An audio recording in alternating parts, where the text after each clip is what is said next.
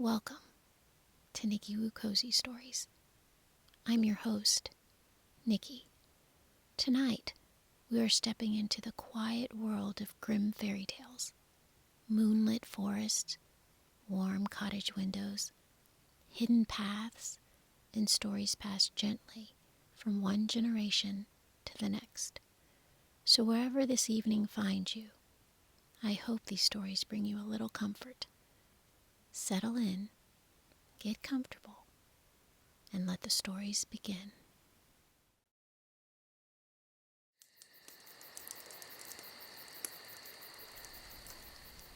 Once, in a sun-drenched house at the edge of a meadow, there lived a family of 3, a mother, a father, and their daughter Ella. Her skin was as bright as the sun after rain, her hair a tumble of golden coils that caught the light and held it. When she laughed, the curtains fluttered as if the house itself leaned closer to listen. Her mother was warmth in motion, the kind of woman who hummed while she worked and made every ordinary hour feel like a blessing. Her father was steady and strong, always ready to lift Ella high enough to see the horizon.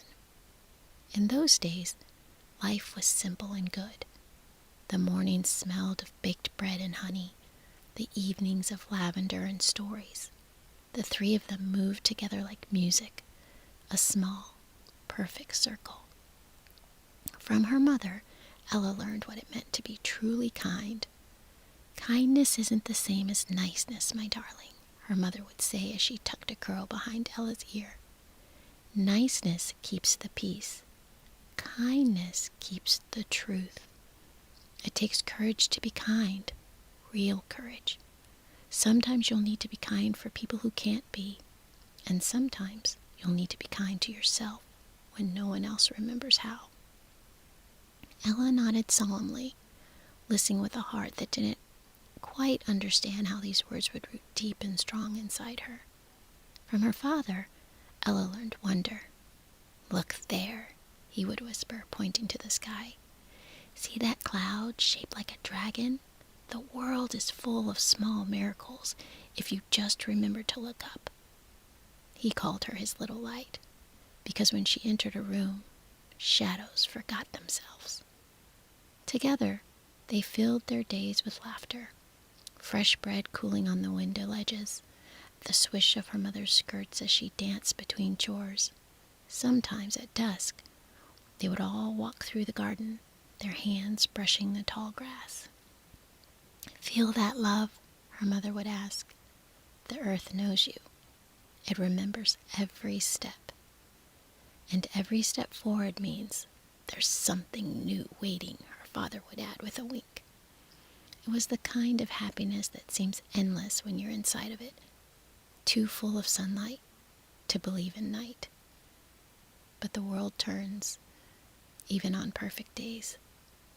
Her mother's laughter softened at first, then her strength faded. Doctors came and went like worried birds.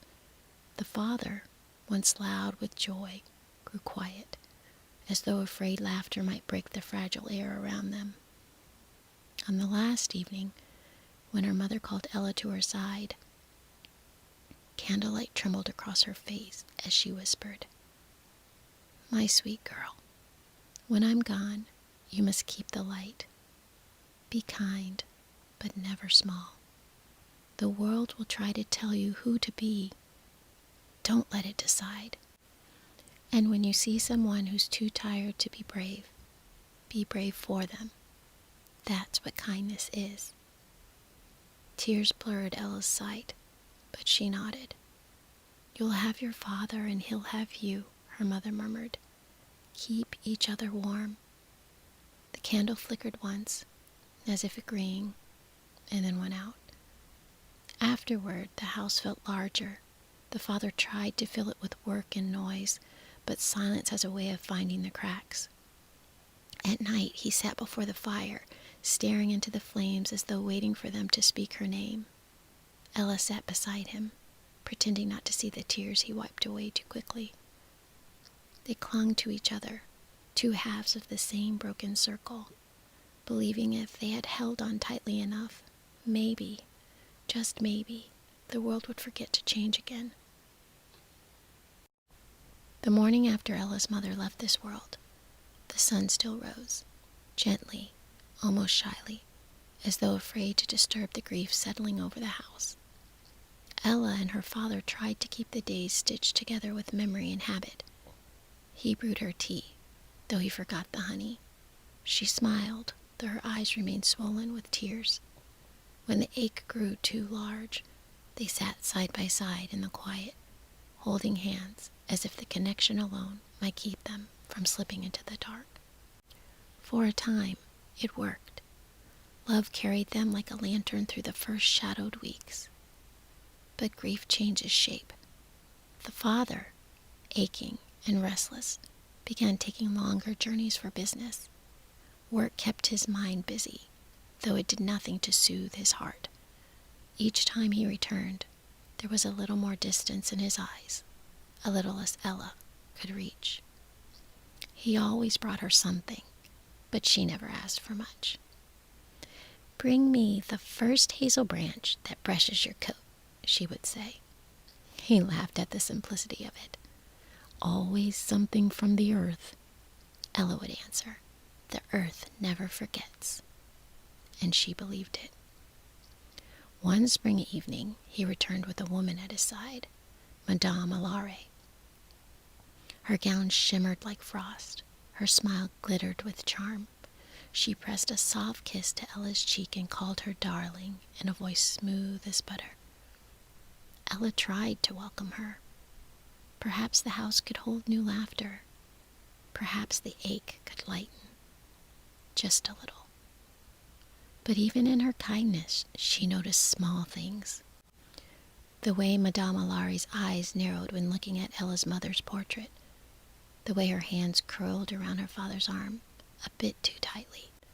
The way she smoothed her dress after touching anything that belonged to Ella. Still, Ella remained open, hopeful, because kindness does not close its door at the first draft of suspicion. Madame Alare's daughters soon followed, 2 girls who looked at the home as though already measuring where their names should be carved. They giggled too loudly when father was in the room, and rolled their eyes too sharply when he was not. They delighted in admiration and ignored anything that did not serve them. In front of their father, Madame Alare praised Ella endlessly. "She is an angel, my love, so patient, so devoted." When the father stepped away, that sweetness vanished like fog burned off by the sun. Her tone sharpened, her instructions multiplied, her eyes counted Ella's mistakes. Greed works quietly at first. It tastes the air before it devours the room. Still, Ella persisted in kindness. She made space. She offered help. She tried to believe the best.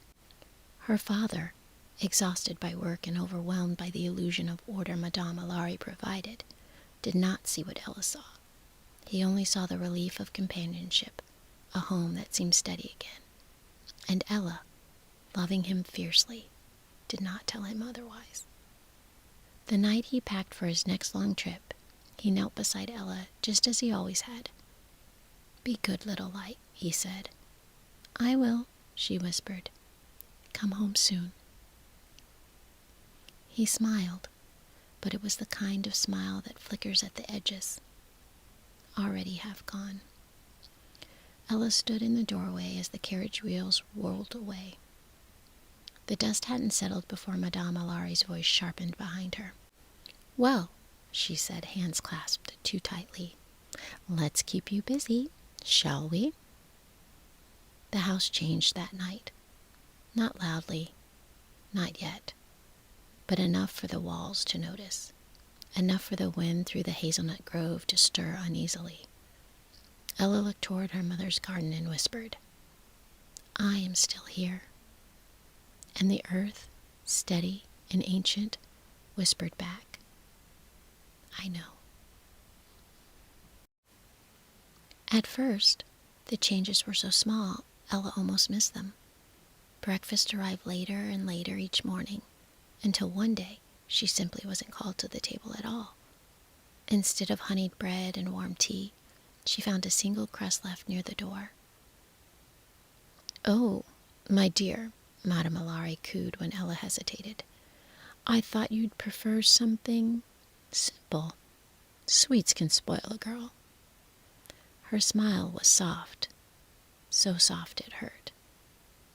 The chores multiplied next. "What nimble hands you have," the stepmother said sweetly, placing a mountain of laundry in her arms. "What a talent you have for dusting," she chimed, waving a feather brush toward the highest shelves. "What a gift for finding dropped things," she laughed after her daughters accidentally overturned an inkstand. Every order was draped in sugar, every cruelty delivered with a kiss of civility. And each time Ella answered the same: "I can help." Not because she was weak, but because she believed in the goodness she hoped might still exist. But goodness cannot be forced into a heart that refuses to hold it. The daughters followed their mother's example, smiles in the father's presence, sneers the moment his back turned. "Why do you always go barefoot?" one teased. "Because she's more mouse than girl," the other one giggled. Ella only tucked her feet slightly behind her skirts. Bare toes made her feel the earth, the last soft reminder of home. When the father came home briefly between journeys, Madame Alari played the devoted wife to perfection. She kissed Ella's forehead in front of him. "How she brightens this home," she declared. But the moment he looked away, her hand tightened on Ella's shoulder, nails pricking through the fabric. "You must work harder, love," she whispered. "Your father worries when he sees you idle." A lie in the shape of love. Ella swallowed it to protect him, knowing he was too fragile to see the whole truth.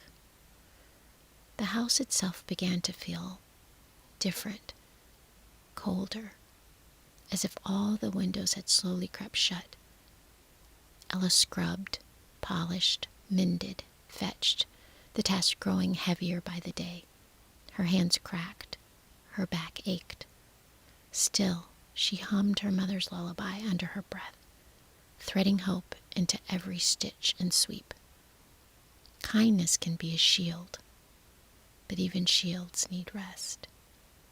Then came the night that changed everything.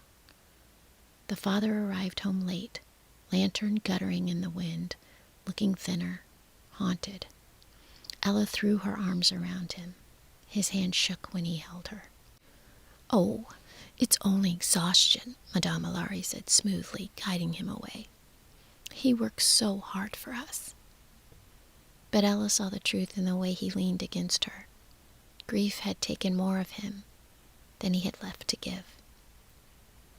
He kissed Ella's temple, a soft, fleeting touch, and whispered, "Be good, little light." She wanted to say, "Stay," but the words choked in her throat. At dawn, his carriage pulled away again, this time slower, as though its wheels resisted the journey. Ella stood watching until the road swallowed him whole. The stepmother joined her at the door, hands folded in mock prayer. "We must trust the Lord," she sighed. "Some burdens are lighter without witnesses." Ella wasn't sure what that meant, but she didn't like how it sounded. Days stretched. No letters came. No messenger. The silence tasted like fear. Ella prayed beneath the hazelnut tree each morning, pressing her palm to its trunk as if it were a heartbeat. Then one night, the house shuddered with the return of the wheels on the gravel. Ella ran to the door, hope rising like a flood. But the coachman stepped down alone. His lantern swung low. His hat was pressed to his chest. His eyes refused to rise. "There was a fall on the mountain road," he said quietly. "He did not suffer." The words trembled between them, final, and without a future attached. He asked me to bring this to you. From beneath his cloak he drew a single hazel branch, wet with the rain, cool with the night air, still smelling of the forest. The world went silent. Even the crickets held their breath. He remembered, Ella said, voice breaking like thin glass. The coachman nodded once, unable to speak over his own grief. Ella walked to the garden, the earth soft with evening dew under her bare feet. She planted the branch beside her mother's grave and pressed the soil closed with careful hands. Tears fell silently, watering the place where love had been rooted twice. She leaned her forehead to the dark ground and whispered, "I'm still here, Mama. I'm still kind. I'm still brave for both of you." In the morning light, a tree stood where the branch had been, tall and green and impossibly alive. The hazelnut leaves shimmered on the dawn, as though brushed by hands she could no longer hold. Ella touched the bark and felt her father's warmth, the kind that stays even when breath is gone. For the first time since the world had tilted, Ella smiled through her tears, not because she wasn't hurting, but because she understood something important. Even when love leaves, it leaves roots. The first week after her father's passing, the house held its breath. Madame Alari's smiles stayed syrup-sweet, her daughters curtsied prettily, and the servants scrambled to earn each crumb of approval. But by the second week, the mask began to slip. Ella's breakfast grew smaller, her chores stretched from dawn to moonrise, and the stepmother's voice sharpened like a knife sheathed in prayer. "You have such a talent for cleanliness," she would say with manufactured delight. "It would be selfish not to share it with the whole house." Soon, the girl who once woke to the scent of honey and warm bread now woke to orders. Polish the silver, scrub the floors, mend the gowns that others would wear. Ella obeyed, not from fear, not from defeat, but because work steadied her heart when sorrow threatened to unspool it. Every sweep of the broom, every bucket drawn from the well, became a vow. I am still here. When the day grew too heavy to carry inside her chest, she slipped out to the garden, to the place where the two worlds met. There, beside her mother's grave, stood the hazelnut tree, tall now, green, alive. It had grown overnight from the last branch her father ever touched, the gift he sent in the coachman's shaking hands instead of returning himself. Her mother beneath its roots, her father within its leaves. Everything she loved gathered here. Ella rested her cheek against its trunk. "They don't see what they're doing," she whispered. "Maybe they're just sad, like Papa was.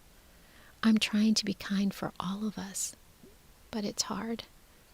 A wind stirred, brushing a leaf against her cheek like a blessing. She smiled through the ache. "You always said the earth remembers love, Mama," she murmured. "I think it remembers you." That night, she dreamed of her father standing beneath the hazel boughs, dusk light stitched into his coat.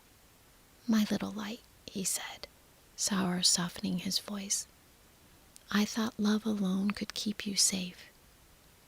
"It did," Ella whispered in a dream, "until it didn't." "Then take the rest from me," he told her. "Your mother gave you kindness, and I give you courage." She woke with moonlight pooled across her bedroom floor like milk spilled gently by the stars. In her palm lay a single hazelnut, smooth, warm, pulsing with possibility. Days folded into weeks, Madame Alari's piety rotted into cruelty. Her daughter's giggles sharpened into jeers. They mocked Ella's bare feet, her simple songs, her love of the earth. They called her Cinderella, Cinder Girl, a name meant to smear ash across her worth. But she answered softly, not shrinking, not bending, simply refusing to join their ugliness. And each night she returned to the hazel tree. "I'm trying," she told the roots. "I'm brave for those who can't be, even for them." A leaf fell into her hand, another promise. She tucked it into her pocket, and the world whispered yes. The house above might have belonged to Madame Alare, but the heartbeat within its walls now belonged to Ella. Because kindness, when fused with courage, does not break. It roots, it grows, and it waits.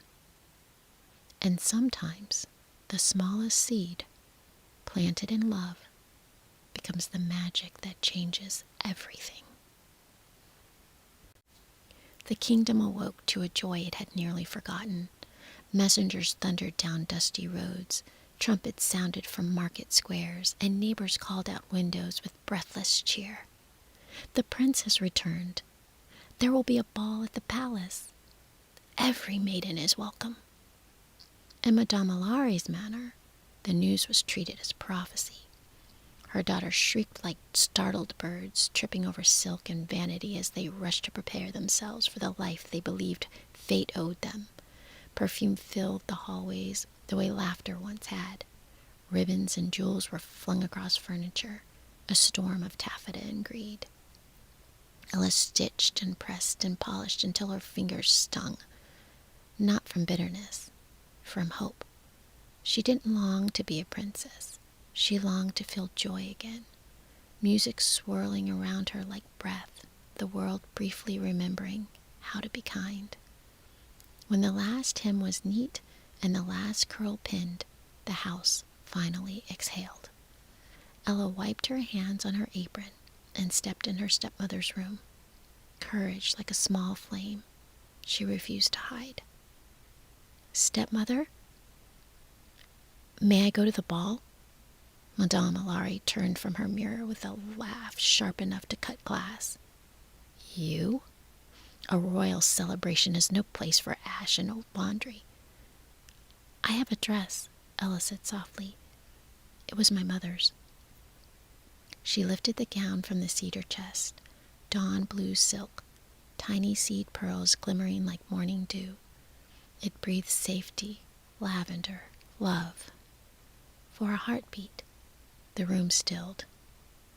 Then jealousy twisted Madame Alare's mouth into something wolfish. She seized the dress. Silk tore like heartbreak, pearls scattered like stars pushed from the sky. "That was," Ella gasped. "Mine," the stepmother hissed. "The house, the gowns, even you. You exist by fortune of my charity. Never forget it." Ella knelt, gathering fallen pearls with shaking hands. But she did not bow her head. "One day," she whispered, "what was taken will find its way home." The stepmother scoffed and turned away. A coward's retreat. That night, the house shone with false brilliance. The sisters descended the stairs dripping in jewels, smelling of roses and desperation. At the door, Madame Alare smirked over her shoulder. "Goodbye, Cinderella." The ash on Ella's skirt made the name a cage. "Mind the fire," one sister giggled. "And try not to dream above your station," the other sang. Carriage wheels roared. Hooves spit dust. Laughter faded. Silence expanded, dark and thick. Ella stood alone on the steps, still but unbroken. Her body sagged only for a moment. Her spirit did not. "You may take what I can touch," she whispered to the night, "but never what I am." The stars heard. So did the earth beneath her feet. Drawn by love older than sorrow, she walked barefoot through the quiet garden until she reached the hazelnut tree, the one she planted with her father's final gift. She pressed palms against the tree's bark. I tried to be kind, she breathed, but they twist kindness into weakness. The branches answered with a sound like breathing. How do I stay good? Her voice cracked. And still survive. Light began to gather, not blinding, but familiar. A figure stepped from the glow, moonlit and steady. My little light. Ella's heart knew him before her eyes did. Papa? A tear slipped down her cheek. You came back. Her father smiled, sorrow and love entwined. I thought love alone would protect you, but love without courage, he touched her chin gently, is only half alive. She swallowed, standing taller. Then teach me the other half. He looked at her the way dawn looks at the horizon, certain of her rise. There is a truth you must hold close, he said. And for the first time he used her true name, the one her mother spoke into her newborn skin. Ella. The air stilled. All wonders borrowed from the world must return to it, he said. They are a bridge, not a prison. Your magic will end at midnight. When the bell tolls 12, trust your own feet to carry you home. Ella nodded. I promise. His smile softened with pride. You already have everything you need. The hazelnut leaves shivered, releasing a soft rain of petals. They drifted around Ella, weaving themselves into a gown. Blue as first morning, and when she moved, gold shimmered through it like sunlight breaking over earth. The shoes that formed at her feet were clear as courage, not fragile, but forged of truth. Ella's breath trembled. It's beautiful. It reflects you, her father said. Kindness from your mother, courage from me. Together, complete. Tiny footsteps scurried across from the shadows. Her faithful mice, friends in loneliness, stood bright-eyed beneath the moon. Magic unfurled through them, reshaping fur into velvet vests and clever hands. We'll see you there, they chimed, bowing with pride. From the soft glow of the roots and the soil rose a carriage, living silverwood, with its wheels bright as twin moons rolling over the night. Her father's voice grew fainter, wrapped in wind and memory. Ella, he reached to press her cheek one last time. Choose yourself, always, and choose love only when it honors who you are. She climbed into the carriage, not meekly, not timid, but like someone stepping into her rightful life. Hooves struck the earth, lanterns flared, the world rushed forward. Ahead, the palace gleamed like a promise finally ready to be kept. Ella leaned forward toward the night, heart thrumming like wings. I'm coming, she murmured, not to be chosen, to remember who I am. The first note of the waltz rose into the air, and Ella arrived just in time. The palace soared towards the sky like a dream carved in stone. Candlelight spilled through crystal windows, and music rolled over the courtyard like warm wind. Every lantern glowed brighter, as though trying to be the first to welcome her. The silver carriage slowed. The coachmen, once tiny field mice, hopped down in velvet coats and shining shoes. One bowed deeply. We'll be close, my lady. Ella smiled, heart fluttering like a secret bird ready for its first flight. Her shoes, clear as courage, touched the marble step. The grand doors opened as if the palace itself had been waiting. Inside, chandeliers glittered above a sea of silk and jewels. Laughter shimmered like glass, pretty but fragile. The music, all brass and ribbon, tried to mask how desperately everyone wished to be noticed. Ella stepped into the ballroom. Every conversation faltered. Every head turned. Not because she glittered more than the rest, but because she glowed. There was something familiar in her. like the memory of joy you didn't realize you'd lost. Across the room, the prince stood beneath the largest chandelier.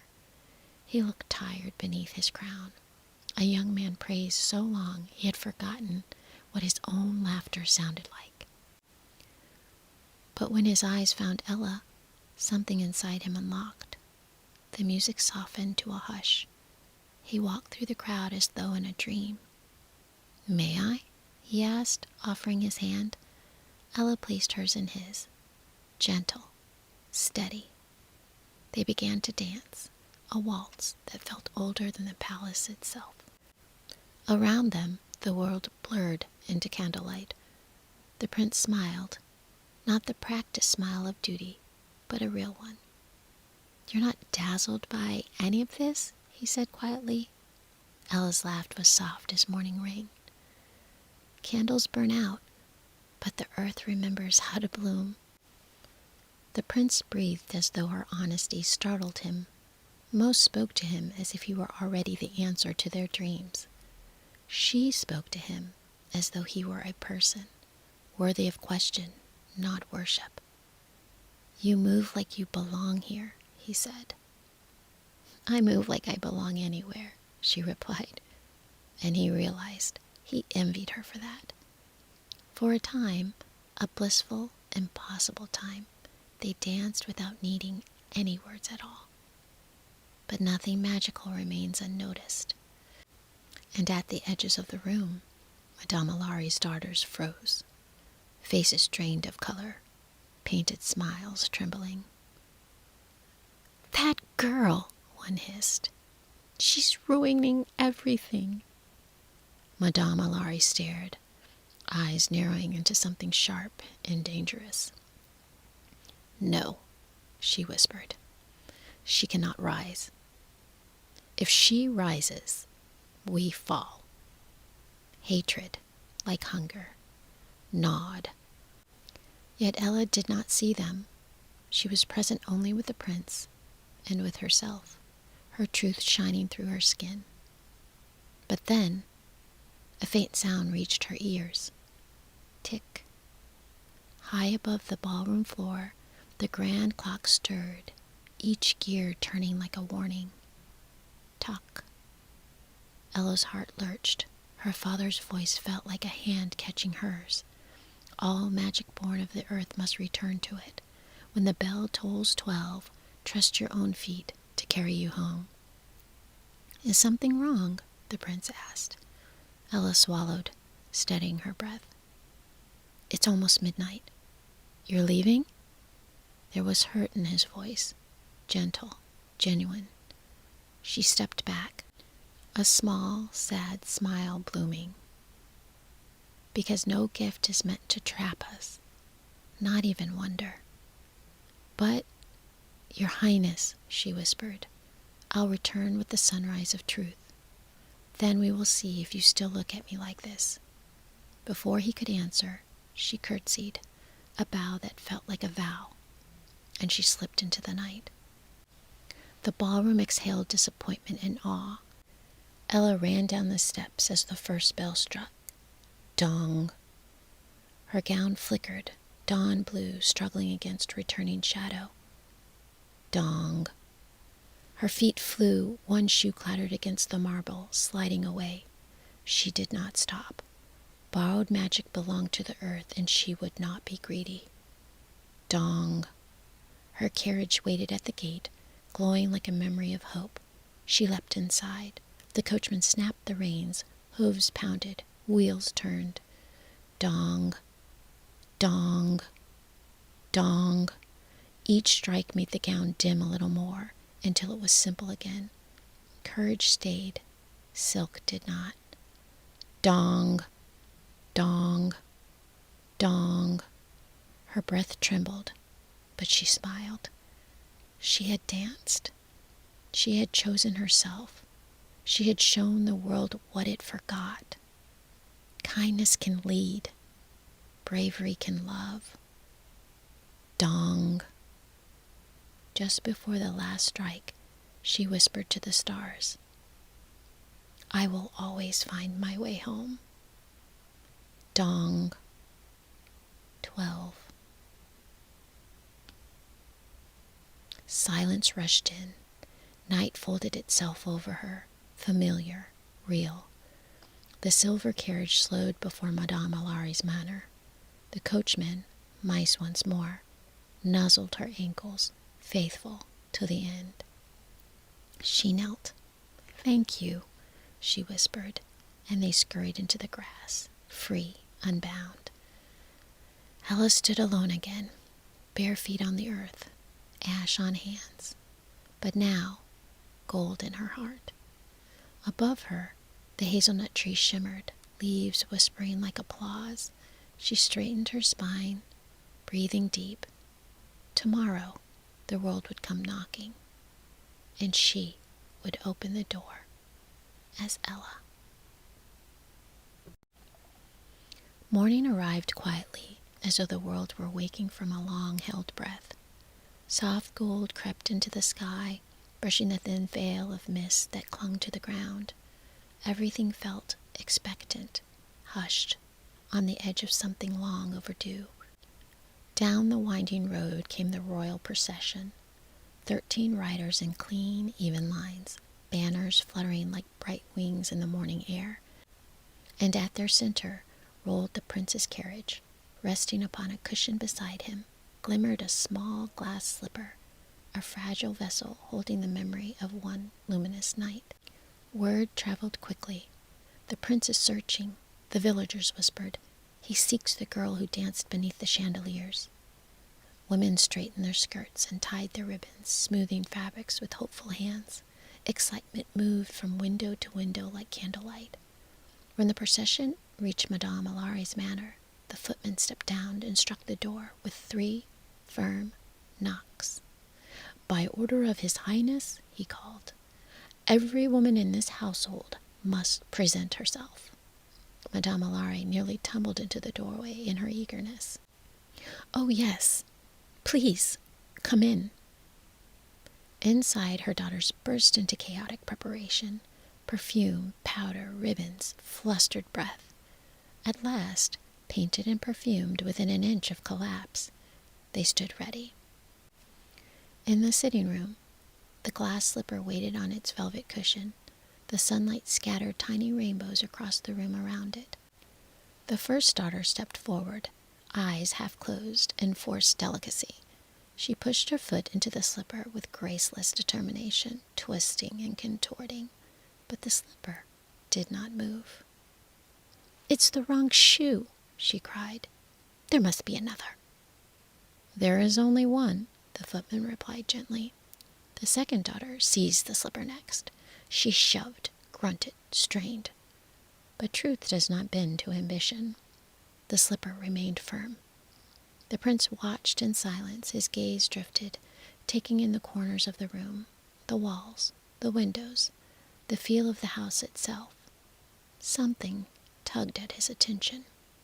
He crossed the room to a tall window overlooking the grounds. Outside, the morning dew shimmered like silver lace, and across it ran a trail of barefoot footprints, small, sure steps leading toward the hazelnut grove. "This land is quiet," he murmured. "Too quiet." He turned back. Who walked these grounds before dawn? "A servant!" Madame Alari cried. "A girl of no consequence, dirty, simple, unworthy." Her words spilled out much too quickly, betraying her fear. "Bring her," the prince said. Silence stretched. Footsteps vanished down the hall. A door opened. Then soft, steady steps returned. Ella entered the room. Her gray dress brushed her ankles. Her hair was pulled back with a ribbon worn thin from years of work. Ash still dusted her hands from the morning hearth. But her eyes, steady, warm, unashamed, shone with the same quiet glow the prince had followed across the ballroom floor. The room stilled. "It was you," he whispered. Madame Alari surged forward. "She is nothing, a liar. Enough." The words silenced the house. The prince stepped toward Ella with quiet purpose. "May I see your foot?" Ella nodded. She slipped off her wooden shoe, placing her bare foot gently on the rug. The glass slipper shimmered as the footman lifted it. Ella guided her foot toward it, calm and sure. The slipper accepted her immediately. It slid into place as though it had been waiting for her. A hushed gasp swept the room, not from magic, but from recognition. The prince lowered himself to one knee, not to worship her, but to meet her truth where it stood. Ella turned toward Madame Alare. No hatred in her expression, only clarity, quiet, and unshakable grit. "This house," she said softly, "this land, this estate, they belong to my mother." The servants at the back of the room stirred. Some had loved her mother, Lady Alara.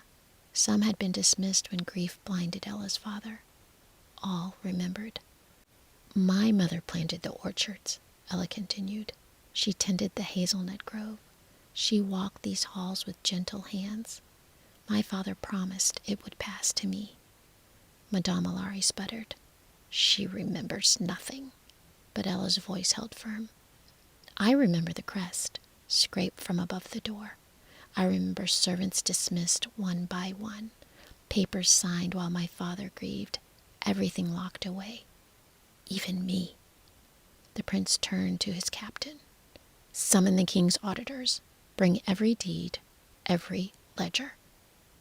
Time stretched thin as thread. Then the front door opened and a royal messenger entered, dust on his cloak, scroll in his hand. Before he spoke, something shifted inside of Ella. As the room waited for the verdict, a quiet stirring rose within her. Her true name, the one her mother had whispered into her newborn skin. Ella. The world had called her Cinderella, a cinder girl, a name of ash and smallness, but Ella was the name tied to roots and lineage and love. She had not heard anyone speak it in years, and now she felt it returning to her, rising like a soft flame through her chest. The messenger unrolled the scroll. "The records have been examined," he said. "The estate belonged to Lady Alara of Hazelnut Grove. Upon her death, it passes to her daughter, Ella." Her true name filled the room like sunlight breaking through shutters. Madame Alari sank into a chair, undone.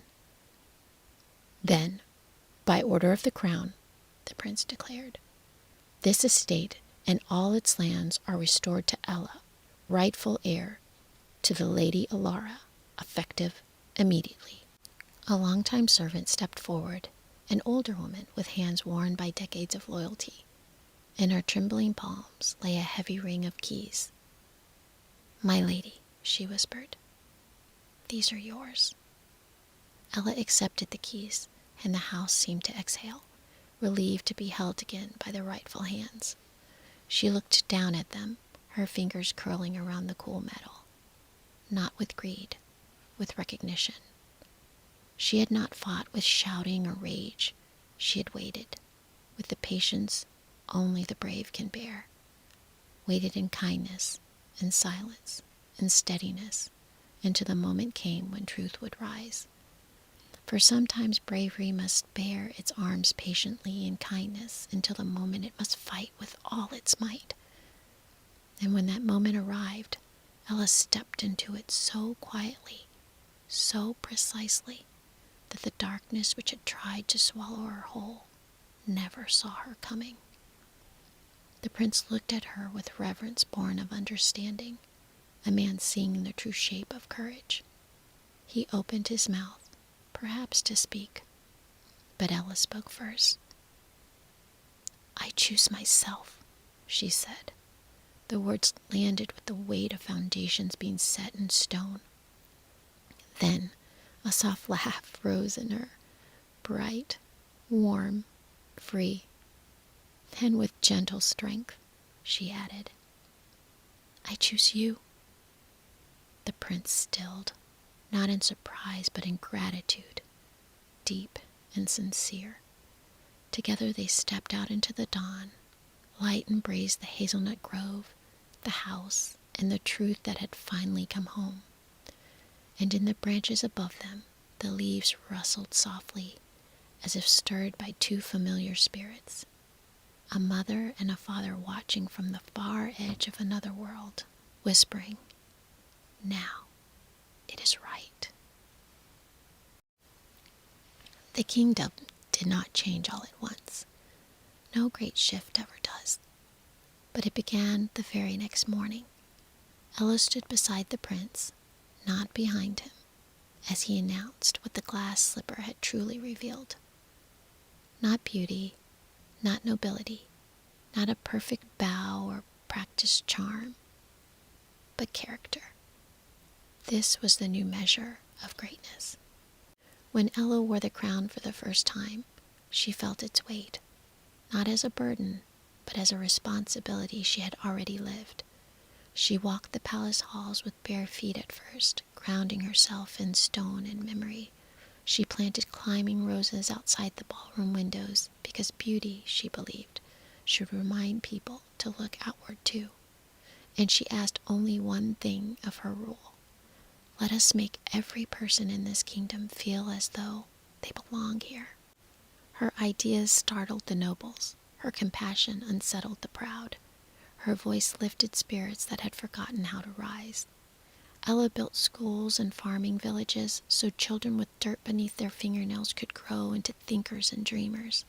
She opened the palace gates every fortnight, not for balls, but for gatherings where farmers debated dukes and seamstresses sang beside scholars. She created a new post in the royal council, the listener, a seat reserved for the one the people chose, a reminder that leadership begins with ears, not with crowns. Sometimes she traveled the countryside herself, not in royal procession, but in a simple gown, a hooded cloak, her husband beside her without his jewels, learning the kingdom by touch and truth. Children flocked to her, their hands small but their wonder boundless. She knelt to them, always eye to eye. "You are the future," she'd say, "and the future belongs to the brave." The hazelnut tree grew wide and strong beside the manor. Ella made it a sanctuary, a place where the weary came to rest and leave lighter than they arrived. No statue of her mother was built. It wasn't needed. Every blossom was a monument. Often, when dusk painted the sky in rose and gold, Ella and the prince walked arm in arm. Through the garden, she was restored. He had found not a queen to possess, but a partner to become his better self beside. One evening, fireflies tangled with lantern light, and a gentle wind stirred the hazelnut branches. Ella paused beneath them, heart lifting. "I hope they see," she whispered. The prince smiled. "They always do." Somewhere beyond sight, a mother's warmth and a father's pride moved through the leaves like song, and for a moment every candle in the garden flickered as though bowing to the girl who had turned ash into dawn. Ella looked out into the world, at the people who were learning, slowly and surely, to be kind and to be brave. She knew the work would never be finished. She also knew that was the beautiful part.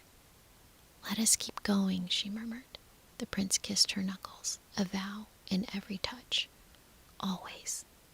Above them, the stars gathered like witnesses, roots held strong beneath the earth, and courage, the kind that blooms, kept growing. The end.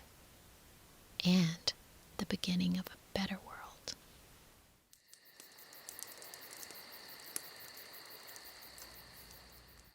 The night is settling over the valley, like a soft blue hush before a prayer. Somewhere inside that hush, a window glows. You can almost smell it. Yeast and honey, and the faint curl of wood and smoke. That's the home of the girl in the red hood. Her mother kneads bread at the table, hands dusted white with flour. And her father, he hums the tune he always hums when he's trying not to worry. They are simple people, sturdy, kind, and love sits thick in that room, like butter melting into warm bread. Tonight, the talk at the table is of grandmother, the old woman who lives alone where the forest grows deepest. The villagers speak of her often, though not always kindly. They call her peculiar, hard-eyed, a bit touched by the woods. Once, she was anything but. When her husband lived, she was known for the strength in her arms and for the quickness in her wit. She helped him fell trees, haul stone, mend fences, work most men grumbled about. She even wore trousers, if the day demanded it, and when her errands took her to the tavern, she'd sit with the farmers, drink a barley beer, and best any of them in a game of dice. She could carve a beam straight, judge the worth of a thing by touch alone, and spot a crooked scale faster than the merchant could blink. Smart as a whip she was, they said back then, and they'd mean it. But time is a fickle friend.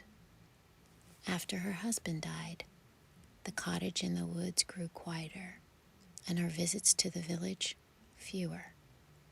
Her eyes dimmed, her hearing went soft around the edges, and the tidy bun of her youth gave way to the wild wisps of silver hair. People began to whisper that she muttered to herself, that she bumped into things, that she'd grown mean, suspicious. They forgot the woman she had been and saw only the strangeness of change. Little by little, the villagers stopped waving when she came to market. Her name became a caution, a story told to children who strayed out too late. Not only of cruelty, exactly, but out of the easy comfort of misunderstanding. It happens, doesn't it, dear dreamer? How we sometimes look away from those who live differently, the ones whose voices wobble, whose ways unsettle our tidy sense of normal. We call them curious, or difficult, or lost, when all they've really done is keep being themselves in a world that prefers sameness.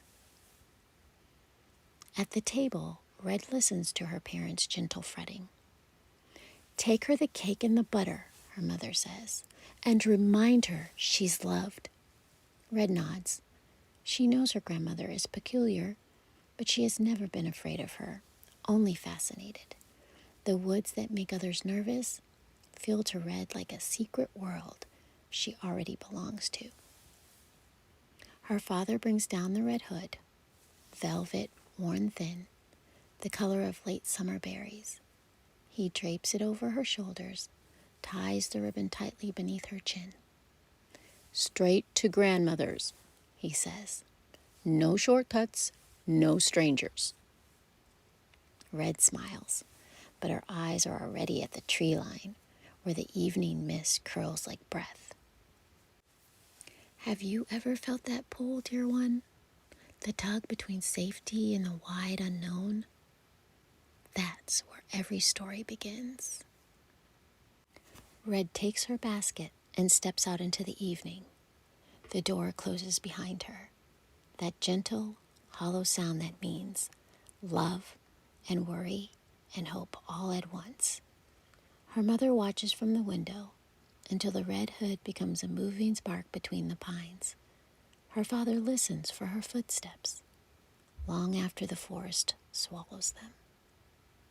And somewhere, deeper in those woods, an old woman stirs her soup, half hearing a sound she can't quite name, and wonders if the world remembers her at all. The kettle sighs, the bread cools, and the forest waits. The air changed the moment she left the last fence behind. The smell of bread and hearth gave way to pine in damp moss, to the green hush that only the forest knows how to keep. Red's basket bumped against her knee as she walked, a steady rhythm, like a heartbeat she could hold in her hand. Above her, branches crossed and recrossed, letting down ribbons of light that quivered and vanished with each step. Every few paces she stopped, to touch a fern still wet with rain, to listen to the far-off tap of a woodpecker, to watch a squirrel scold her from a limb. The forest was alive, but not in a way that frightened her. It was the sort of living that felt like company. She thought of her grandmother as she walked, of stories her mother told, half worry, half love. She wondered if the old woman truly was as strange as people said, or as if strangeness simply came with knowing too much of solitude. The thought made her smile. She liked the idea of growing wild one day too, rooted and certain, tended by nothing but the seasons themselves, like a flower the earth had chosen for that particular patch of light, not needing much, a little sun, a little rain, giving back far more, color, fragrance, a softness for every wandering eye, the kind of bloom people call a weed until they kneel close enough to see its beauty. Her grandmother, she thought, was that sort of flower, and perhaps, in time, she would be too. She hummed a tune, the one her father used when he worked the fields. The melody skipped over the roots and around the stones, and for a time the forest seemed to hum back. Then the light shifted. What had been golden turned to silver, the kind that slides between the shadows. And somewhere behind her, a footfall. She turned. Nothing but the quiver of leaves. Still, she felt it. A gaze, a weight of attention. Out from the shade stepped the wolf. Tall, sleek, coat shining like river water in moonlight. Not the shaggy thing of bedtime warnings, but something elegant, almost regal. His eyes were amber, and they caught the last pieces of the day, the way glass catches fire. He smiled, if wolves can even smile. "Good afternoon, little traveler." His voice was low, warm as fur, smooth as creek stone. "Where does such a bright-colored girl go all alone through the forest?" Red hesitated. Her parents' voices rose in her head. "No shortcuts, Red. No strangers." But he didn't look like danger. He looked like a storybook knight who'd misplaced his horse. "I'm going to my grandmother's cottage," she said. "She isn't well. I'm bringing her cake and butter." "Ah," said the wolf, lowering his head slightly. "A fine errand of love. And does your grandmother live far from here?" "Beyond the mill," Red answered. "The last cottage before the stream bends." The wolf nodded, as if he were memorizing a secret map. He kept his eyes on her steady, polite, too polite. "I'll not keep you," he said finally. "The woods can be confusing for the young. Stay to the path, little one." And with that, he slipped between the trees, a shadow folding itself into deeper shade. Red watched the place where he had vanished. For a moment, the forest was still. Then a single crow called, and the spell of silence broke. She took a deep breath, lighter than she expected, and started forward again. She told herself he was only being kind. Still, her footsteps quickened. The path wound deeper, the air cooler, the light drifting toward twilight. So often, we meet the lesson long before we understand it. We mistake curiosity for safety, attention for affection. But stories have patience, dear dreamer. They let us walk a while before they show their teeth. The forest opened to a small clearing, and in the middle of it stood a cottage, stone at the bottom, timber at the top. Its roof bowed with moss like an old head remembering youth. Inside, the grandmother was at her table. She moved carefully now. She had learned the rhythm of creaking joints, the way some people learn a song. The kettle steamed. A pot of stew murmured on the hearth, and a pair of knitting needles clacked softly in her lap, their sound of the ticking of her quiet clock. She was still strong in the body, but the years had scattered her senses like leaves across the path. Sometimes her eyes betrayed her, the shapes of furniture bending into strangers. Sometimes her ears made mischief, bringing her echoes of voices that weren't there. She learned to speak back to them gently, as if they were wayward children. The villagers would call that madness. She called it company.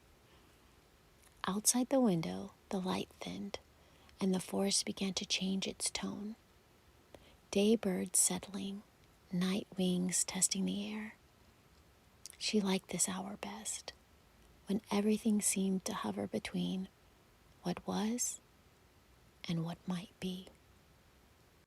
She spooned a taste of stew, nodded to herself, and muttered, "Needs time." Her own time, grown in clay pots along the sill, sharp, green, defiant against the shadows. And then there was a knock, soft, but wrong. Not the polite tap of her granddaughter's hand. Not the brisk thump of a villager with a message or a basket to trade. This knock was weighty, deliberate. 3 slow beats that made the spoons tremble in their jar. She froze. For a heartbeat, the only sound was the crack of fire. Then another knock. Lower this time. Her breath thinned. She reached for her cane, not for walking, but for listening. She used it to feel the air before her, to sense the closeness of danger. "Who's there?" she called. Her voice wobbled, but did not break. Silence. The stew hissed in its pot, a single bubble rising and bursting like it held a thought. She took a step toward the door, then stopped. Her heart knew something her eyes could not. She turned instead to the small pantry. Behind the sacks of flour, beneath a false plank, was a hatch leading to a cramped cellar her husband had once used for storing apples and cider. She had kept it clean, though no one knew. Old habits, old instincts. She lifted the hatch and climbed down, the candle shaking in her hand. The space was close and cool. She sat on a crate, pulled the door almost shut, and waited. Above her, the latch rattled. The door creaked open. A draft swept through the house, carrying with it the smell of wild earth, damp fur, the metallic hint of hunger. The grandmother pressed a hand to her chest and whispered a name she hadn't said in years, as if calling on her husband's ghost. Floorboards groaned. The kettle sang a final thin note and went quiet. She kept still, counting each breath until even fear had to breathe with her. Then she heard it, a soft drag of claws on wood, the murmur of a voice trying to sound like a man's, a rustle of cloth. Upstairs, the wolf found her gown, her cap, her bed. Down below, in the dark, the old woman kept her candle steady, its flame a single promise against the dark. The latch lifted with a sigh, and the door eased inward. Cool air slid across the floor, curling around the legs of the table, stirring the ashes in the hearth. The wolf stepped inside. He paused, nostrils flaring, testing the scent of bread, time, and fear. He expected clutter, perhaps, or company, but the house met him with stillness, that strange, deliberate kind of stillness that feels almost like listening.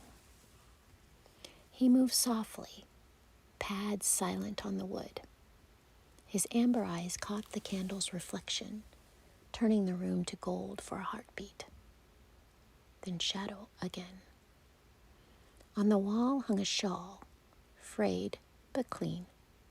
On the chair, a folded gown. The wolf touched the fabric with the tip of his muzzle. A human scent, fading but distinct. He walked to the table, sniffed the stew. The aroma rose, warm and rich, and for a moment the hunger in him was not for the flesh, but for comfort, for the kind of life that owned spoons and soft chairs, that measured time by the singing of a kettle. He looked around, and for the first time in his restless days, he felt envy. The bed stood near the hearth, the covers drawn back as if expecting someone. He ran a claw lightly along the quilt's edge, then began to change his shape, not truly, but in gesture. He pulled the gown over his shoulders, clumsy but careful, the cap over his big ears. He tucked his tail beneath the blanket and lay back, the fire painting his fur in flickers of human color. Down below, the grandmother heard each movement. The scrape of the chair, the faint sigh as the bed took weight. She held her breath until it hurt, then let it out slowly, and the candle flame steadied. Upstairs, the wolf practiced stillness. He turned his head towards the door, listened to the forest breathing outside, and thought he heard a tune, a girl's voice, far off, humming. He smiled. Such a tender sound, threading through the trees. He adjusted the blanket, smoothed the quilt over his paws, and whispered to the empty room, "Come along, little red one. I am waiting." The house, obedient and ancient, kept his secret. Only the kettle, forgotten on the hearth, gave a small, anxious hiss. Twilight had settled into that thin silver that makes every path look the same. Red walked faster, basket swinging at her side, the handle leaving a faint red line in her palm. Through the trees she saw the first hint of smoke, a gray thread curling from the chimney. Relief warmed her cheeks. "Nearly there," she whispered, and began to hum. The cottage came into view, the stones, the window, the crooked door standing slightly open. That was strange. Grandmother never left her door unlatched. She said the forest had too many opinions. Red knocked lightly. "Grandmother, it's me." From inside came a voice high, stretched thin, like a bowstring pulled too tight. "Come in, my dear." She frowned. "Grandmother, are you not feeling well? You sound like you swallowed a frog." A pause, then the answer, quick and nervous. "Oh, nothing serious, child. Just a tickle in my throat." Red pushed the door open, stepping into warmth and lamplight. The air smelled of stew and smoke and something else, something faintly sour, like wet fur drying by a fire. It prickled the small hairs along her arms. Her instincts stirred. Her heart told her the room was not what it seemed. Still, she took off her hood, shook out her hair, and began to wander the small room, taking it in as she always did. "You've been cooking again. I can smell carrots. And thyme, of course. Look how your thyme has grown." She went to the windowsill, brushing her fingertips across the tiny leaves to release their earthy scent. "They're as wild as anything, Grandmother. You said they'd never survive the winter, but they did. See? You were wrong this time." "Indeed," croaked the voice from the bed. Her back still turned. Red smiled at the sound, though it was different. Hoarse, muffled, cautious. "Did you trim the curtains?" she went on, peering at the faded lace. "And your kettle, you polished it. It's shining." She moved toward the hearth, lifted the spoon from the pot, and tasted the stew. Still warm, perfectly salted. "You did remember the salt. You always forget." Behind her, the figure on the bed gave a low chuckle that wasn't quite right. Red froze for half a heartbeat, spoon halfway to her lips, then set it gently back into the pot. She turned. "Grandmother?" "Yes, child." Red studied the face half hidden in the shadow. The cap sat oddly. The chin seemed longer. She took a step closer, cautious and curious, the way one approaches a fox caught in a trap. "Are you sure you're all right? You look different." "Come nearer so I can see you," the voice urged. She obeyed, though every instinct told her to stay back. Her hand brushed the bedpost. The wood felt slick with heat. "Grandmother?" she said slowly. "What big ears you have." "All the better to hear you with, my dear." "Well, you always did hear everything, even when Mama muttered under her breath." Her gaze slid lower. "What big eyes you have." "All the better to see you with." "And what big hands you have." "All the better to hold you with." She frowned. The smell of wet animal growing stronger now, curling under the sweetness of the stew and herbs. Her fingers tightened around the ribbon at her throat. "Grandmother?" she whispered. "What big teeth you have." The smile widened, sharp teeth gleaming. "All the better to eat you with." The words snapped through the room like a branch breaking. Red screamed pure, fierce, the sound of both terror and defiance. Down below, in the cellar, the grandmother heard that cry. Not a plea, but a battle call. It struck her through her chest like a spark finding dry tinder. The fire of the woman she had always been roared to life. She rose, steady and sure, candle in hand, flame unflinching. The years had slowed her limbs, but not her purpose. This was the woman who had always gone toward the noise, towards the danger, toward whatever needed doing. She pressed her shoulder to the cellar door. It gave with a groan. Up she climbed, each step ringing with certainty. The house above her trembled, but she did not. The scream still hung in the rafters when the wolf lunged. Red darted sideways, quick as thought, the hem of her cloak snatched by claws but not torn. The table tipped. The stew pot crashed, splattering broth and carrots across the floor.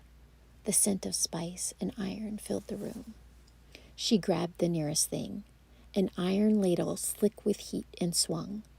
It met fur and bone with a sound that wasn't triumph but warning. The wolf snarled, more startled than hurt, and then grew angry, fur bristling, eyes narrowing at her sheer refusal to submit to the inevitable, at the gall of a small girl daring to fight back. He lunged again, teeth flashing beneath the grandmother's borrowed cap. Red ducked beneath the hearth, breath quick and sharp.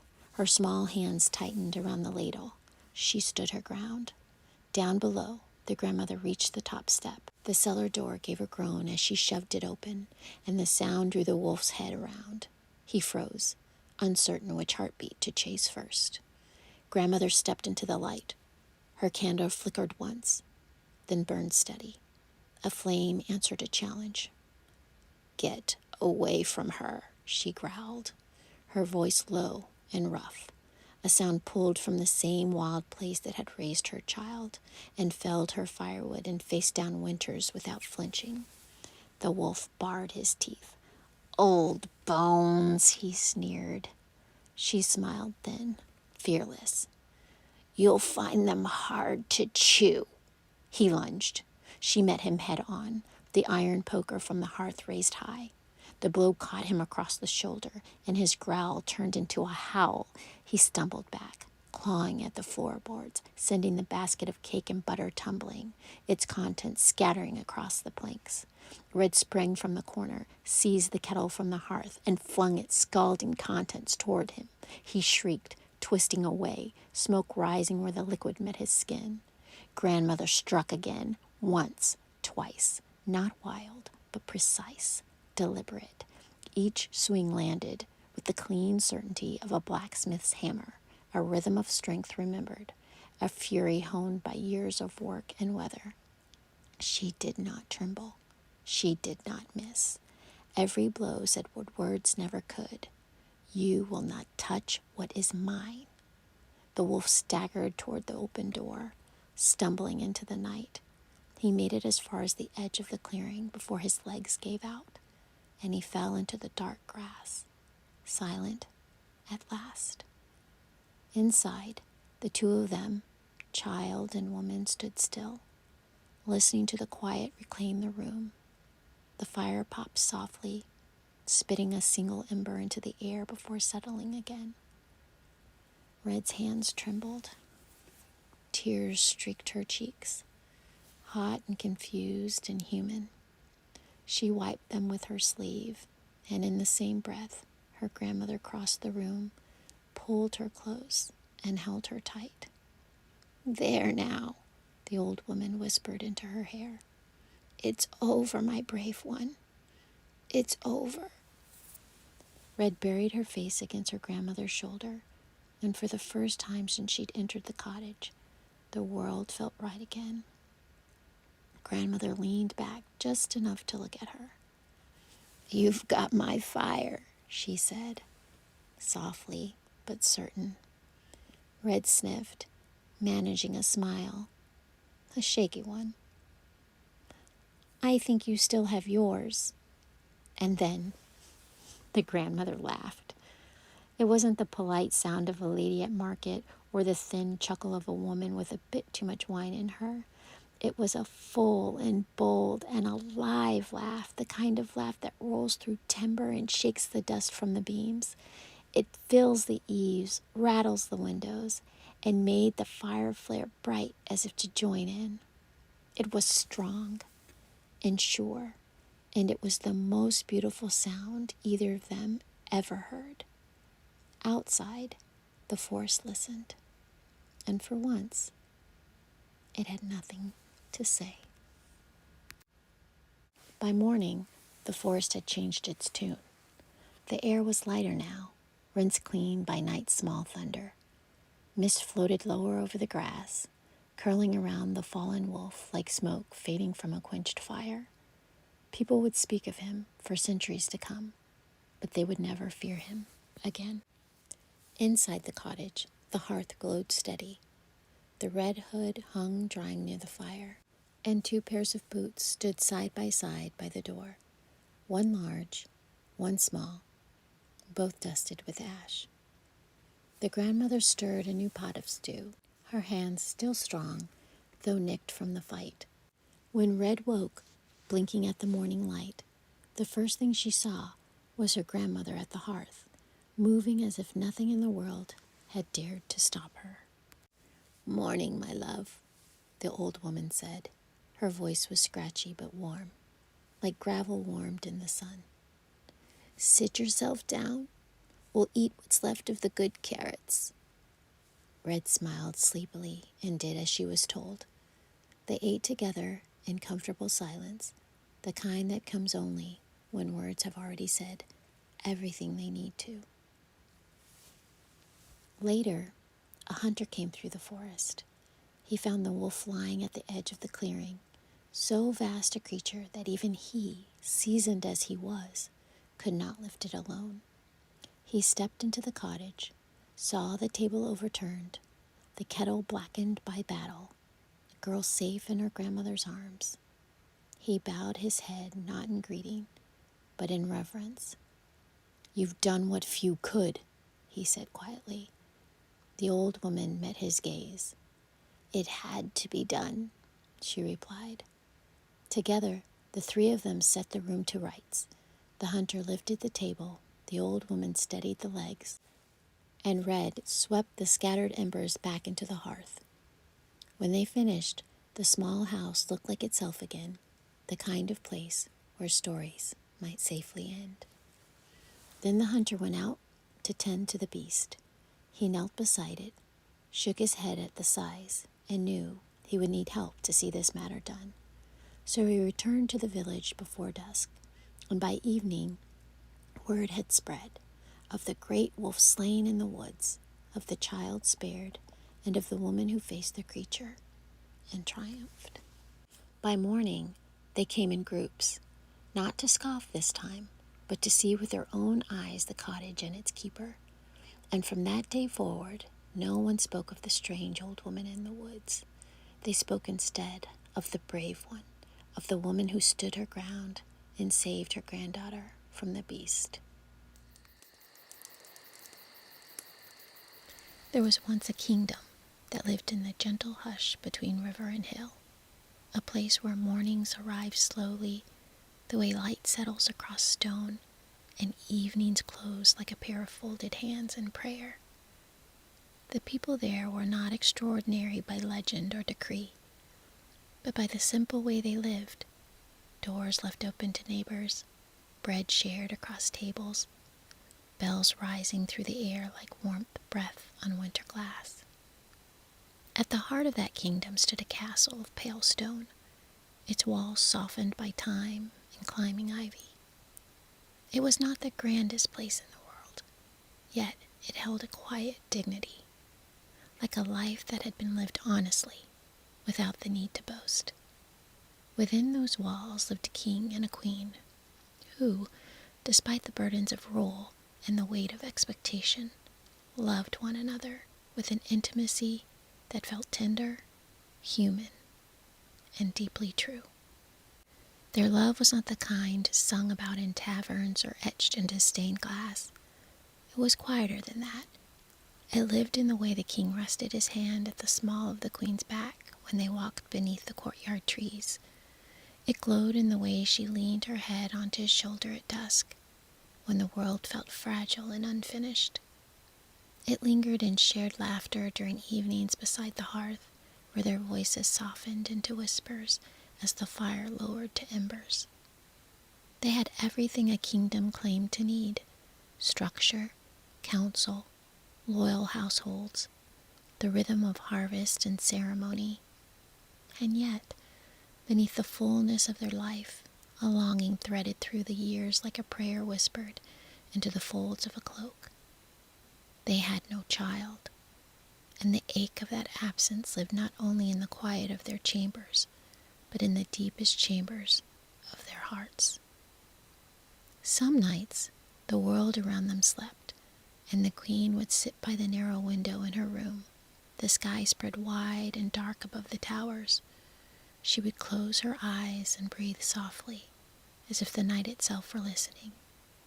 And in that space, somewhere between grief and hope, she would ask for mercy, for the chance to hold new life, for the chance to love in a way that continued beyond herself. The king, though he rarely spoke of it, carried his longing in a different manner. Tucked beneath duty, hidden beneath the edges of pride. But in the early hours, before dawn fully woke the world, he would sit beside his wife and lace his fingers through hers. No declarations, no promises. Just presence. Just quiet companionship, shaped by the ache they both understood. Seasons turned, years softened into one another, and still life went on. Not unkind, but unfinished. Then, one spring morning, when the world was just beginning to bloom again, when the air smelled faintly of earth and rain and something new, everything changed. The queen felt it first, a subtle stirring, a deep warmth, a stillness inside her that felt like a chord being struck softly in a great cathedral. She pressed a hand to her chest, and tears came before understanding could form. Later, when the healers placed their hands against her and smiled with eyes that glistened, the truth blossomed like light breaking across a darkened room. They were to have a child. For days, the castle glowed in a way that could not be named. The kitchen smelled of honey and spice. Musicians tuned instruments in the courtyard just to hear sound moving through the air. The queen walked the corridors with one hand resting over her heart, as though already cradling a life she could scarcely believe was real. The king became softer, quieter, not loudly joyful, but reverent, as though some great mercy had stepped into their lives and asked to be protected. To the people of the kingdom, it was as if the very sky had exhaled.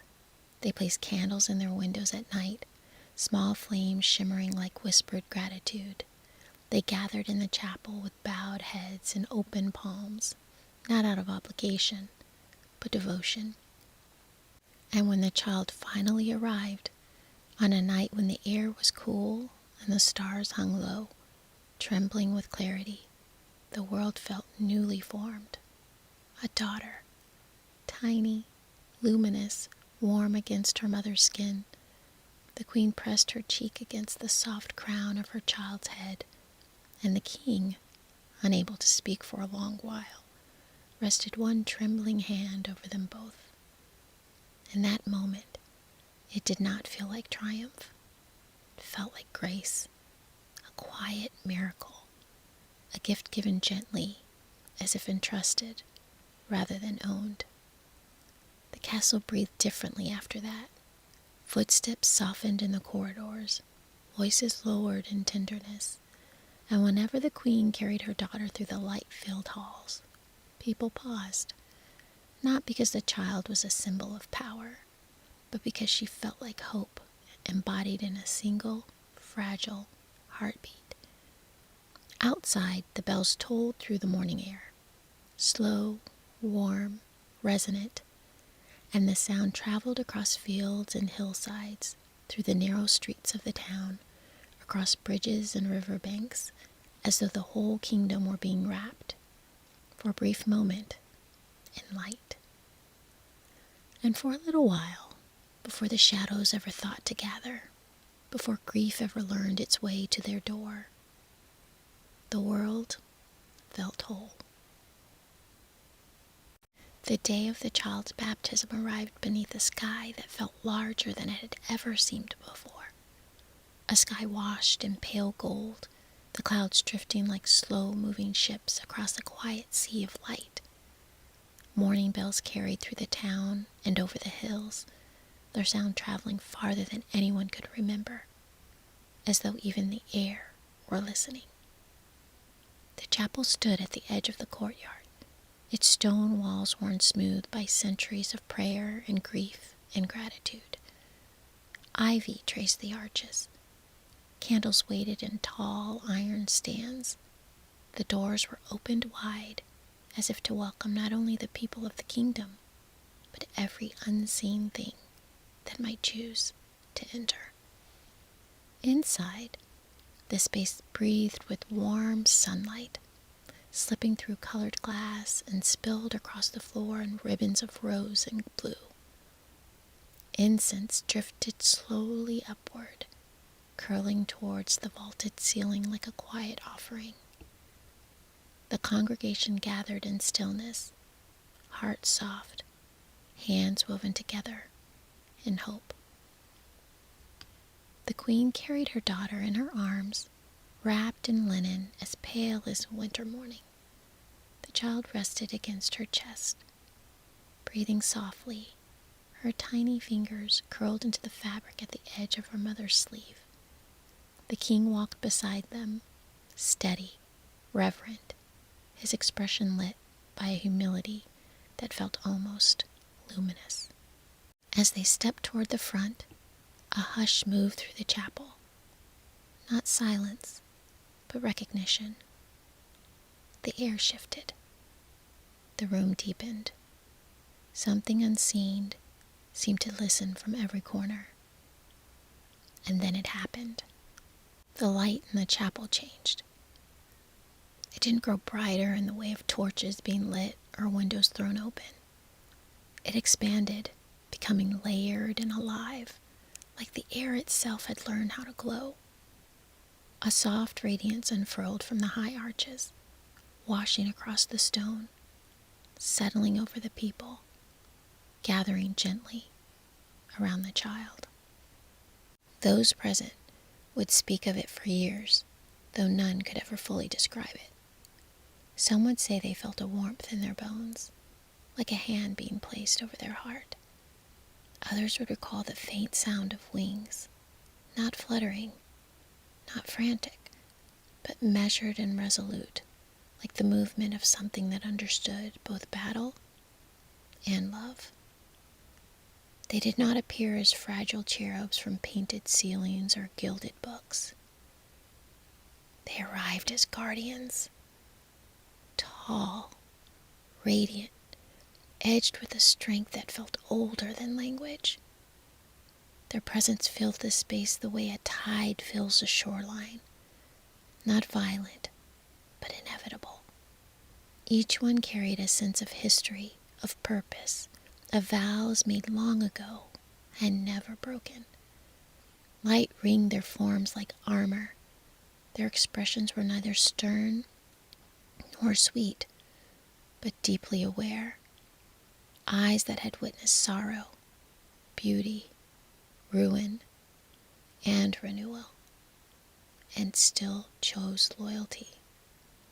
The congregation bowed their heads without being asked, not out of fear, out of reverence.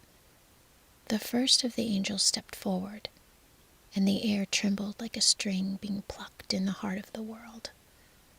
She looked upon the child with a gaze both fierce and tender, as though she could already see every road the girl would walk one day. When she spoke, her voice did not echo. It settled, sinking into the stone, the wood, the breath of those who listened. For this child, the angel murmured, voice warm as burning amber, I grant the gift of discernment, the courage to know the difference between what glitters and what is true, between comfort and calling, between fear and wisdom. May she walk through the world with eyes that do not turn away. A hush followed. Not applause, not reaction, just awe. Another guardian approached, calm, steady, carrying the quiet confidence of someone who had walked through devastation and returned with tenderness still intact. For this child, she murmured, her voice low, warm tone that seemed to rest against the ribs, I give endurance of spirit, the strength to remain whole when the world fractures around her, when days turn heavy and grief finds her doorstep. May she remember that even the smallest ember still carries heat and can light the way forward. A soft rustle of breath swept through the room. Then came one whose presence felt like a wind across a field, not forceful, but alive, full of movement and possibility. To her, I grant curiosity without fear, he offered gently. May she never shrink from learning the shape of the world, its shadows and its wonders alike. Let questions be her companions, not her enemies. Let her seek truth, not to dominate it, but to understand. Another angel followed, her light woven with something bittersweet, like the last glow of evening before night settles in. For this child, she whispered, I offer the gift of grief that ripens into compassion. Let sorrow never harden her heart into stone. Let loss deepen her, widening the chambers of her tenderness, so she may hold others gently when they are breaking.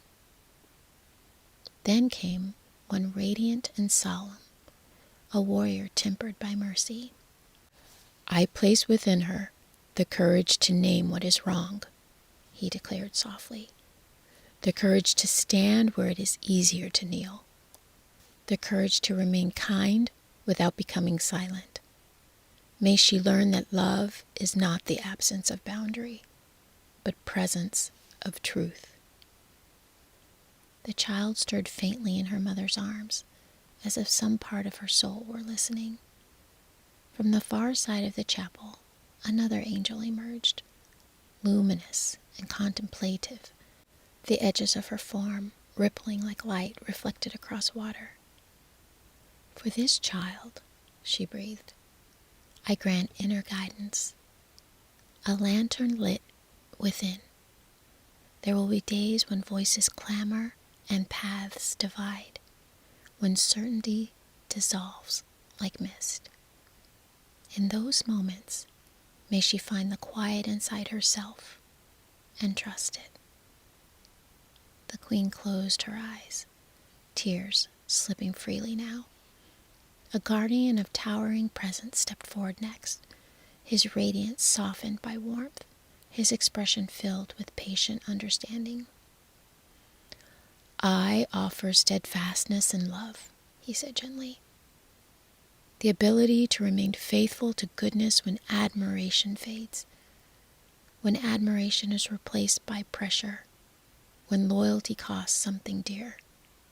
Let her recognize the difference between devotion and obedience, and choose wisely.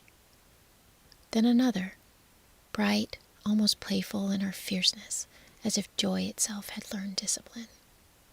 For this child, she murmured, I bestow the gift of joy that does not depend on circumstance, the kind of joy that lives quietly in the bones, that hums beneath ordinary days, that returns again and again, even after disappointment. Let it be her refuge. Let it be her strength. The light in the chapel deepened, layered, shimmering, alive. One more guardian stepped forward, angular, resolute, carrying the weight of history in the set of her shoulders. I grant her the grace to forgive, she said, the words shaped with care. Not quickly, not cheaply, but honestly. When the heart has done its reckoning, may forgiveness become, for her, not a surrender to harm, but a release into freedom. And finally, from the very center of the gathered radiance, a last angel approached. Her presence was neither brightest nor grandest, but it felt the most ancient, as though she stood at the seam between creation and memory. For this child, she whispered, voice barely more than a breath, I give the blessing of becoming. Let her know all her life that she's not finished, that she may change, deepen, unravel, mend, and begin again. May she never confuse stillness with failure, or transformation with loss. The gifts hovered in the space around the child, not visible, not spoken of again, but woven into the paths she would one day walk. They were not promises of safety. They were invitations to courage, tools placed softly in her keeping. The queen felt tears warming her cheeks. The king steadied his breath, his hand lifting to cradle his daughter's head, as if he already understood that love itself was a vow, one that would require courage. Outside, clouds gathered along the horizon, silver-edged and waiting. And near the shadowed edge of the chapel, another presence lingered, quieter, complicated, trembling between sorrow and resolve. Her moment had not yet come. For now, the child rested in the cradle of blessings, wrapped in radiance and breath and promise. As bells began to toll once more, long, resonant, echoing far beyond the kingdom walls, as if the whole world had been invited to witness the moment when heaven leaned close to earth and placed its hand gently over a single, fragile life. She stood near the center aisle, tall, radiant still, but in a way that felt fractured. Her light was not smooth or steady. It flickered at the edges like a candle burning in a draft. Beneath the brilliance of her form lived something raw, unguarded and wounded, not monstrous, not cruel by nature, but grieved beyond repair. For a heartbeat, she didn't move. She only looked at the child, not with hatred, with hurt, the kind that forms slowly like sediment layered across years of being unseen. Some of the guardians shifted, subtle as the turning of the tide, as though instinctively closing ranks, not in aggression, but in sorrow. They knew her, or had known her once. The room filled with the quiet ache of history, of something broken not in a single moment, but across a lifetime, a fracture. The queen's arms tightened around her daughter. The king's hand rose slightly, as if to shield, though he knew he could not. The wounded angel took a single step forward. Her voice, when it came, was not sharp. It was trembling, as though every word cost her something to release. I was not invited. The sentence hovered in the air, fragile as spun glass. No one spoke. No one dared to speak. Her gaze moved, not to the king or queen, not to the priest or the gathered witnesses, but to the other angels, the ones wrapped in certainty and vow and unbroken grace. I have served, she whispered, grief tightening around the edges of the sound. I have guarded. I have stood watch at the gates where the light meets ruin. I have walked beside wars, and through them, I have carried prayers I was never allowed to answer. Her expression wavered. For a moment, just a moment, she looked unbearably human. And yet, she breathed, when a blessing is given, my presence is unwanted. The silence deepened, not cold, but stunned. She turned back to the child, and something changed. The grief didn't vanish, it sharpened. The wound inside of her, the ache of exclusion, the bitterness of long unspoken hurt, crystallized into something rigid, something that mistook injury for justice and sorrow for truth. Her voice steadied. It grew clear. For this child, she declared, not cruelly, not loudly, but with devastating calm, I give the only gift the world has ever given me in return for my loyalty. Her eyes shone, not with triumph, but with grief so deep it had forgotten how to weep. I give her death. The word did not strike like thunder. It fell, heavy, inescapable, like a stone dropped into water so deep the bottom could not be seen. The room didn't cry out. No one screamed. The horror unfolded quietly, the way winter enters a field after autumn has already surrendered its leaves. The queen staggered, breath shattering in her chest, and the king reached for her, his hand trembling violently as though he were trying to grasp the edge of a word that was suddenly slipping away. The angel stood motionless, not in shock, in grief, for they understood what had happened, not merely a curse, but a story of bitterness reaching its breaking point, of a heart so wounded it no longer remembered how to bless without injury. The wounded one lowered her gaze. For an instant, the smallest instant, her expression cracked, and something inside of her seemed to ache towards mercy, toward remorse, toward the life she had just condemned. But the fracture closed. Her light trembled, and then she turned, as if retreat itself had become the only shield she still possessed. The air hollowed in her wake. The chapel felt suddenly colder, though no candle had gone out. The child slept quietly in her mother's arms, unaware, innocent, perfect, untouched, yet already walking a path that had been altered in a single breath. And somewhere, at the very edge of radiance, where duty met sorrow, where courage met fear, another angel stirred. One who had not yet spoken, whose presence trembled with equal measure of dread and devotion, knowing there was still one blessing left to give.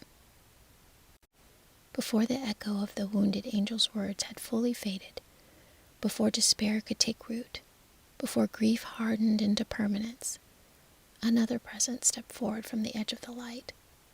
She did not arrive with thunder or command. She moved like breath returning to a stunned body, quiet, swift, filled with a trembling urgency that felt almost like prayer.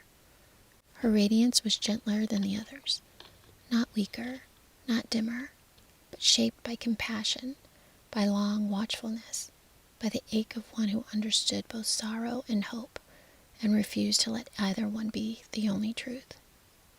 Her wings, if they could be called that, did not flare. They folded in, as though she meant to shelter something delicate. Her voice became soft and steady, but beneath the softness lived a steady determination that glowed like iron heated in the distant forge. Wait. The word did not break the silence.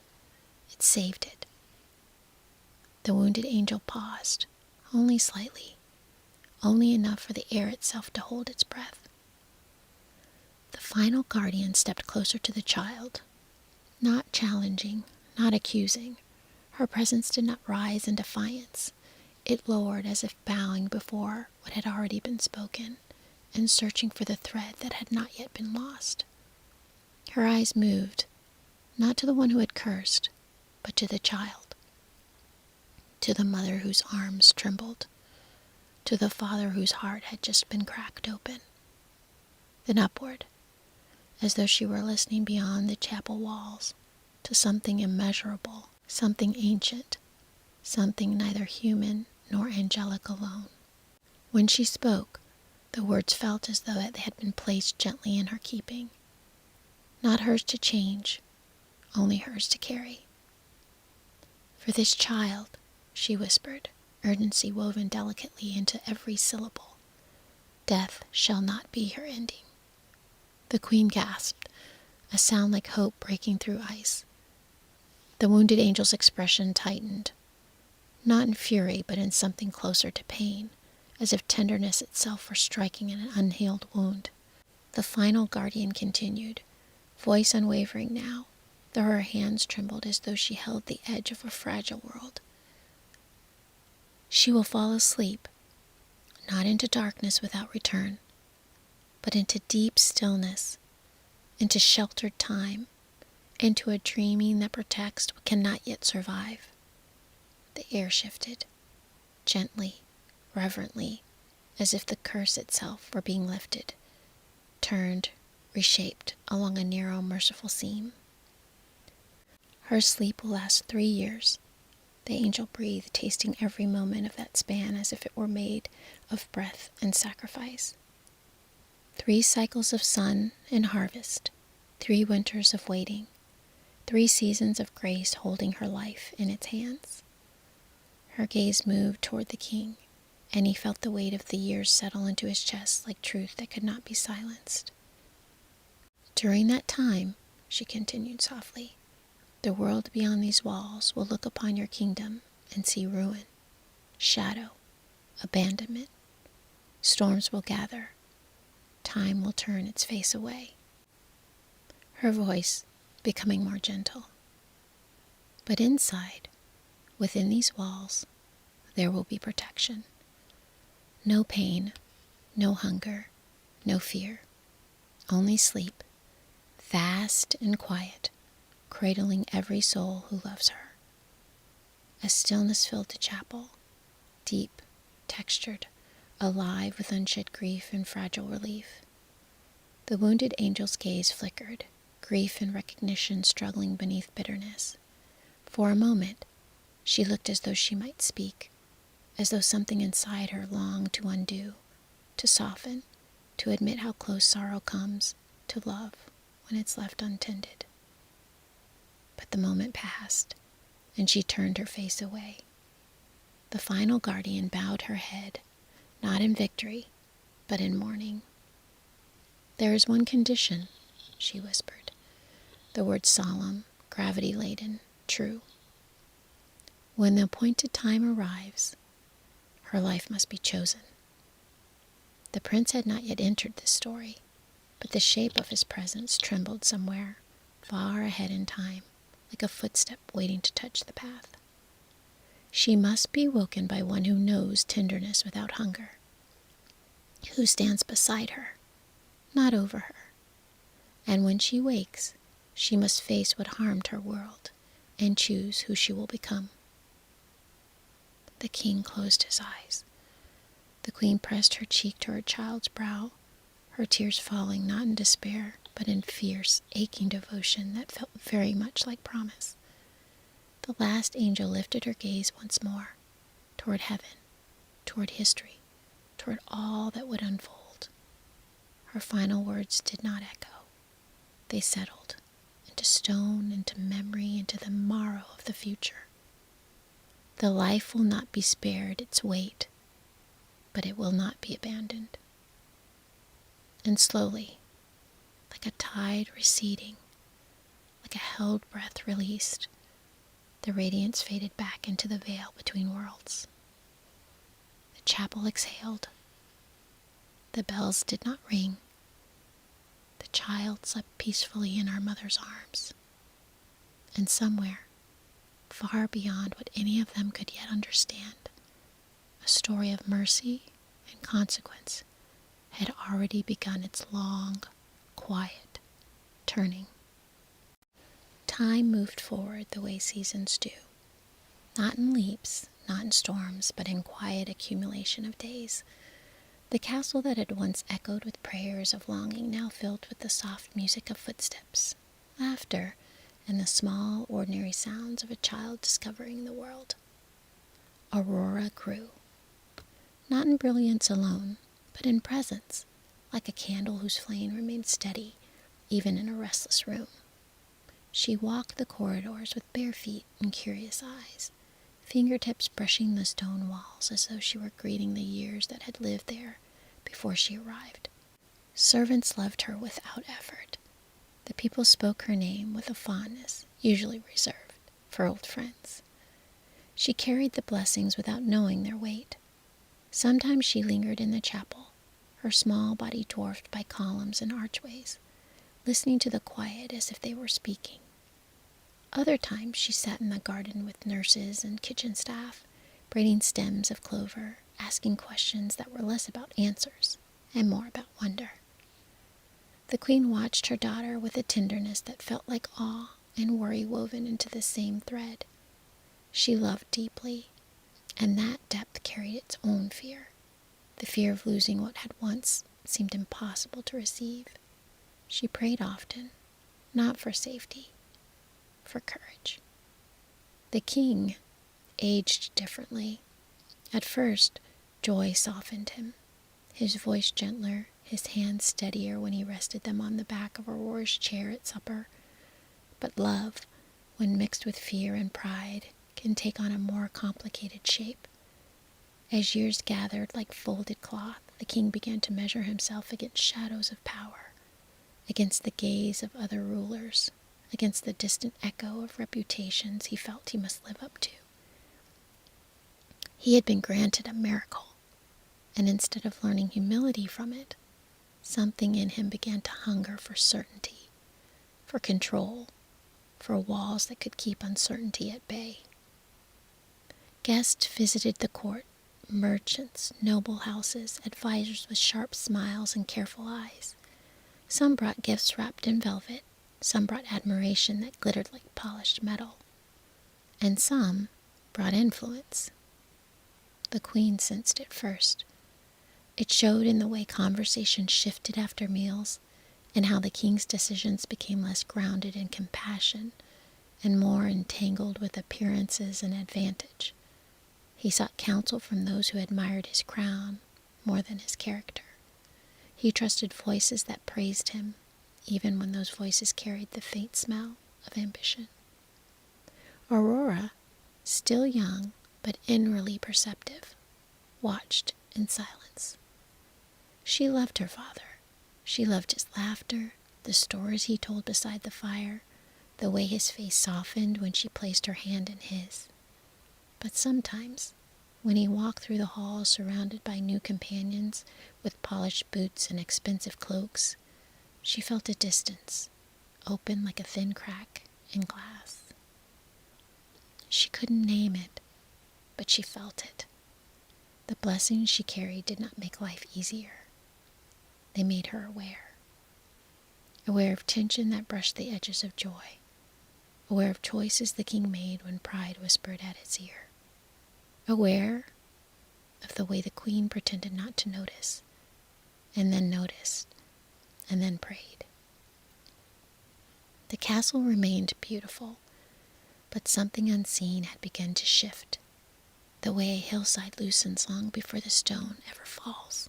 Small decisions layered upon one another, a trade agreement here, a favor owed there, a new advisor installed in place of a trusted one where wisdom once sat.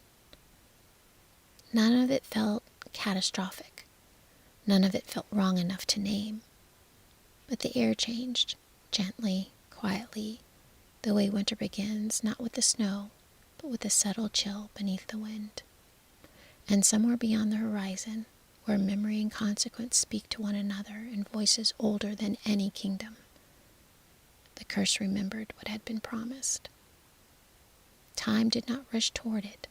It simply continued, step by gentle step, as Aurora's life unfolded in rooms full of sunlight, laughter, song, and the faint gathering of echo of something waiting, something patient, something inevitable.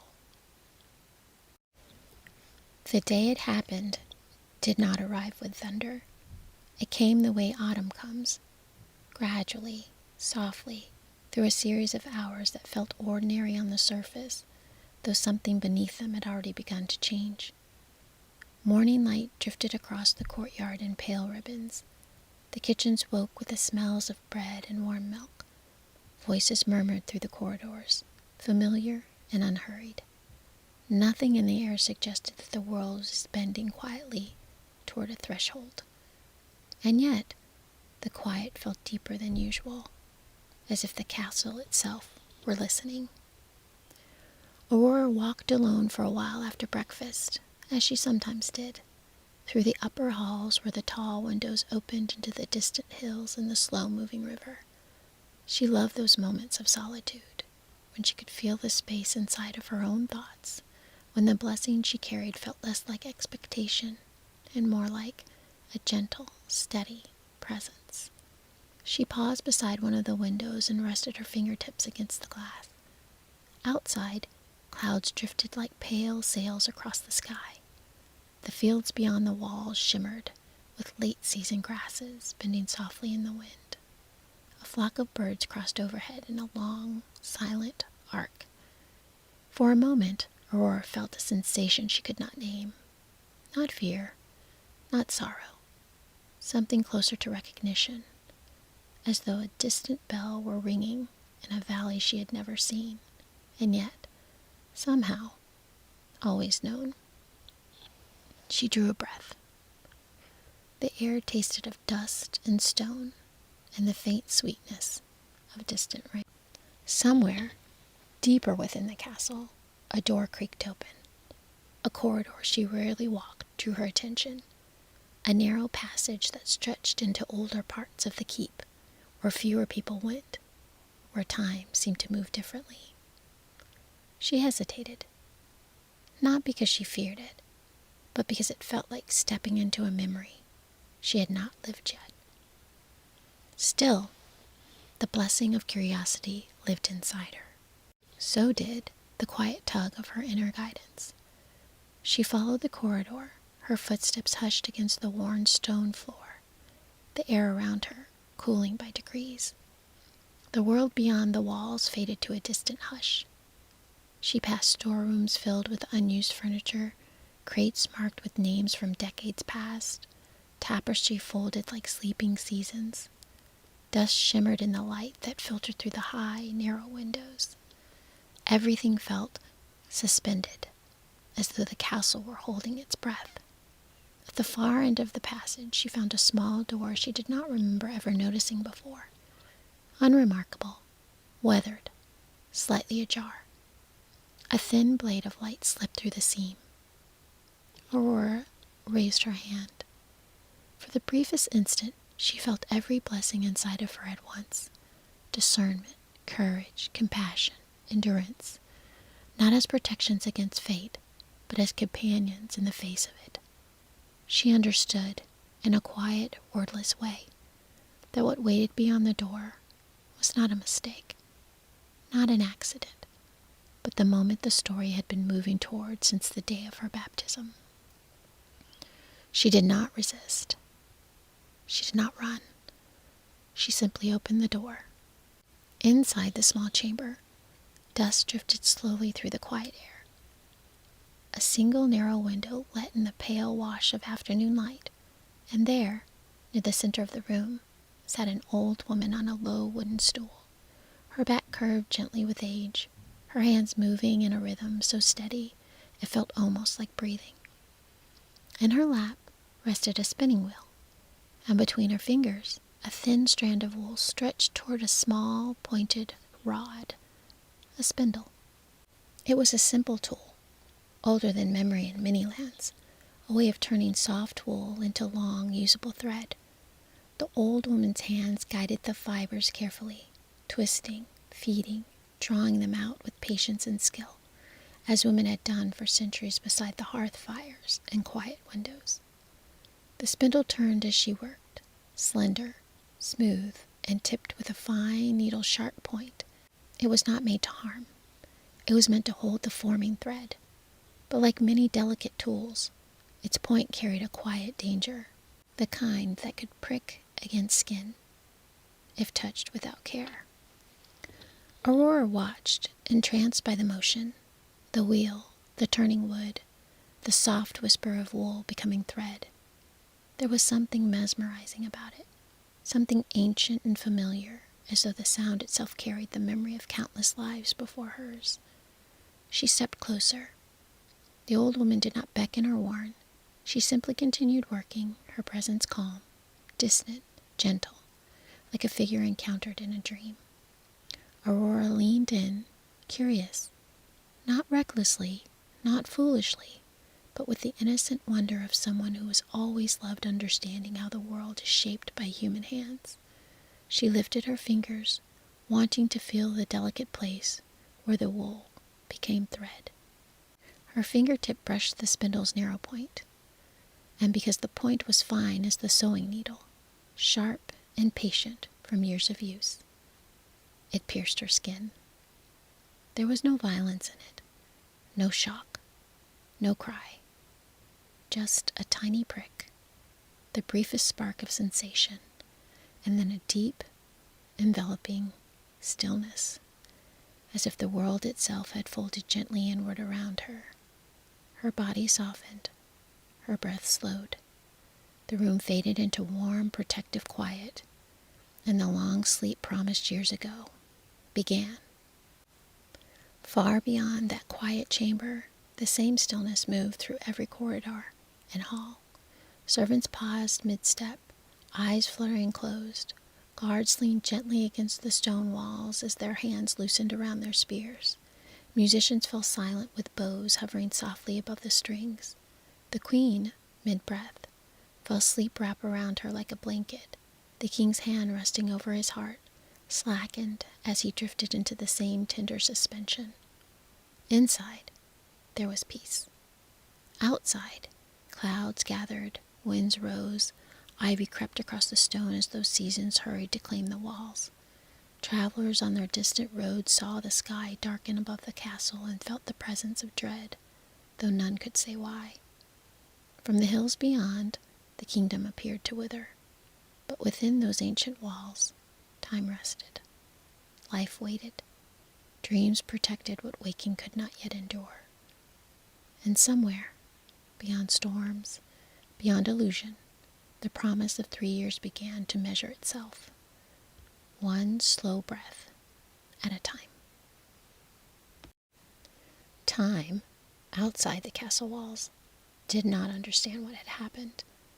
To the distant hills and the winding roads, it looked as though the great stone palace had simply fallen out of favor with the world. Abandoned by life, surrendered to the weather and rumor, storms gathered more often above its towers, lingering like heavy thoughts that refused to pass. Rain slid down the rooftops in long silver lines. Wind pulled at the ivy climbing steadily across the walls, weaving green threads into every seam of stone. Travelers who passed along the outer roads slowed their horses as they neared the grounds. Some crossed themselves, some whispered, others stared into silence, unable to look away. They spoke of the castle as if it were a wound in the landscape, a place where laughter had once lived, and now lived no longer. They called it cursed, they called it forsaken. They told stories around distant fires of a king who grew proud, of a household swallowed by shadow, of a sadness so deep that even the bells forgot how to ring. None of them knew the truth, but human hearts will always try to make meaning from mystery, even when that meaning leans toward fear. From the outside, the castle looked like ruin, but inside it was quiet, not empty, never empty, but resting. In the great hall, long tables sat beneath high windows filled with soft, unmoving light. A half-folded cloth lay over a basket of fruit that would not rot. A lute rested on a chair with its string trembling in the faintest draught, though the musician who had played it slept peacefully beside it, her head bowed, as if in prayer. In the kitchens, copper pots gleamed in the dimness. A wooden spoon slipped gently from a sleeping hand, but never struck the floor.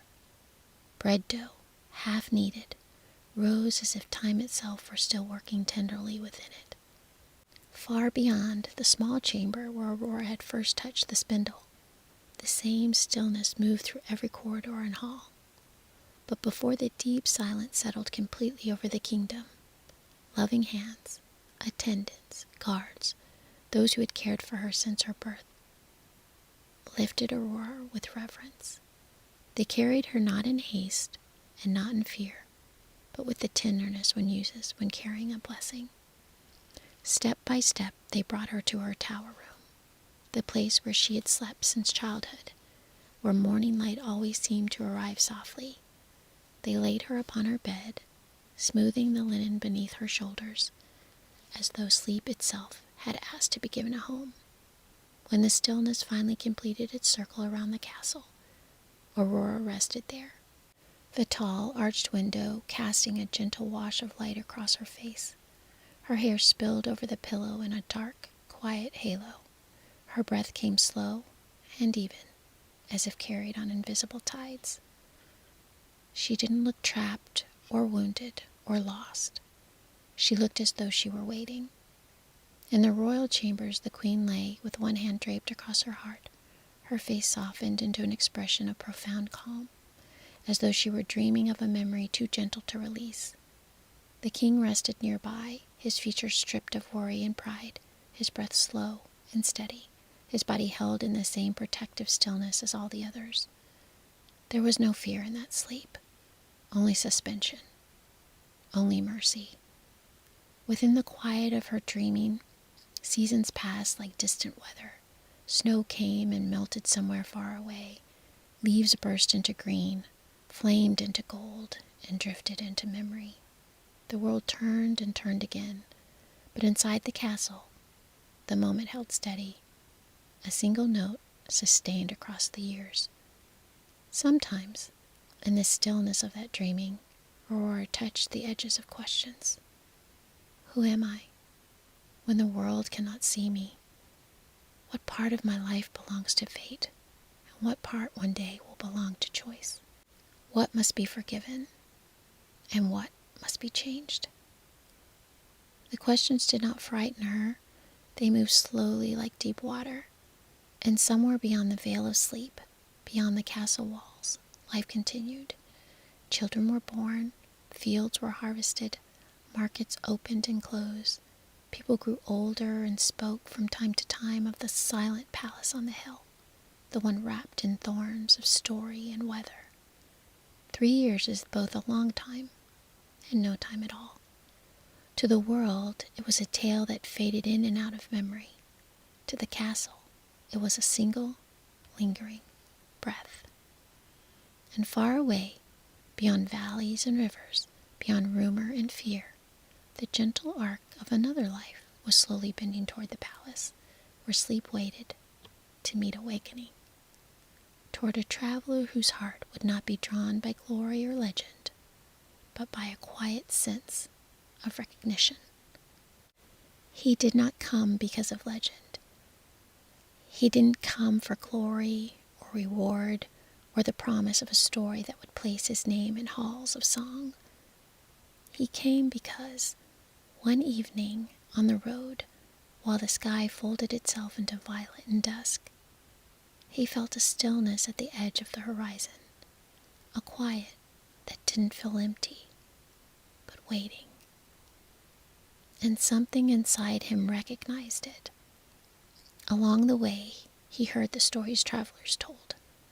They spoke of a castle swallowed by ivy and shadow, of storms that gathered and would not leave, of brambles so thick and unyielding that those who tried to force their way through became trapped, their horses tangled, their bodies pierced, their pride bound fast in thorns they could not escape.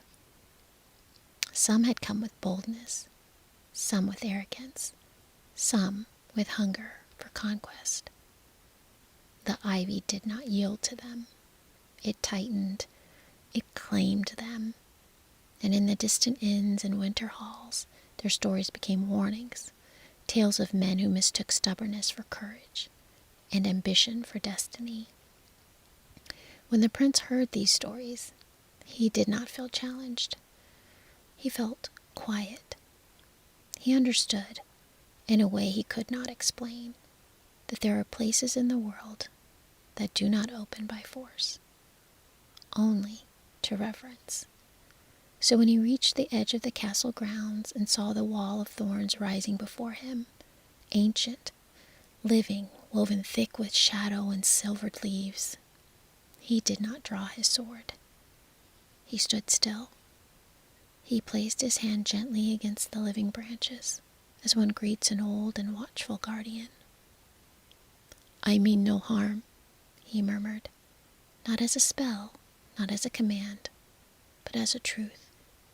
For a long moment, nothing changed. And then the vines loosened, not dramatically, not with a miracle flourish, but with a subtle, patient shift, as though the earth itself had recognized a different kind of presence and chosen to make room for it. An opening appeared, narrow, inviting, uninsistent. He didn't rush. He walked forward as one enters a sanctuary. Inside the walls, the air grew warm and quiet.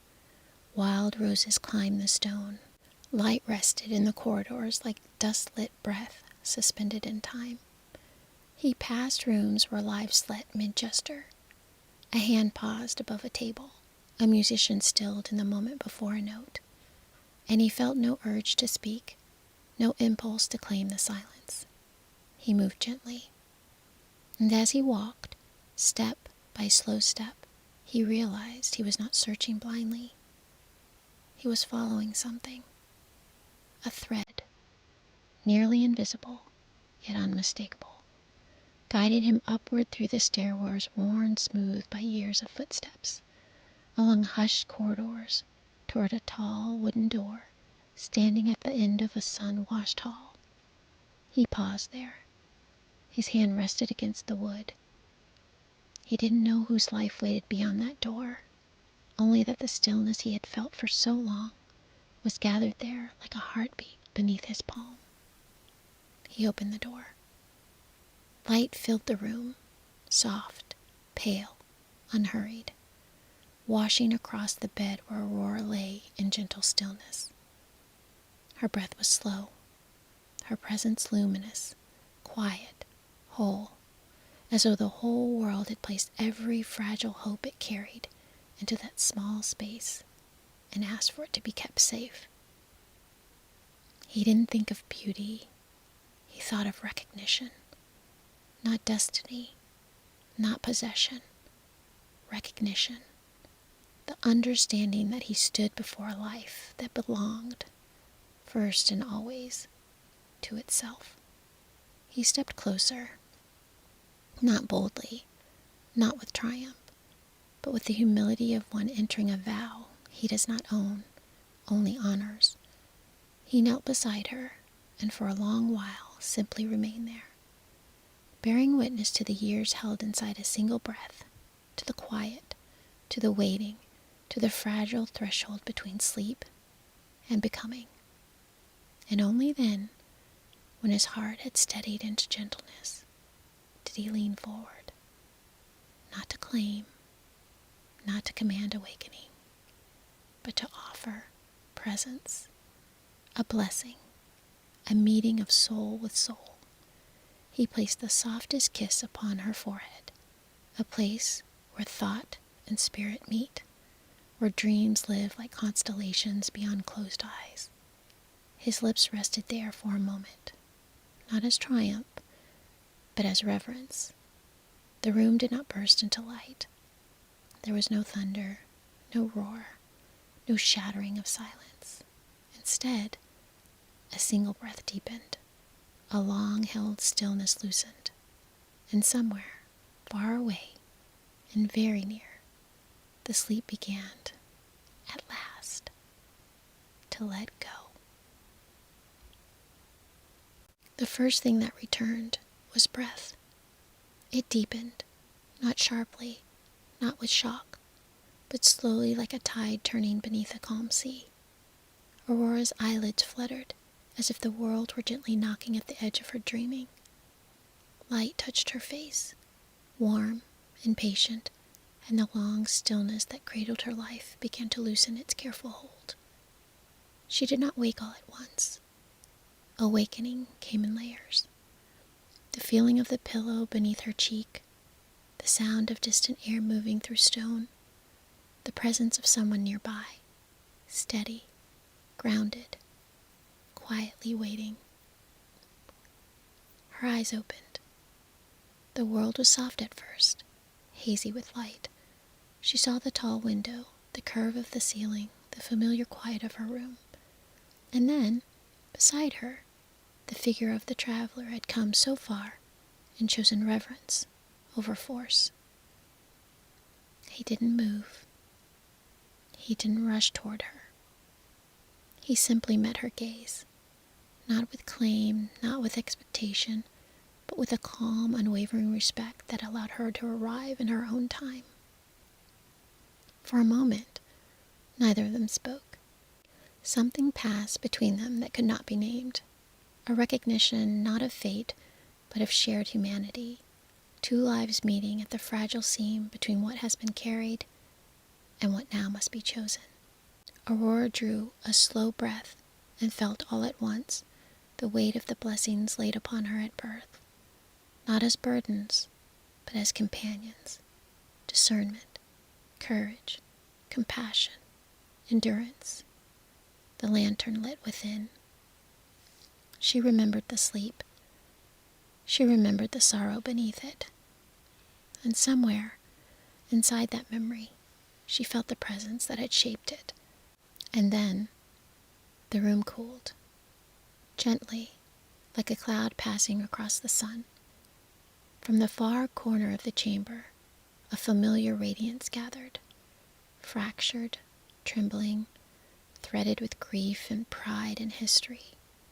The wounded angel stood once more within the space between them, not as a monster, not as a fear, but as sorrow that had finally come to be seen. Her light flickered. Her eyes, ancient, aching, rested on Aurora.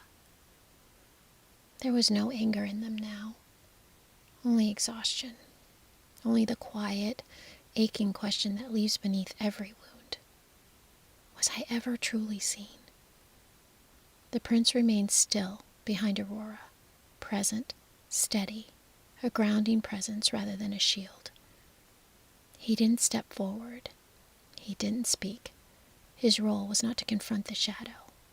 It was to stand with her while she did. Aurora rose slowly from the bed. Her body felt both newly born and deeply ancient, as though she carried every season she had slept through inside her bones. She placed her feet upon the floor and stood, not with defiance, not with fury, but with a strength that had learned tenderness through the long, patient dreaming. She faced the angel.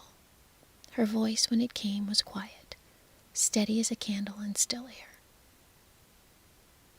"I know what you gave me," she murmured.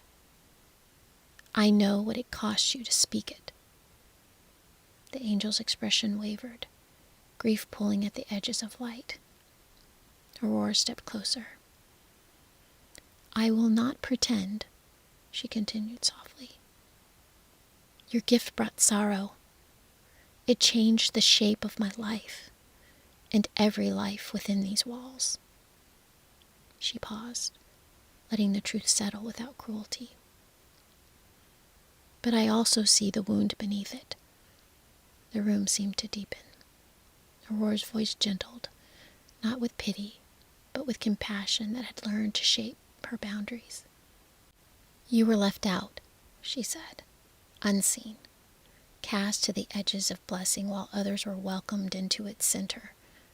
And your hurt grew so large, it tried to make the world feel what you felt." The angel trembled. Light fractured like glass, remembering how it once was held. Aurora drew a breath, and in that breath lived both forgiveness and responsibility. "I cannot carry your pain for you," she whispered, "and I cannot say your harm is without consequence." Her hand rested over her heart. "But I will not answer your wound with hatred. I will not become what injured us." Silence filled the room, wide, reverent, alive. "I release you," Aurora said, not as a gift to the angel, but as a promise to herself. "I release the claim your sorrow tried to place upon my life. I choose to live, awake, accountable, compassionate, and free." The words did not strike like judgment. They opened like a door. The angel faltered. Her light flickered, not in rage, but in grief unbound at last from bitterness. A tremor moved through her form, and for the first time since the blessing hall, her face softened into something that looked almost like relief. Not absolution, not erasure, but the quiet release of a burden finally set down. She bowed her head, not in defeat, but in surrender to truth. And then, gently, silently, she dissolved into a soft, scattering brightness, like snow melting into water, like a long-held storm, finally allowed to rain. The room exhaled. Light returned to warmth. Aurora stood very still. She didn't feel triumphant. She felt clear. The prince stepped forward then, not to claim the moment, but to join it. He remained beside her, a steady presence, and together they walked through the castle as awakening rippled outward like morning light spreading across a valley. Breaths returned, hands lifted, eyes opened. Laughter, tentative at first, trembled at the edges of the air like birds testing new wings after a long winter. The queen found her daughter and held her, not with the clutching fear of loss, but with a gentler love that understood time, consequence, and humility. The king, older now in spirit as well as years, looked into Aurora's eyes and saw finally the truth of what choices had allowed. She did not condemn him, nor did she shield him from responsibility. She met him with honest tenderness, love that did not erase, love that knew its own boundaries and still chose connection. That night, when the quiet returned to the halls and the kingdom breathed like a body finally at rest, Aurora stood upon the balcony beside the prince. Dawn hovered at the horizon, a pale wash of gold slowly unfolding into the day. The world felt changed. Not repaired, not perfected, simply more honest. She closed her eyes and let the morning wind move through her hair.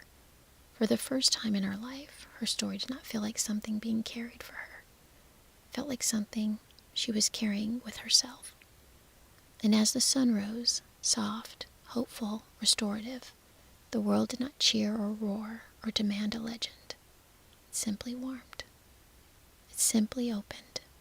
And life, fragile, luminous, unfinished, began again.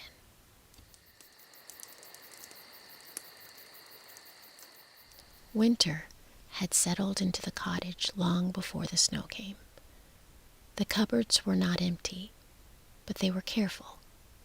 A heel of bread wrapped in cloth, a jar of dried beans, a sack of flour folded down twice at the top so it looked fuller than it was. The pot on the hearth held broth thin enough that you could see the curve of the ladle through it. Their stepmother stood over it with quiet authority. She liked to speak while she stirred. Small remarks about moderation, about discipline, about how grateful hearts needed less. Her voice was always gentle. That was the unsettling part. Nothing sharp, nothing raised. Hansel and Gretel had been told their mother was dead. It had been said plainly one evening the year before. No sickness had preceded it, no long vigil at the bedside, only a statement, a closing of the subject. Their father had not corrected it. Children learn quickly which doors are locked. Their father entered the cottage with snow clinging to his boots. He stamped once, twice, as though he could shake off the morning ice. Small clumps fell to the floorboards and melted slowly beside the door. His eyes went first to the woman at the hearth, then to the children.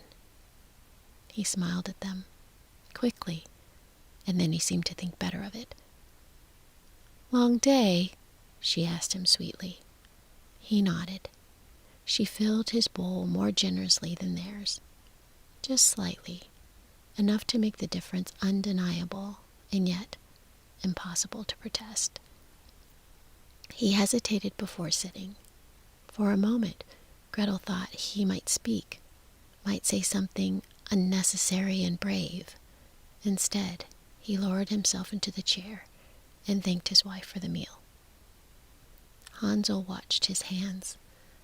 They were strong hands, capable hands, hands that could split oak and mend fence rails.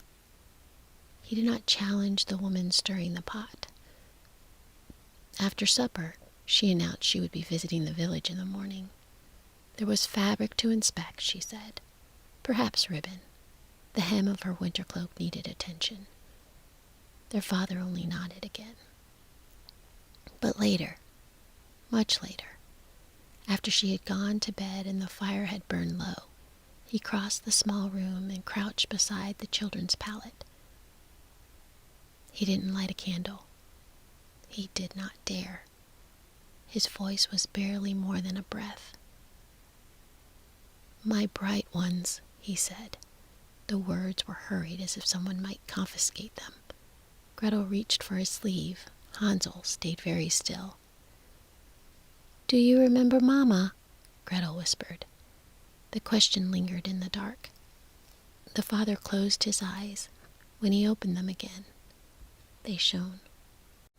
"Oh, yes," he said. "I remember." He didn't say how, and he didn't say why she was gone. He didn't say whether he believed the story that he had been told. Footsteps shifted overhead. He stood immediately. "Tomorrow," he murmured, already retreating, "when she's away." That's how it worked in the cottage. Tenderness came in the absence of the one who governed it.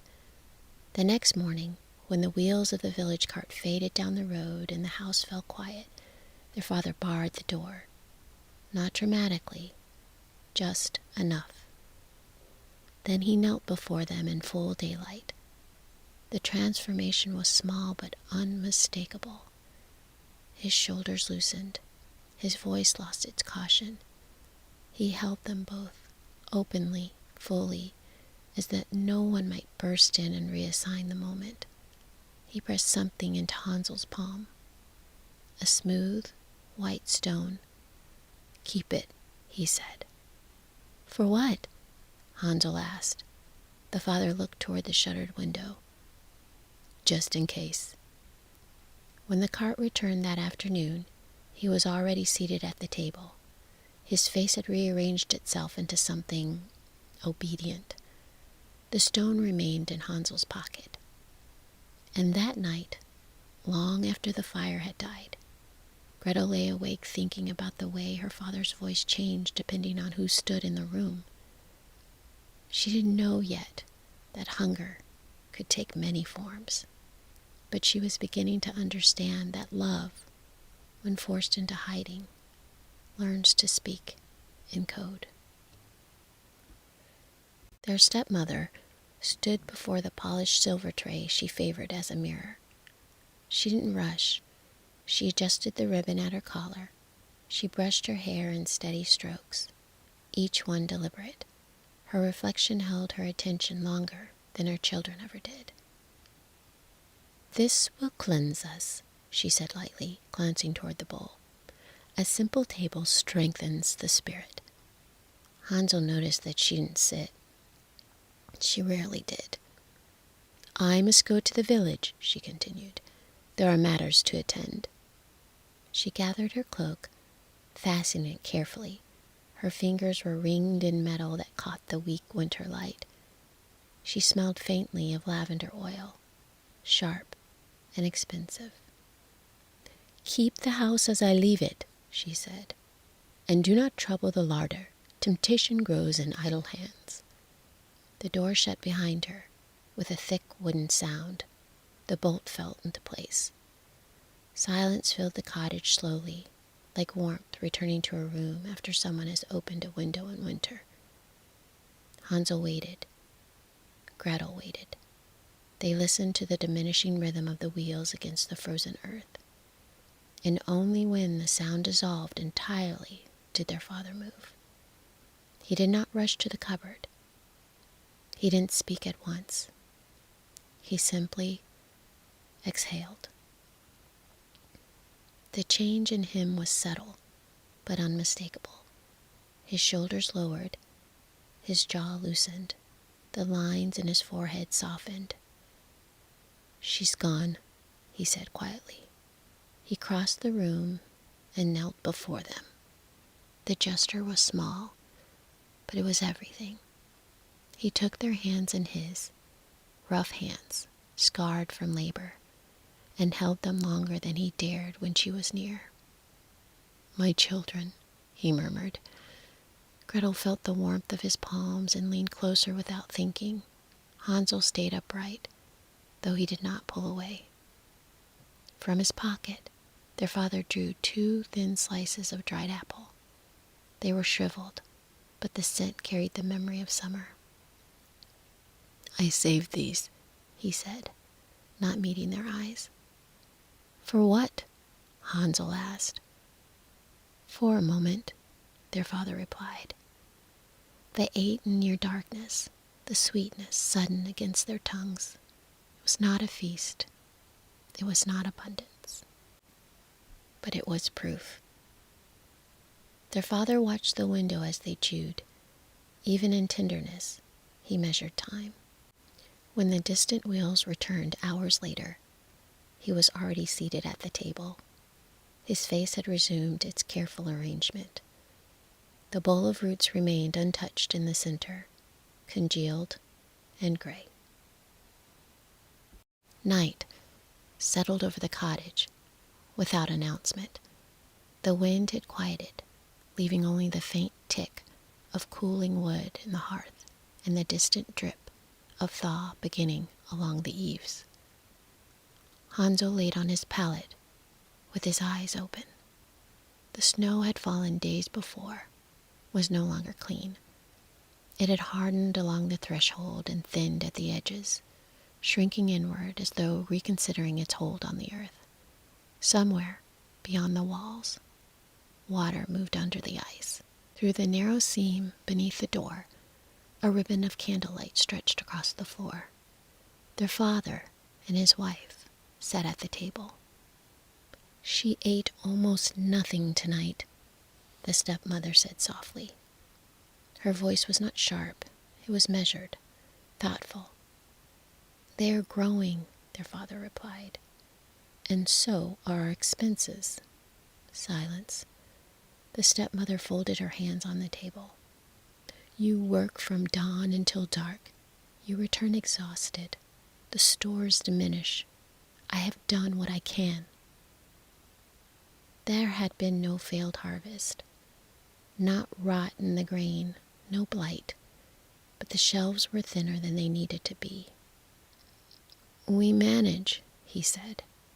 "For now," she said gently, "but prudence requires foresight."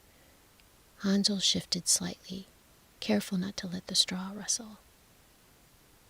"The thaw will come soon," she continued, "and when it does, the forest will offer more than this house can. New shoots, roots, game returning to the paths." Their father did not respond immediately. "They are strong children," she went on, "resourceful. We would not be casting them into winter." The word winter lingered. "They would not survive the frost," their father said at last. It was the first firmness in his voice. Hansel felt it. "So we wait," the stepmother replied easily. "We are not monsters." A chair creaked as she leaned closer. "When the ground softens," she said, lowering her voice further, "when the streams loosen and the cold lifts, then we act. It will not be cruelty. It will be necessary separation." Necessary. The word settled into the room like ash. Their father exhaled slowly. "If we do nothing," she added, "we risk losing everything." Everything. Hansel's jaw tightened. There had never been nothing, only less than she desired. "They are young," the father murmured, "and that is why they will endure," she replied. "Children adapt. They follow the light. We will leave them bread." "Bread?" Hansel's eyes flicked toward the shelf near the hearth where the loaf sat wrapped in cloth. The stepmother's tone softened further, almost kind. A good father does what protects the future. The sentence did not accuse, it invited. There was a long pause. The drip along the eaves grew steadier. When the ground softens, the father said finally, more steadily now. But not before. The condition held. The stepmother studied him in the candlelight. Very well, she said after a moment. When the thaw comes. Hansel heard the faint shift in the air that accompanies surrender disguised as compromise. The decision had changed shape. Not if, only when. The candle was extinguished. Darkness folded back into the room. For several breaths, neither child moved. Then Gretel turned toward him in the dark.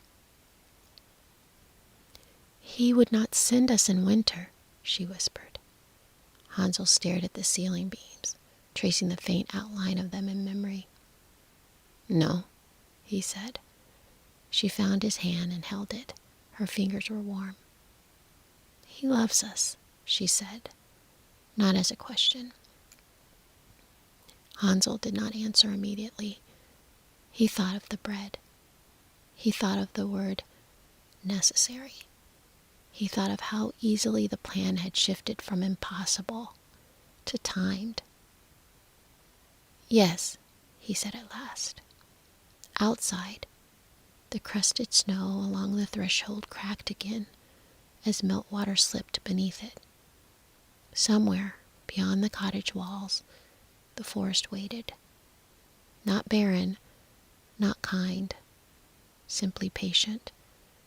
Hansel lay awake long after Gretel's breathing steadied into sleep. When the candlelight was gone and the house settled fully, he rose quietly. He crossed the room and lifted the latch. Cold air met his face. The snow near the well thinned to patches. Beneath it, the earth showed dark and wet. Small stones lay scattered in the softened ground, pale against the soil. Hansel knelt. He chose them carefully. Smooth, light, easily carried. One by one, he filled his pockets. He returned inside. He closed the door without sound. Gretel stirred but did not wake. Hansel lay back down, the weight of the stones resting against his hips. Outside, water moved under the ice. Inside, the house slept. The thaw was coming. By morning, the snow along the threshold had broken into dull fragments. Meltwater ran in thin, uncertain lines toward the yard, darkening the earth where it passed. The air held the smell of wet bark and softened soil. Not warmth yet, but release. The ground is soft, the stepmother said as she tied her cloak. She did not raise her voice. It was simply an observation. Their father stood by the door with an axe resting against his shoulder. He hadn't shaved. His boots were still damp from the previous day's thaw. He did not look at the children when she spoke. Hansel felt the weight of the stones in his pocket. Gretel adjusted the ribbon at her sleeve. We will gather wood, the father said finally. His voice was low, spare. No explanation followed. They stepped outside together. The path from the cottage was slick where the snow had melted and refrozen overnight. Moss along the fence post glistened, newly fed. The forest beyond the yard looked darker than it had in winter, fuller, as though it had been waiting just beyond sight. Their father walked ahead.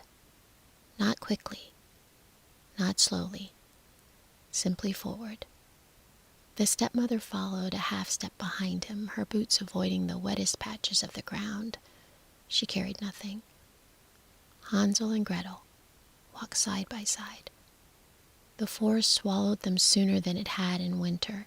The trees were evergreen here, tall and straight, their branches layered thick enough to turn daylight green. The ground was damp underfoot, moss heavy with water, leaves slick and dark. The woodpecker knocked somewhere high above. The sound echoed once and faded. Their father didn't speak.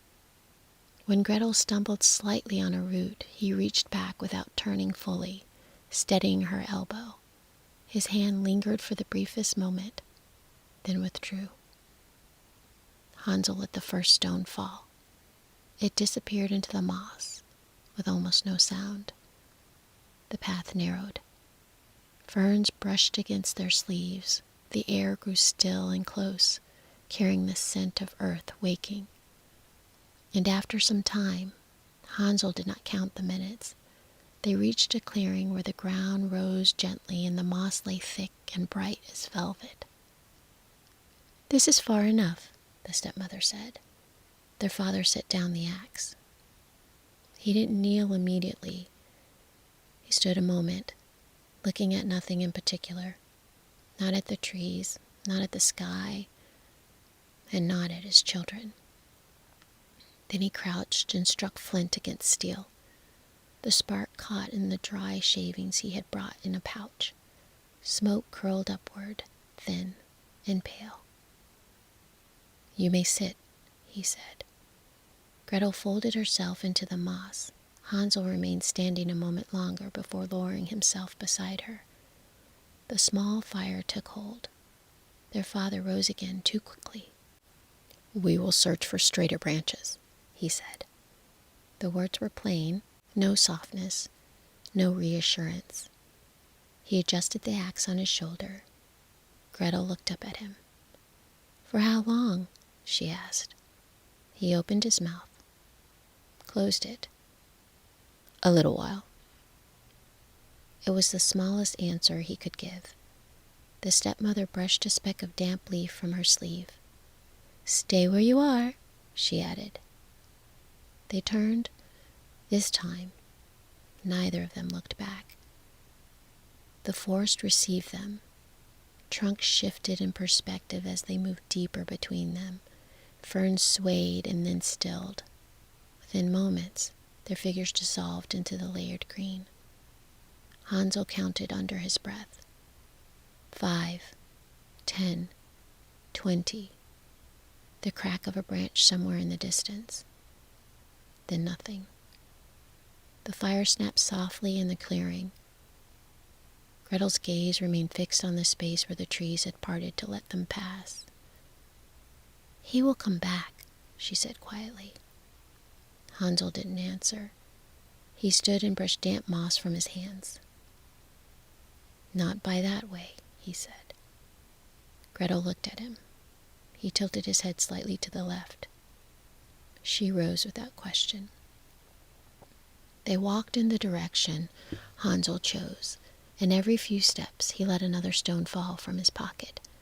Against the dark soil, each pale curve gleamed faintly before settling into the stillness. Behind them, the fire burned lower. Above them, filtered light shifted across the layered leaves. The forest didn't feel cruel. It felt watchful. The fire in the clearing burned down to embers. By late afternoon, the smoke thinned and drifted sideways through the trees. Damp air pressed closer as light shifted from green to gray. The forest did not grow louder. It grew patient. Gretel waited until the shadows lengthened. Hansel waited until the last of the flame collapsed inward. "He's late," Gretel said quietly. Hansel stood. Yes. He did not look towards the direction of their father. He looked at the ground. The first stone lay only a few paces from the clearing's edge, pale against the dark soil. It had sunk slightly into the softened earth, but its curve still caught the fading light. Hansel nudged it with his boot. Then he stepped past it. Gretel followed. They walked carefully, watching for each small gleam. The stones didn't shine brightly. They appeared only when one looked for them. White arcs against brown, small moons fallen into the moss. The forest shifted as evening deepened. Moisture thickened. The scent of the earth rose stronger with cooling air. Gretel stumbled once in the darkness. Hansel steadied her without speaking. "Do you think he's looking for us?" she asked after some time.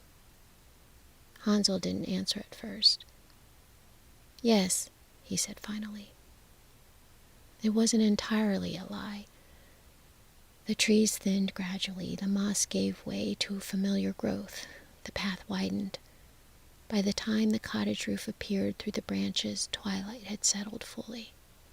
A faint line of smoke rose by the chimney. Gretel's pace quickened. Hansel did not.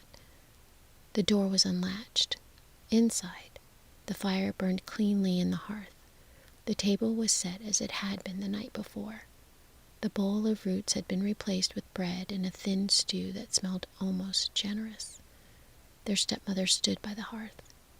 She turned as they entered. For a moment, just a moment, something sharp flickered across her face. Then it was gone. "Where have you been?" she asked, her voice smooth. Their father rose from the table so quickly that his chair scraped loudly against the floor. "You're back," he said. He crossed the room in 3 strides and pulled them into his arms. The embrace was tight, almost desperate, and brief. "You frightened us," the stepmother added calmly. Hansel felt for the stones pressed against his hip through his pocket. Gretel leaned into her father's chest and closed her eyes. "We waited," she said. The stepmother's gaze dropped momentarily to the children's muddied hems, then to the floor near the boots, as though measuring what the forest might have returned with them. "Well," she said lightly, "you have proven yourselves capable." Their father released them slowly. He didn't ask how they found their way, and he didn't ask why they had not stayed. He only placed his hands on their shoulders and searched their faces as if trying to see what had shifted. Hansel met his gaze steadily. Gretel smiled faintly. "We are home," she said. The word felt different in the room. Later that night, as they lay again on their pallet, Gretel whispered, "He came back for us." Hansel stared into the dark. "No," he said quietly. But he didn't argue further. Outside, the last fragments of snow along the fence dissolved into soil. Inside, the house seemed even smaller. That evening, the house held its shape. The stew was ladled without comment. The bread was sliced evenly. The fire was fed with measured care. Their stepmother spoke little. Not cold, not warm, simply composed. Hansel noticed that she did not ask how they found the path. She didn't ask whether they had been afraid. She didn't ask what they had seen. She asked instead whether they were hungry. And Gretel answered honestly, "Yes." Their father watched the exchange without speaking. Later, when the children lay down and the house dimmed again to ember light, voices rose once more from the table. Lower than the night before, sharper at the edges. "They returned too easily," the stepmother said. Their father's reply was immediate this time. "They're clever." A pause. "That will not help them if they cannot be guided," she said softly. "They were not harmed." "No," she agreed. They were not. The agreement held something inside it, something folded and waiting. "You see," she continued after a moment, "you were wrong to fear winter. They are stronger than you think." Their father didn't answer. "They followed something," she went on, almost idly. "A path of some kind." Hansel lay very still. He felt, rather than saw, Gretel's body tightened beside him. "The forest does not give directions," the stepmother said quietly. Silence. "We must be more careful," she finished. The chair legs moved softly against the floor. The conversation ended there. No raised voices, no accusation, just a shift. The next morning the bread was stored in a different place. Hansel noticed, and the latch on the door was set more tightly at night. Gretel noticed, and when the stepmother prepared for another journey to the village days later, she carried the loaf herself. Hansel noticed that too. The morning came without ceremony. No frost rimmed the threshold now. The earth outside was dark and pliant, holding the memory of snow, but not its shape. The air smelled of wet leaves and something newly turned beneath the soil. The bread was gone from its usual place. Hansel noticed before anyone spoke. Their stepmother had tied her cloak more tightly than before. She did not comment on the weather. She didn't mention wood gathering. "We will go deeper today," she said simply. Their father stood near the door. He looked as though he hadn't slept. When Gretel stepped toward him to fasten her ribbon, his hands lifted automatically to help her. His fingers trembled slightly as they tied the knot. He smoothed her hair once, too long for it to be casual. Hansel saw. "Stay close," their father said. It was not instruction. It was an apology. They walked without conversation. The forest felt different now, less curious, more enclosed. The ground held footprints more clearly in the softened earth. Ferns brushed their legs. Water moved somewhere unseen, threading between roots. Hansel's pockets were light. The door had been latched from the outside that morning. He had not been able to slip away. When their stepmother handed him a piece of bread as they entered the trees, her expression was serene. "For the walk," she said. He took it. Gretel smiled faintly at the offering. Hansel broke the bread into small pieces as they walked, letting crumbs fall at measured intervals. The damp ground swallowed some of them at once. Others rested briefly against the leaves before slipping between them. Their father walked ahead this time. Not far, but far enough. He didn't carry the axe. He carried nothing. When they reached a part of the forest where the trees grew closer together and the light thinned into green shadow, their stepmother slowed. "This is sufficient," she said. Their father turned. For a moment, he looked directly at them. Not past them, not over them, at them. And his mouth opened as if words might come. None did. Instead, he stepped forward and pulled Gretel to his chest. It was not a tiny embrace. It was tight and uneven, and as though he were holding onto something already slipping away. Then he reached for Hansel. Hansel did not move at first, but he allowed it. Their father's hands were warm and unsteady against his back. "You are capable," he said, and the words sounded like something he had rehearsed and failed to perfect. Gretel looked up at him. "We will wait," she said gently. His face changed at that.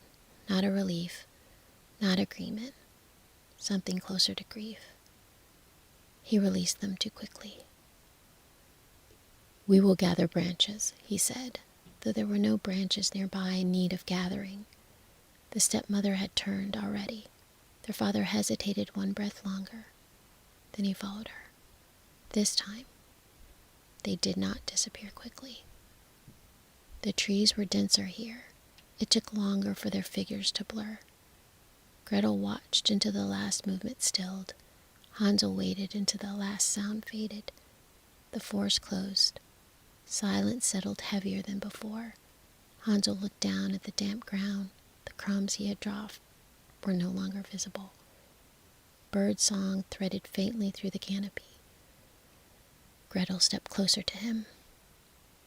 "He will come back," she said. Hansel didn't answer. He scanned the earth again. Nothing gleamed. Nothing marked the way. The forest, fed by the thaw, had swallowed their path whole. For a while, they walked. Hansel chose a direction that felt correct, not because he recognized it, but because the slope of the ground seemed to descend toward where the cottage should have been. The forest was thicker here, the trunks closer together, the undergrowth damp and tangled. The earth gave slightly beneath their steps. "Careful," he said once when Gretel slipped on a patch of slick leaves. She nodded and steadied herself against a tree. They moved slowly, watching the ground. Hansel searched for the crumbs. The first few minutes he expected them to appear easily, pale fragments against dark soil. They didn't. He looked harder. A leaf lifted by the wind revealed nothing beneath it. Moss swallowed what might have been there. The damp earth held only their fresh footprints, already softening at the edges. Gretel watching him, searching. "Maybe we've not reached them yet," she said. Hansel crouched and brushed aside a pass of moths with his fingers. The soil beneath was black and wet. No crumbs. He stood again. "We'll just keep walking," he said. The forest deepened around them. Light shifted slowly from the green to the gray as the afternoon thinned. The air grew cooler, though the dampness never left. Somewhere nearby, water moved quietly between roots, invisible but constant.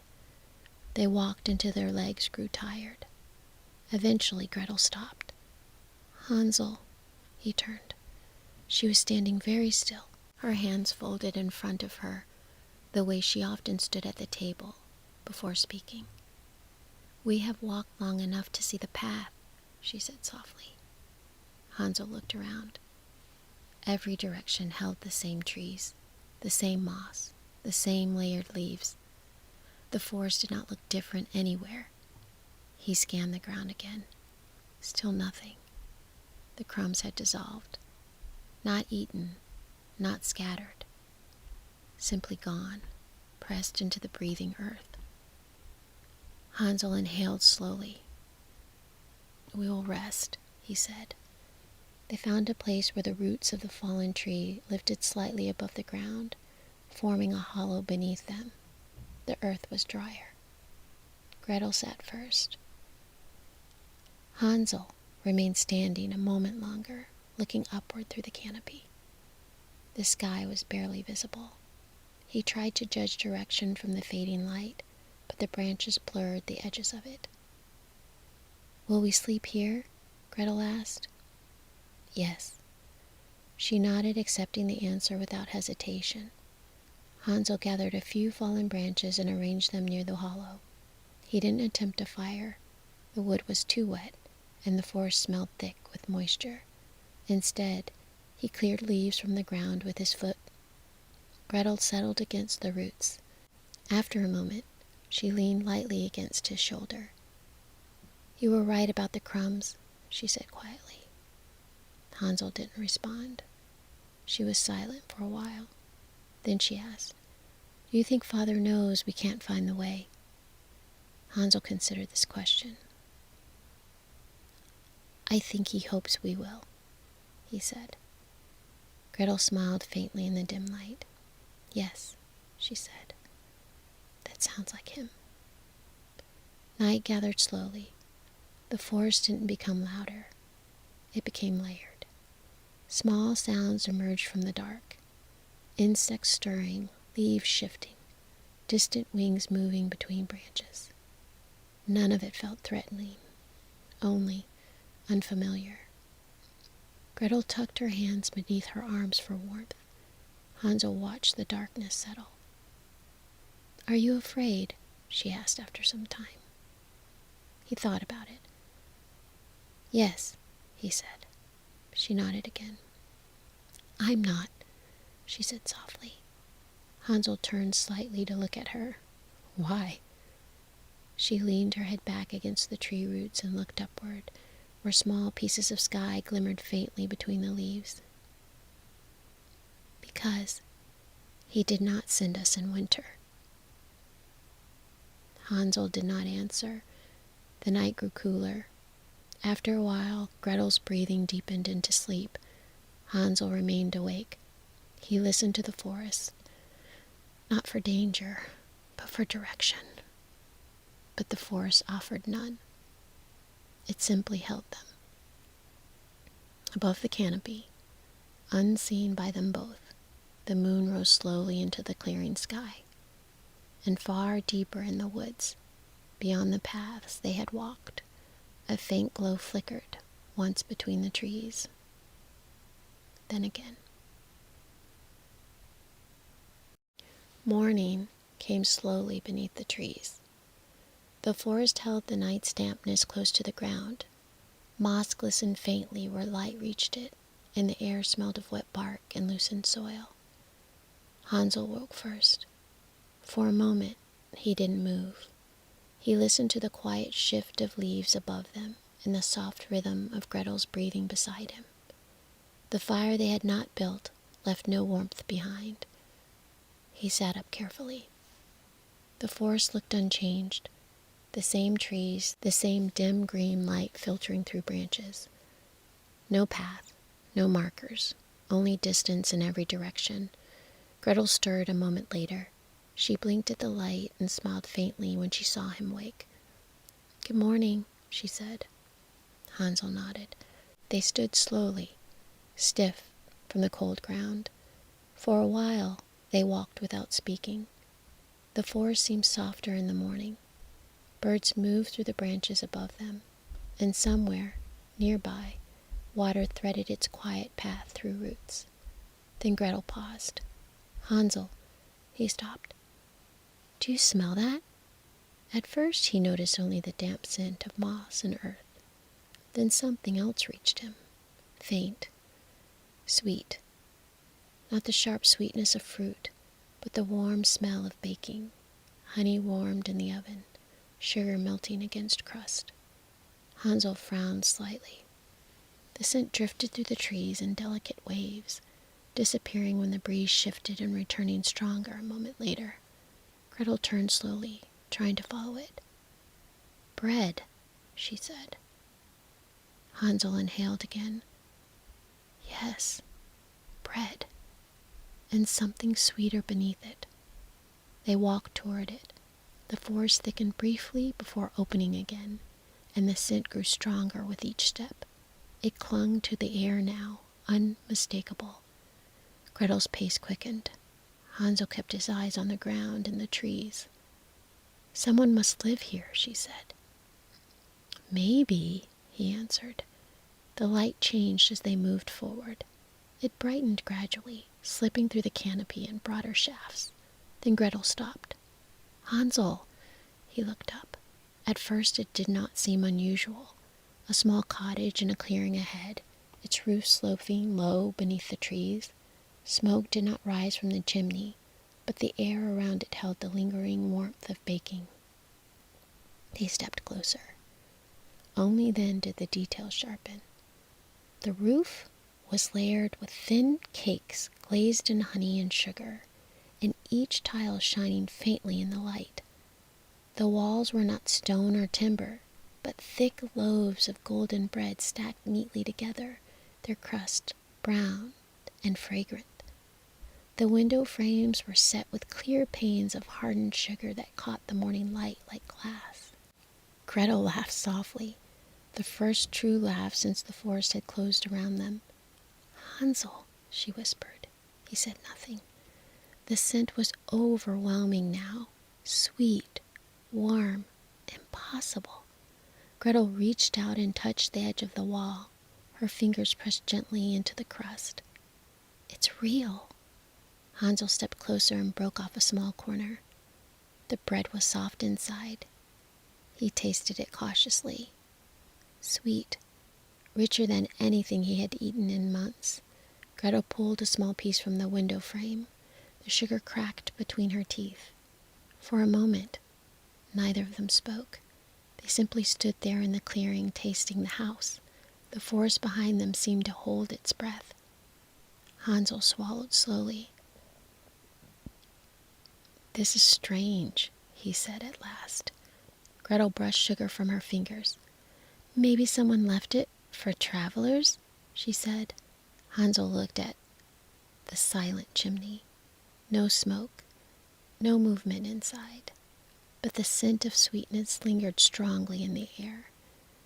Gretel reached for another small piece of the wall. "Just a little more," she said.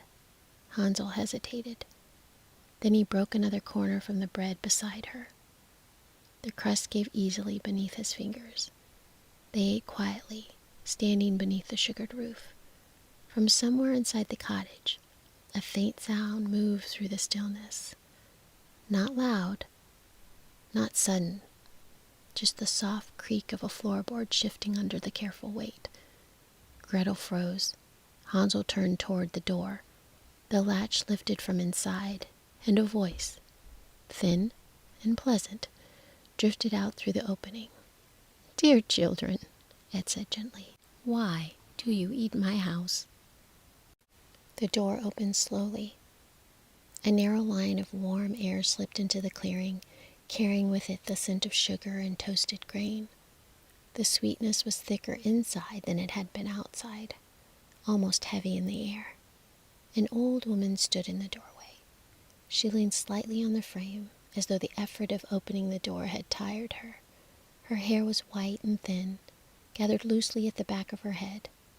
A wool shawl hung from her shoulders, patched and faded from years of mending. Her eyes, however, were bright. "Dear children," she said gently, her voice light and almost amused, "why do you eat my house?" Gretel's hands flew to her mouth. "I'm sorry," she said quickly. "We didn't know it belonged to someone." The old woman smiled. "Of course it belongs to someone," she said kindly. "But hungry children are rarely thieves. They are simply hungry." Hansel watched her carefully. The woman stepped aside from the doorway.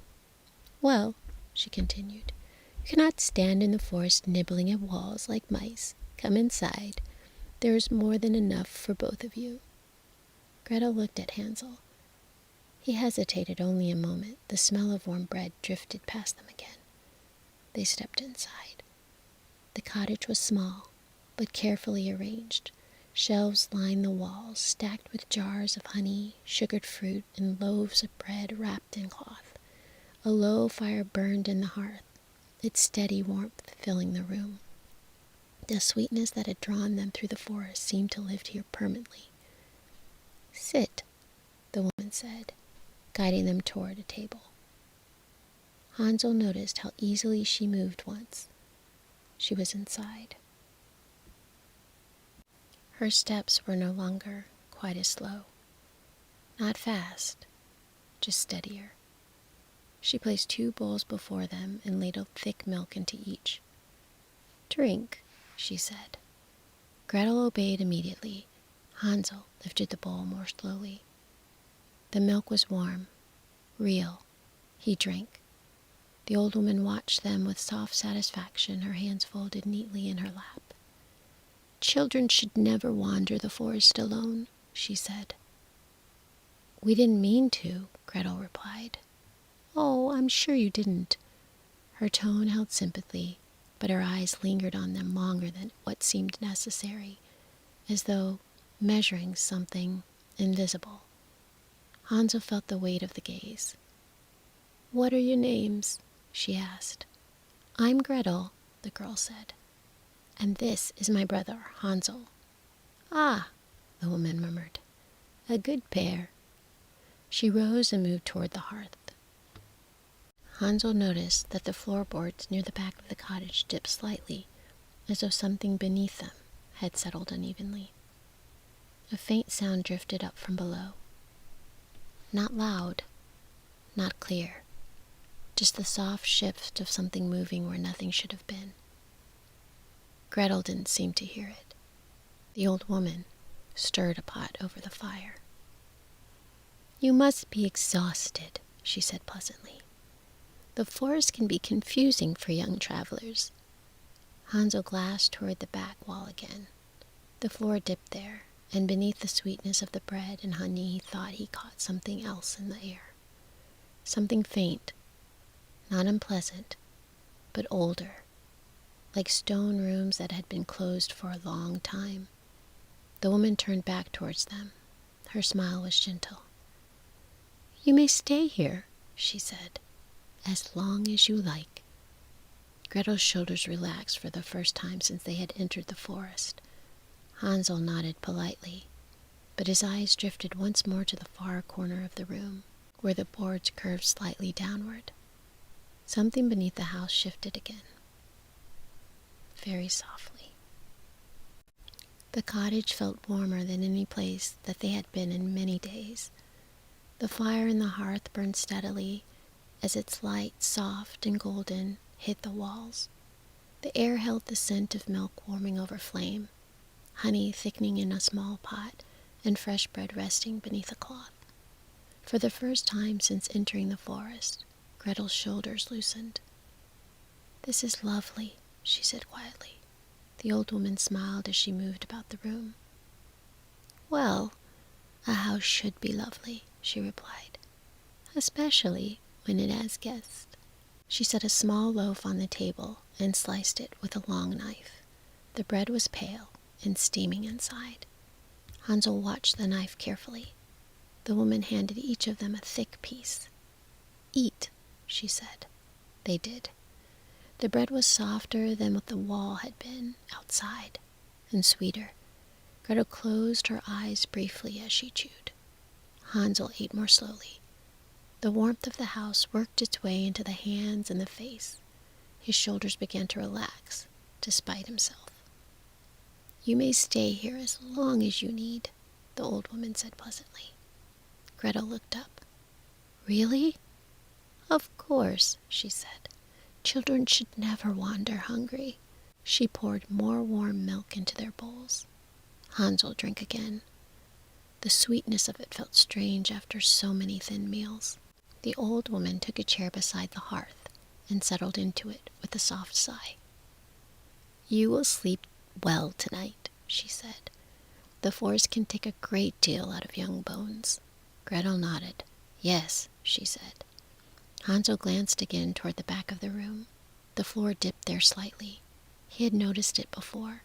A faint draft slipped upward through the boards, cool against the warmth of the room. The old woman followed his gaze briefly. "Old houses shift," she said easily. Hansel nodded, but he kept looking. Gretel finished her bread and wiped the last crumbs from her fingers. "Thank you," she said earnestly. "You are very welcome, child." The woman rose slowly again and moved toward the hearth. Hansel watched her back as she stirred the pot. She moved carefully when they looked at her, but when she thought they were distracted, her movements grew quicker. Not young, but not fragile either.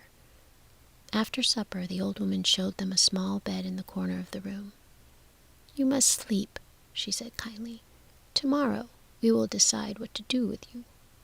Gretel lay down immediately, exhaustion pulling her toward sleep. Hansel remained sitting a moment longer. The fire shifted in the hearth. The floorboards near the back of the room creaked softly again. Hansel turned his head. This time, the sound was clearer. Not the house settling. Something beneath it. A faint moment, then stillness. He looked toward the old woman. She was watching the fire, her expression gentle and unreadable. Hansel lay down beside his sister. The bed was warm. The blankets were soft. Gretel's breathing deepened quickly. Hansel closed his eyes, but he did not sleep for a long time. Somewhere, beneath the sweetness of the house, something shifted again, in the dark. Morning arrived quietly inside the sweet house. The fire had been fed some time during the night. It burned low but steady, warming the room with a slow, patient heat. Sunlight filtered through the sugared windows and scattered soft amber light across the floor. Gretel woke. For a moment she forgot where they were. Then the scent of honey and baked bread returned to her, and she remembered. Hansel was already sitting upright in the bed. "You're awake," she said. Yes. He had been awake for some time. The old woman moved about the kitchen, humming faintly as she stirred something in a pot. "Good morning, children," she said pleasantly. "Did you sleep well?" Gretel nodded. "Very well." Hansel said nothing. The woman turned and smiled. "That is good. A warm house is a blessing." She set bowls of thick porridge on the table and motioned for them to sit. They obeyed. The porridge was rich with milk and sweetened with honey. Gretel ate eagerly. Hansel took slower bites. "You will need strength," the woman said. "There is work to do in any house." "What kind of work?" Gretel asked. "Oh, nothing difficult," she replied. "Just little tasks that keep a place running." She wiped her hands on her apron and turned to Hansel. "You are a strong boy," she said approvingly. "You can help me gather wood from behind the house." Hansel glanced at Gretel. The old woman followed his look and smiled again. "And Gretel, she'll stay here with me," she added. "A girl should learn the kitchen." Gretel brightened. "I can help," she said quickly. Hansel hesitated. The old woman's tone remained gentle. "It will only take a moment," she said. Hansel stood slowly. "All right." The woman lifted the lantern from the hook near the door. "Come," she said. The back door opened in a narrow path between the cottage wall and the forest. The air outside was cooler than the warmth of the house. Hansel followed her along the path until they reached a small shed built into the rear of the cottage. "Inside," she said. Hansel stepped forward. The moment he crossed the threshold, the door swung closed behind him. The bolt dropped. The sound was quiet. Final. Hansel turned sharply. "Let me out!" The old woman's voice came through the door. Not frail now, not grandmotherly. "You will be quite useful to me, child." Hansel pushed against the door. It didn't move.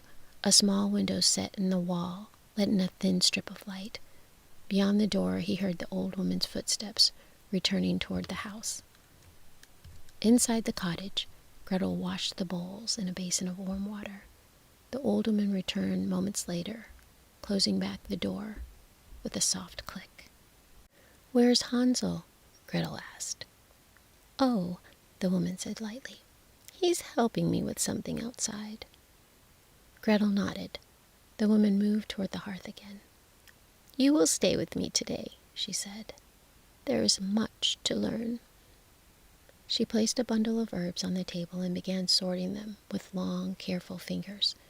Gretel worked quietly beside her. After a while she heard it. A faint sound. Not from outside. From below. A soft, shifting movement beneath the floorboards. Gretel paused. The old woman did not look up.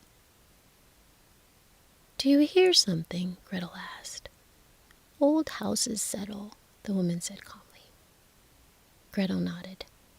But the sound came again, very soft, almost like someone turning in their sleep beneath the house. The day inside the sweet house moved slowly. Morning light filtered through the sugar windows and softened the room with the warm amber colors. The smell of honey and milk clung to the air as Gretel worked beside the old woman. She washed bowls.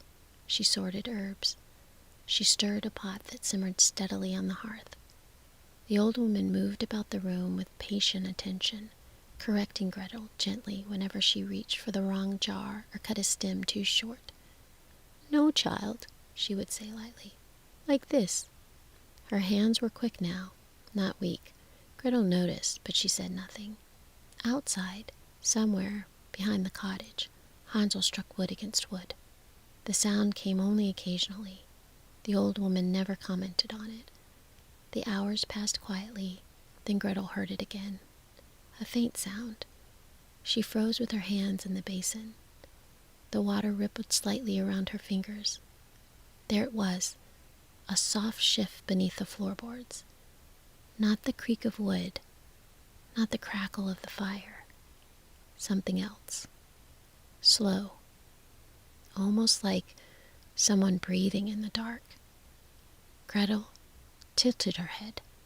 The old woman continued sorting herbs as though she had heard nothing. The sound came again, a faint movement below her feet. Gretel glanced toward the corner where the floor dipped slightly. The boards there curved downward just enough to catch the eye if one looked closely.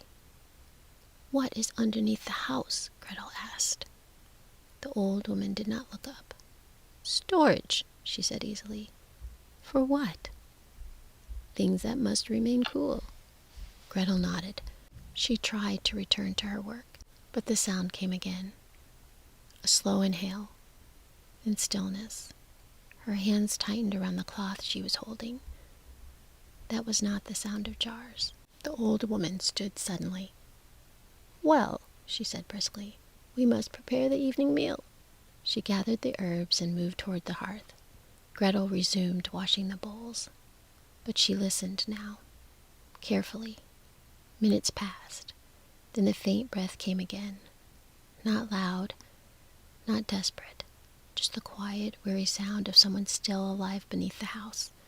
Gretel's heart began to beat faster. She dried her hands and walked toward the corner of the room. The old woman's back was turned. Gretel crouched slightly. The floorboards were warmer from here, from the fire, but a narrow seam between them allowed a thin thread of cooler air to slip upward. She leaned closer. For a moment, there was nothing. Then a breath, soft and fragile. Gretel inhaled sharply. Someone was down there. She stood quickly and turned back toward the hearth. The old woman was watching her. The smile had not left her face. "Is something troubling you, child?" she asked gently. Gretel shook her head. "No." "Good," the old woman said. She stirred the pot again, but Gretel no longer tasted the sweetness in the air. Beneath it, she could hear the faint rhythm of breathing through the floor, and somewhere outside the house, Hansel struck wood again. The old woman left the cottage just after midday. "I must check on the boy," she said lightly as she wrapped her shawl around her shoulders. Her smile lingered on Gretel a moment longer than necessary. "Continue with the herbs," she added. "I will return soon." The back door closed. Gretel waited. The sound of the woman's steps faded slowly along the path behind the house. Then the forest swallowed them. Silence settled inside the cottage. The fire crackled softly. The sweetness of honey and bread hung heavy in the air. Gretel stood very still. She listened. For a moment, she heard nothing but the quiet pop of sap in the hearth.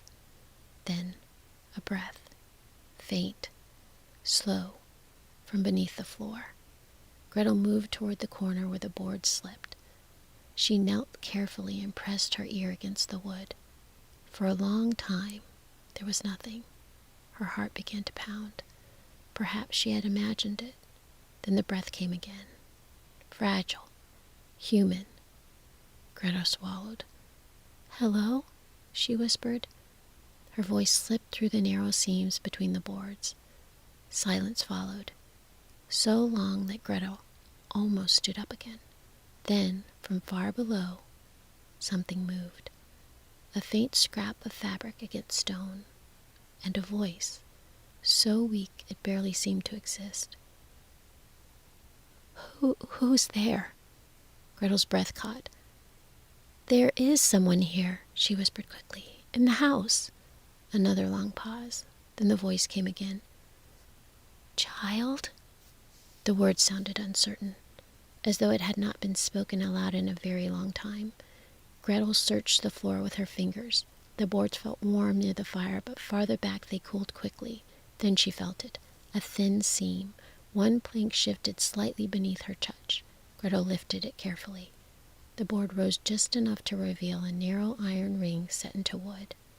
A trapdoor. Her heart began to race. She pulled the door upward. A cold breath of air rose from the darkness below. The sweetness of the house vanished instantly. Below lay a small stone cellar. The lantern hanging beside the hearth trembled as Gretel carried it toward the opening. The light fell slowly into the space beneath. Stone walls, damp and pale, a narrow pallet in the corner, and a woman sitting against the wall. Her hair was tangled and streaked with gray. Her dress hung loosely on her thin frame. She raised a hand to shield her eyes from the lantern light. For a moment, neither of them spoke. Gretel descended the short ladder slowly. The woman watched her carefully, not with fear, but with the cautious attention of someone who had been alone too long. "Hello," Gretel said softly. The woman studied her face. "You are not the witch," she murmured. "No," Gretel said quietly. "My name is Gretel." The name lingered in the cold air. The woman repeated it under her breath. Gretel.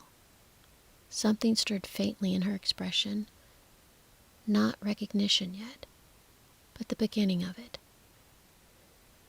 "You had," the woman whispered uncertainly, "a ribbon." Gretel blinked. "A ribbon?"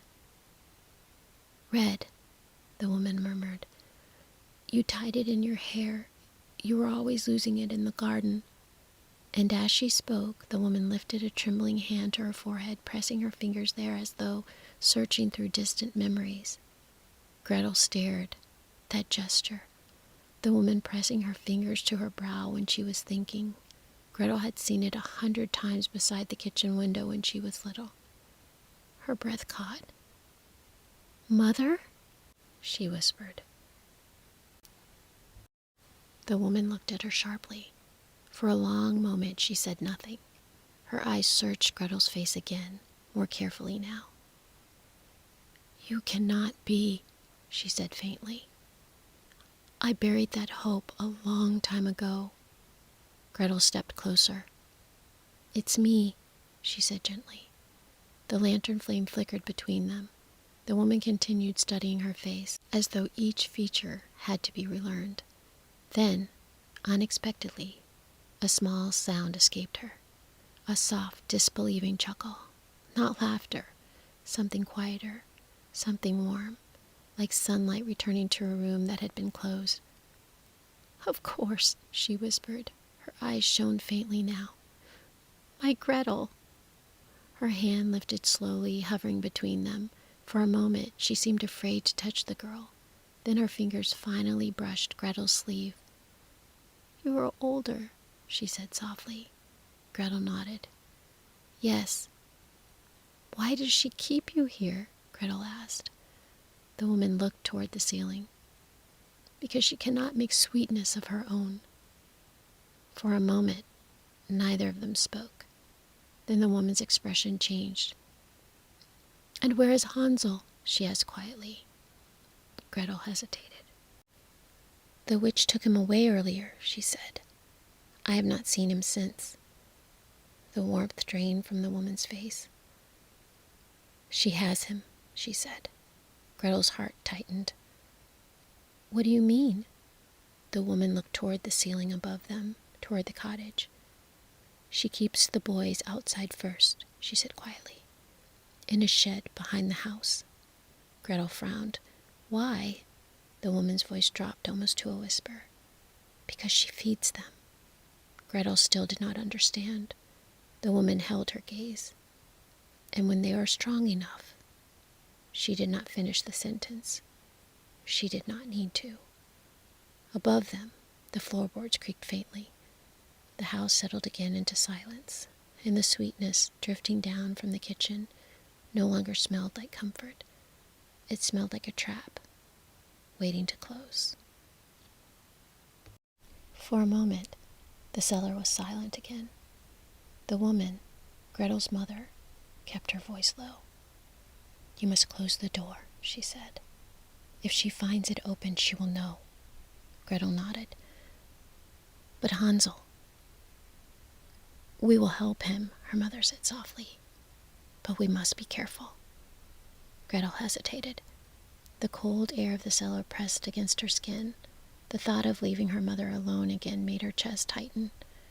"I will come back," she whispered. Her mother reached out and squeezed her hand. "I know." Gretel climbed the ladder slowly. The warmth of the cottage returned as her head rose above the floorboards. The sweet smell of honey and bread drifted through the room again, heavy and false. She lifted the trap door and lowered it carefully into place. The planks settled into the floor. For a moment, she simply knelt there, listening. The house was quiet. The fire crackled softly in the hearth. Gretel stood and froze. Something lay on the floor beneath the hearth. A small white stone. She stared at it. The stone gleamed faintly in the firelight. Hansel had carried stones like this the night they first walked into the forest. But Hansel was not here, and Gretel had not seen any stones near the cottage when they arrived. Slowly, she bent down and picked it up.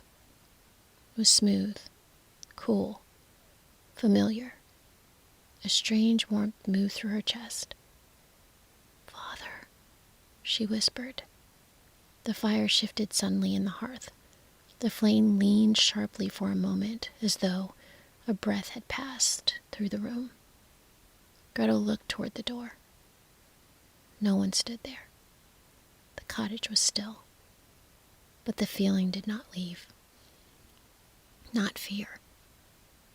Something steadier, like a hand resting briefly on her shoulder. She closed her fingers around the stone. "All right," she said quietly. Then she turned back toward the kitchen table, above the cellar floor, beneath the quiet house. Her mother waited. Outside, somewhere beyond the cottage wall, Hansel was still trapped. And now Gretel knew what she had to do. The cottage door opened with a dull creak. Cold air slipped inside as the witch stepped over the threshold, brushing damp leaves from her shawl. "Well," she said lightly, "such a quiet house." Gretel stood at the table with her herbs spread neatly before her. She kept her hands moving, separating the stems just as the woman had shown her earlier. The white stone rested quietly in her pocket. "Have you been working, child?" the witch asked. "Yes," Gretel said. The old woman's eyes moved slowly across the room. The bowls were clean. The fire burned steadily. The herbs lay in the tidy bundles across the table. "Good," she murmured. She moved toward the hearth and stirred the pot hanging over the flame. The sweet smell of honey thickened the air. For a while, the cottage remained silent except for the soft clatter of the spoon against the iron pot. Gretel did not look toward the floor. She did not look toward the door, but her fingers closed around the stone in her pocket. After a time, the witch set the spoon aside. "I must see the boy," she said. Her smile returned, thin and patient. "You continue your work?" "Yes," Gretel replied. The back door opened again. The witch stepped outside. Her footsteps moved along the path behind the house. Gretel waited. She counted her breaths. 1, 2, 3. The footsteps faded. She rose from the table. The cottage felt strangely hollow, without the witch inside of it. Gretel moved quickly now. She slipped out the back door and followed the narrow path behind the cottage.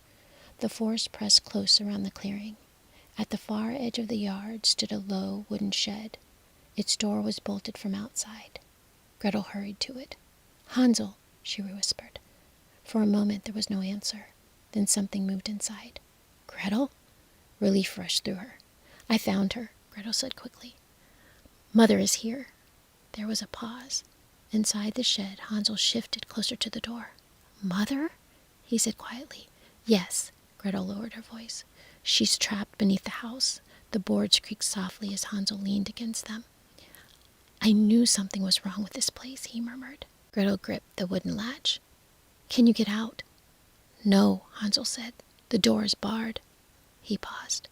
"She feeds me," he added quietly. Gretel's stomach tightened. Hansel's voice grew lower. "I think she's waiting." Gretel glanced back towards the cottage. The windows glowed faintly in the afternoon light. "Mother says she keeps the boys here first," Gretel said. Hansel was silent for a moment, then gave a small, humorous laugh. "That makes sense." Gretel pulled the white stone from her pocket and turned it slowly in her hand. "Father is helping us," she said softly. Hansel was quiet again. "What do you mean?" Gretel told him quickly about the stone by the hearth. When she finished, Hansel spoke in a whisper. "He helped us once before," he said, "with stones in the forest." Gretel nodded, even though he couldn't see her. "We will get out," she said. Hansel pressed his hand against the wooden boards. "I know," he replied. From the direction of the cottage, the back door creaked faintly. Gretel froze. "She's coming," Hansel whispered. Gretel squeezed his hand through the narrow gap between the boards. "I will come back tonight," she said. Then she turned and hurried back toward the house. The white stone rested warm in her palm, and somewhere, in the quiet forest beyond the clearing, another small stone shifted softly against the earth. By the time Gretel returned to the cottage, the sun had begun to sink behind the trees. The clearing was already filling with long shadows. She slipped through the back door quietly. The witch stood at the hearth, humming to herself. The iron oven beside the fire glowed faintly with growing heat. "You were gone a moment," the witch said without turning. Gretel's heart skipped. "I was gathering more herbs," she said carefully. The woman gave a small nod. "Yes, good." She opened the oven door. A wave of heat rolled across the room. "We must prepare supper," the witch said pleasantly. Gretel's fingers tightened slightly around the edge of the table. The witch's sharp eyes flicked toward her. "You will help me tonight," she added. Gretel nodded. "What should I do?" The old woman smiled. "First," she said, "we must see if the oven is hot enough." She bent slightly and peered toward the dark mouth of the oven, but she did not lean very far. Her thin lips curved and quiet with amusement. "You are young," she said lightly. "You go look inside for me." Gretel stepped closer to the oven. The heat pulsed against her face. For a moment, she hesitated. Behind her, the witch's voice softened. "Go on, child." Gretel looked into the fire. The flames burned deep within the iron chamber. Then she straightened. "I cannot see well from here," she said. The witch's smile widened slightly. "Oh." "Yes," Gretel replied. "I do not know how to tell if it's ready." The old woman sighed, as though Gretel had disappointed her. "Children," she murmured. She shuffled forward slowly. "Watch carefully." She leaned toward the oven. "Like this." For one brief moment, the witch's thin body bent over the open door. That was the moment. Gretel shoved her with all her strength. The old woman pitched forward. Her arms flailed once. Then the iron door slammed shut. The fire roared suddenly inside the oven. The cottage filled with the sharp cackle of flames. For a moment, Gretel stood frozen. Her breath became hard and fast. Then the iron latch dropped into place. The oven shook once, then again. Then it was still. Silence spread slowly through the cottage. Gretel stepped back. The firelight flickered across the walls. The sweet smell that had filled the house for days seemed to vanish all at once. From beneath the floor, the faintest sound drifted upward, her mother calling her name. Gretel ran to the trapdoor. "Mother," she whispered. Her hands trembled as she pulled the plank free. "We must hurry," she said. Hansel is still outside. Above them, the oven gave one final crack as the fire settled deep into its iron chamber. Then the cottage grew strangely quiet. The oven crackled softly behind Gretel. She didn't look back. Instead, she ran for the back door. The evening air struck her face as she rushed into the clearing. "Hansel!" she whispered. The shed door loomed at the edge of the trees. Hansel's voice came immediately from inside. "Gretel?" "It's me." Her hands fumbled at the wooden bar. For a terrible second it would not move. Then the wood slipped loose. The door creaked open. Hansel stepped out quickly, blinking in the fading light. Neither of them spoke. Gretel grabbed his sleeve. "Come," she said. "What happened?" he whispered as they hurried toward the house. "She will not trouble us again." Hansel glanced toward the cottage. The firelight flickered through the window. He understood. They crossed the clearing quickly. Inside the cottage, Gretel went straight to the loose plank in the floor. She lifted the trapdoor. "Mother," she called softly. A moment later, the woman's pale face appeared below. "Is it safe?" she asked. "Yes." The mother climbed the ladder slowly. When she stepped onto the cottage floor, she moved quickly to a narrow cupboard beside the hearth. From its dark shelves, she pulled several small velvet pouches. When she opened them, pale jewels and bright coins spilled softly into her hands. "These were never hers," she said quietly. She turned one of the coins between her fingers. "She stole them from travelers, from children, and from me." She placed the pouch in Gretel's hands. "Take them," she said. "We will build again the life she tried to take from us." Next, the mother's eyes moved across the room. The hearth, the oven, the empty space where the witch had stood. Understanding passed over her face like a shadow leaving the ground. "Now, we must go," she said. Hansel nodded. None of them looked toward the oven. The cottage felt different now. The heavy sweetness of the air had begun to fade. Outside, the forest darkened as the last light of the evening slipped behind the trees. Gretel stepped into the clearing first. Hansel followed. Their mother came after them. For a moment, they stood at the edge of the forest, listening. The woods were quiet, but the path ahead was dark and unfamiliar. Hansel glanced down. Something pale caught the fading light. A small white stone lay in the dirt before them. He bent and picked it up. Gretel looked at it. Then she looked deeper into the trees. More stones glimmered faintly among the roots and the fallen leaves. A path. Hansel's fingers closed gently around the stone. He didn't speak, but Gretel understood. "Come," she said quietly, and the three of them stepped into the forest. The forest closed quietly behind them.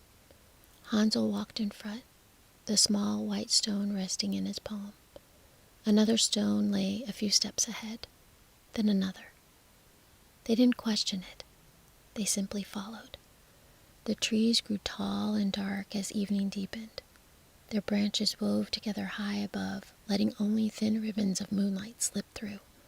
Behind them, the clearing slowly faded from view. For a time, they walked in silence. Leaves whispered beneath their feet. A cool wind moved softly through the pines. The forest no longer felt like a trap. It felt like a path. After a while, Gretel glanced back. Through the trees, she could still see the crooked shape of the sweet house. The firelight glowed faintly inside the windows. For a moment, it looked almost peaceful. Then the roof sagged. The sugared walls began to crack. Honey-dark seams spread slowly across the bright surfaces. A corner of the roof slipped inward. The candles that once covered the walls crumbled and fell. The sugared panes shattered one by one. Within moments, the house folded slowly into itself. Where the cottage had stood, there was now only a dark heap of broken wood and melted sweetness sinking into the forest floor. Gretel watched it disappearing among the shadows. Then she turned back to the path. Hansel had stopped walking. He stood very still, looking down at the next white stone. "Do you see them?" he asked quietly. Their mother stepped beside them.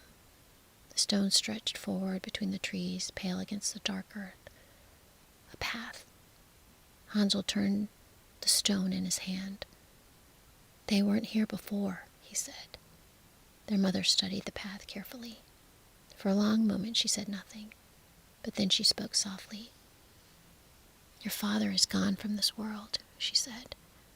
"The winter took him not long after you were sent away." The wind moved gently through the branches above them.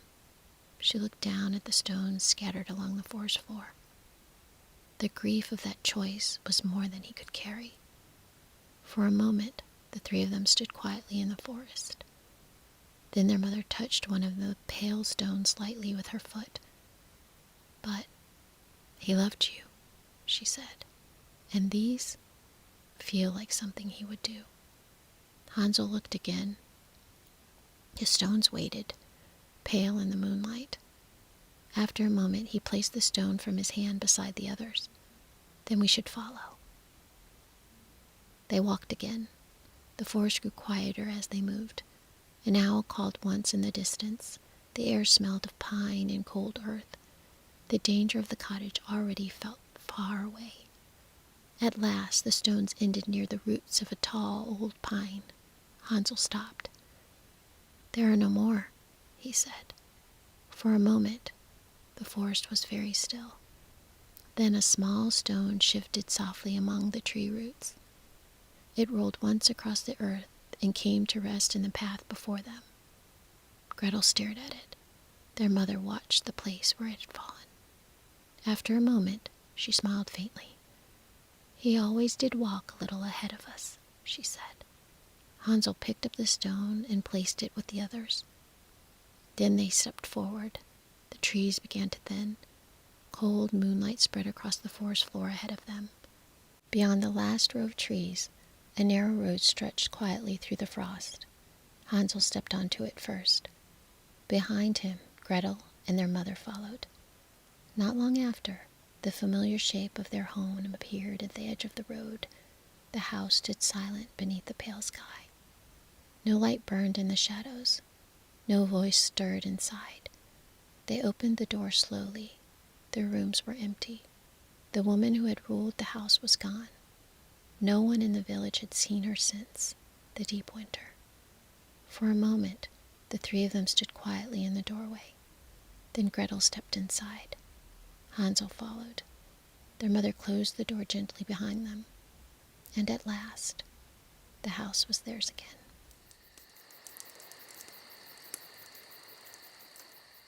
Once upon a time, beneath the orange hue of a harvest moon, there lived a girl named Snow White.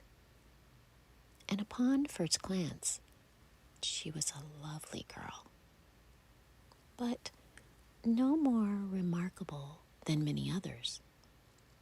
Not dazzling, not untouchable, but simply a girl with a brightness about her.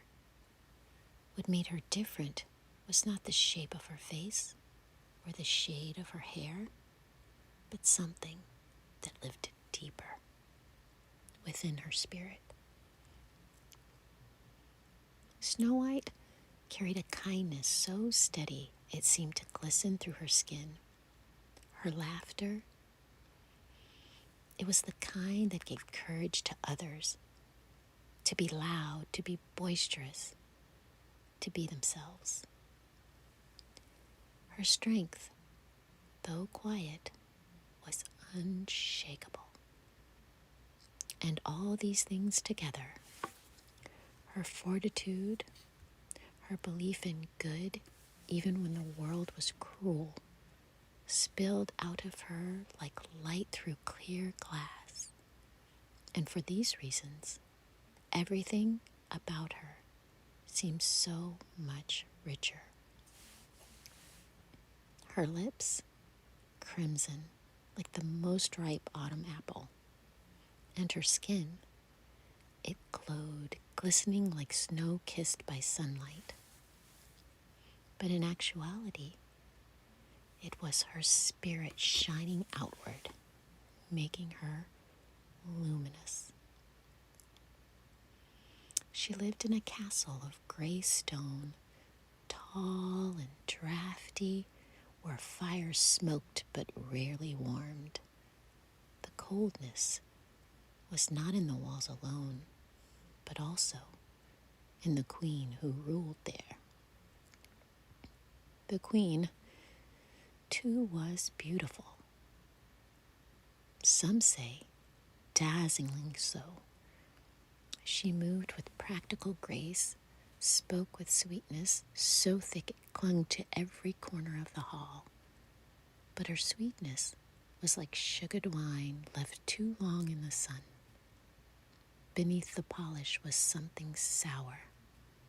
Her beauty was a mask, a perfect fruit that gleamed on the outside, but inside was riddled with worms and decay. Beneath the painted lips and jeweled gowns, there was only hunger. Hunger for her own reflection, for her own importance, for herself.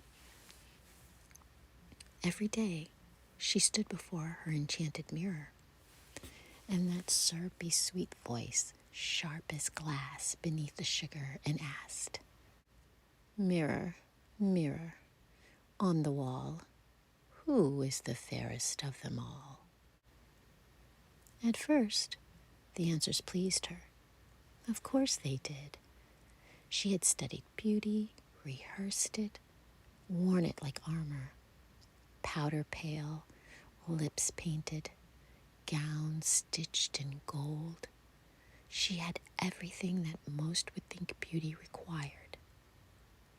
But the mirror, bound by truth, began to change its tune. Day by day, its silver voice returned a different name. Snow White. The queen could not comprehend it. She had jewels. Snow White had none. She had silks. Snow White wore plain wool. She had mastered poise and grace, every glance and gesture perfected in her looking glass. Snow White had only laughter and a way of moving through the world as though it were something to be noticed and cherished. How could this child, quiet, seemingly ordinary, be called fairer than she? But what the queen did not understand, what she would never understand, is that true beauty is not something a crown can purchase, nor something powders and potions can secure. It is not the tilt of a chin or the gleam of a gown. True beauty is what lives inside. And inside the queen, there was only hunger, only decay. But inside Snow White, there was blossoming, kindness that shone in her eyes, strength that steadied her step, faith in good so bright it spilled onto her skin that it literally glistened for all to see. This was the truth the mirror spoke, and the truth the queen could never bear. She hated with fire that smoldered beneath her sweet smiles of decay. For Snow White's beauty was not a mask to be painted or posed. It was real. It was rooted. And no matter how the queen practiced her graces, no matter how she polished her words, she could never grow what was already rotting within her. The queen's sweetness, which had once charmed courtiers and frightened servants, grew sharper with each passing day. Every smile was thinner, every word more brittle. At last, she summoned the huntsman. He was a tall man, his shoulders broad as oak trunks, his hands rough with years of carrying bow and blade. His face was weathered, lined not just by age, but by long nights under the stars, and he carried with him the quiet dignity of someone who had spent more time listening to trees than to kings. The queen welcomed him with her syrupy voice. "My good huntsman," she said too gently as if she were offering honeyed cakes instead of demands, "take the girl to the woods, deep, where the shadows are the thickest, and there be rid of her." The huntsman bowed, for that was his duty, but the weight in his chest was heavier than any stag he had carried home. He had hunted beasts fierce and wild, but never a child, and not this child, not Snow White, who smiled at everyone as if their hearts mattered. The next day, he led her from the castle. The harvest moon was rising pale in the afternoon sky, promising its glow for nightfall. Leaves crunched beneath their feet, crisp and curling, red and amber. A cool wind wound through the branches, carrying the smell of wood smoke from distant cottages. Snow White didn't ask where they were going. She walked beside the huntsman with an easy step, her eyes catching on everything around her. A squirrel dashed across their path with an acorn nearly twice its size. Snow White laughed softly. "They're always so serious this time of year," she said, almost to herself, "running about as if the world might end if they don't find the last nut." A chuckle escaped her lips. The huntsman's mouth twitched. He had never thought of squirrels as serious, only fast. But she was right.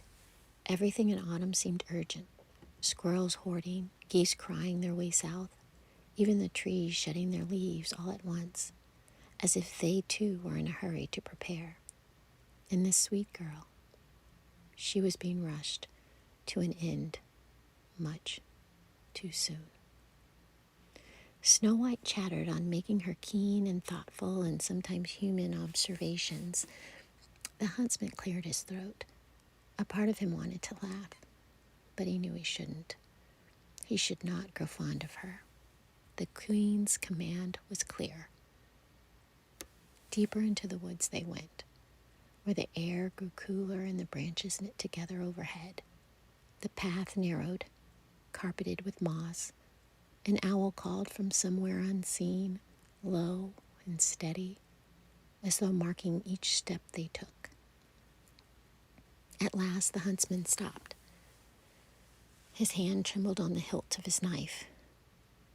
He had killed before, but never like this. "My lady," he said with his voice raw and cracking, "forgive me. The queen has commanded me to take your life." Snow White turned to him. Her eyes widened, but not with panic. "I see," she said, her voice quiet and steady. "And will you?" The huntsman shook his head violently. "I cannot. I will not. Run, child. Run far and do not look back. She will never stop hunting you." For a moment, the forest was silent. Snow White pressed her hand to her chest. Then she nodded once, not in fear, but in understanding. "Thank you," she whispered. "You saved me today, more than you know. I'll be strong now. I'll run far, and I'll keep going." And with that, she fled. The forest seemed to leap to meet her. Branches reached low, snagging at her skirts. Roots tangled beneath her shoes. She stumbled, caught herself, and kept running. Leaves shattered beneath her steps. A fox darted across her path, pausing just long enough to blink at her with golden eyes before vanishing into the underbrush. The deeper she went, the more the forest wrapped around her. The air grew damp with moss and earth. Shadows thickened, but moonlight spilled through the canopy in silver shards, guiding her onward like lanterns hung in trees.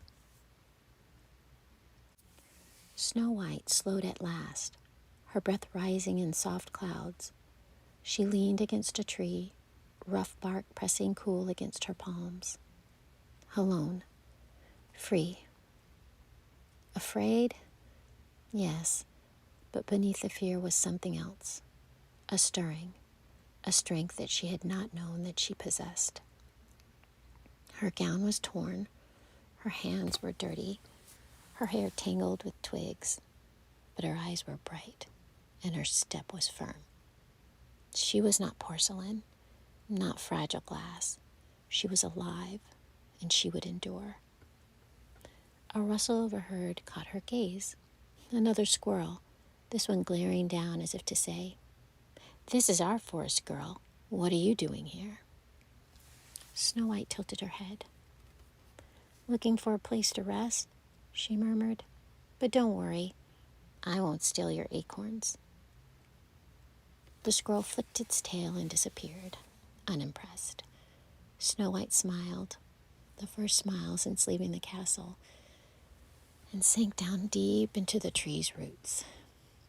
The forest was strange and full of shadows, but also full of life. And she, too, was full of life. For the first time, she felt the truth of it. She was more than a girl in a castle. She was something else now, something strong enough to stand, even in the darkest woods, beneath the glow of the harvest moon. Snow White wandered deeper into the forest until at last she came upon a cottage. It stood crooked among the trees. Its beams bowed slightly as if the forest had leaned too long upon it. Smoke curled from the chimney, carrying the scent of roasted meat and fresh bread. Her stomach growled, and she pressed her hand to it. She hadn't eaten since morning. Drawn by the smell and the warmth glowing through the windows, she pushed open the door. Inside, she expected smallness. Instead, she found the opposite. 7 chairs circled a wooden table, each one large enough for 3 men to sit, shoulder to shoulder. 7 mugs lined the shelf, each the size of a barrel. Boots, enormous boots, stood in a row by the hearth. Some were patched, some caked in mud, all so wide she thought she could fit inside one for a nap. The table was cluttered with plates and crumbs, bones from a feast, and a jug half spilled on its side. Snow White looked around, wide-eyed. Whoever lived here was not small. Whoever lived here was very, very large. She set the jug upright, brushing crumbs from the table with a quick, tidy movement. It felt right to make herself useful. Then came the sound. Footsteps, heavy as thunder, shaking the floorboards. Snow White's heart leapt. The doors swung wide, and one by one they ducked inside. 7 men, broad as door frames, tall enough that they had to stoop beneath the rafters. Their shoulders were like boulders, their hands like hammers, but their faces, ruddy-cheeked, boyish, and open as sunlight. The first sneezed so loudly that the rafters rattled. The second tripped over the threshold and sent his boots flying across the room. The third carried an entire roasted chicken in one fist, grease glistening on his chin. Another ducked his head to avoid the lamp, but smacked it anyway, muttering, "Blasted ceilings." They were giants, but not the dreadful bone-crushing kind from bedtime warnings. No, these were the silly, lumbering sort who laugh too loud and eat too much and argue over who gets the biggest blanket. Snow White should have been afraid, but she wasn't. Their laughter filled the room like firelight, and they were massive. They moved around her carefully, as if she were something precious. "Look at her," one boomed with his voice echoing off the walls. "A little bird blown in from the storm." "Little bird," another said, scooping her up in one enormous arm before gently setting her on the chair 3 sizes too big. "She's no bird. She's a queen come to live with us." Snow White laughed. her first true laugh since leaving the castle. The sound surprised her, but it surprised them too. They all went quiet for a moment, staring at her as if she'd brought something brighter into the room than even the fire. "Hungry?" asked one with the chicken, thrusting it toward her. "You look hungry." "I couldn't possibly," Snow White said, though her stomach betrayed her with a very loud growl. That set them roaring with laughter, the kind of laughter that shakes a room, not unkind, but booming and warm. One fetched a plate, another poured her a drink into a mug, so big that she had to lift it with both hands. Soon she was surrounded by giants who insisted she eat, insisted she rest, insisted she tell them how she'd come to stumble into their cottage. She told them, with quiet courage, that her stepmother had not simply sent her away. She had deceived her, and worse, she had ordered her death. "That queen," one muttered, shaking his great head. "Always thought she was too sweet to be true." "Rotten as an old pumpkin," another said, pounding the table. "Not fit to polish a boot," grumbled the one with the chicken grease still on his chin. Snow White laughed then, not only because the giant's bumbling amused her, but because for the first time she had left the castle. She felt safe. Her laugh was soft, almost shy, but it filled the cottage brighter than the fire. That night, they showed her their sleeping quarters. 7 beds lined by the wall, each one enormous, quilts folded at the ends. But compared to their size, the beds seemed quite small. So much so that 2 of the men muttered about their backaches and who stole the long bed last time. "For tonight," Snow White said gently, "I'll take this one." She slipped into the smallest bed, which was still too big, the quilt nearly swallowing her whole. The giants grumbled, teased one another, and argued over whose snoring was loudest. But when the lamps were blown out and only the fire glowed, their voices softened. Snow White lay nestled beneath the quilt, listening to the steady rhythm of their breath, the occasional creak of the house beneath their weight. For the first time since leaving the castle, she realized she had not only been sheltered, she had been welcomed. The Queen's mirror had never spoken of this kind of beauty, the beauty of belonging, of laughter, of warmth. Yet here it was, in a crooked cottage deep in the woods, when 7 enormous silly men had made her one of their own. Maybe, just maybe, this was the only kind of beauty that ever truly mattered. The Queen, in her chamber of mirrors, seethed. Day by day, the glass betrayed her. Day by day, it named Snow White the fairest, as if her own painted beauty counted for nothing. So she disguised herself, not in rags or warts, no, that would have been too honest. Instead, she chose sweetness. She draped herself in the shawl of a peddler woman, her face painted soft, her smile so wide it nearly was aching. Her voice dripped with honey, sticky and thick, and she set out into the woods. Snow White was alone in the giant's crooked cottage when the knock came. "Child," called the woman's voice, warm and lilting. "Child, I have ribbons, lovely ribbons, bright as berries, soft as silk. Come and see." Snow White peered from the window. The woman stood there smiling, her basket brimming with laces and cords, colors spilling like jewels. She seemed kind, too kind perhaps, but Snow White, with her open heart, stepped out to meet her. The Queen's eyes gleamed, though she hid it beneath her smile. "What a treasure you are," she cooed, brushing Snow White's cheek with fingers cool as marble. But such a gown, such plain laces. Come, let me help you. A girl like you deserves to be dressed more finely. Snow White hesitated, but the woman's hands were quick and her voice soothing as a lullaby. Stand tall, my dear. Just a tug, just a pull. You'll be perfect. The ribbon slipped around Snow White's waist, snug at first, then tighter, then cruelly tight. The queen's hand worked fast, pulling, her breath quickening through her voice stayed sugar sweet. There now, she murmured. See how lovely you are? Slim, elegant, just as a beauty should be. Snow White gasped. Her breath caught. The ribbon cinched like an iron. Her vision blurred.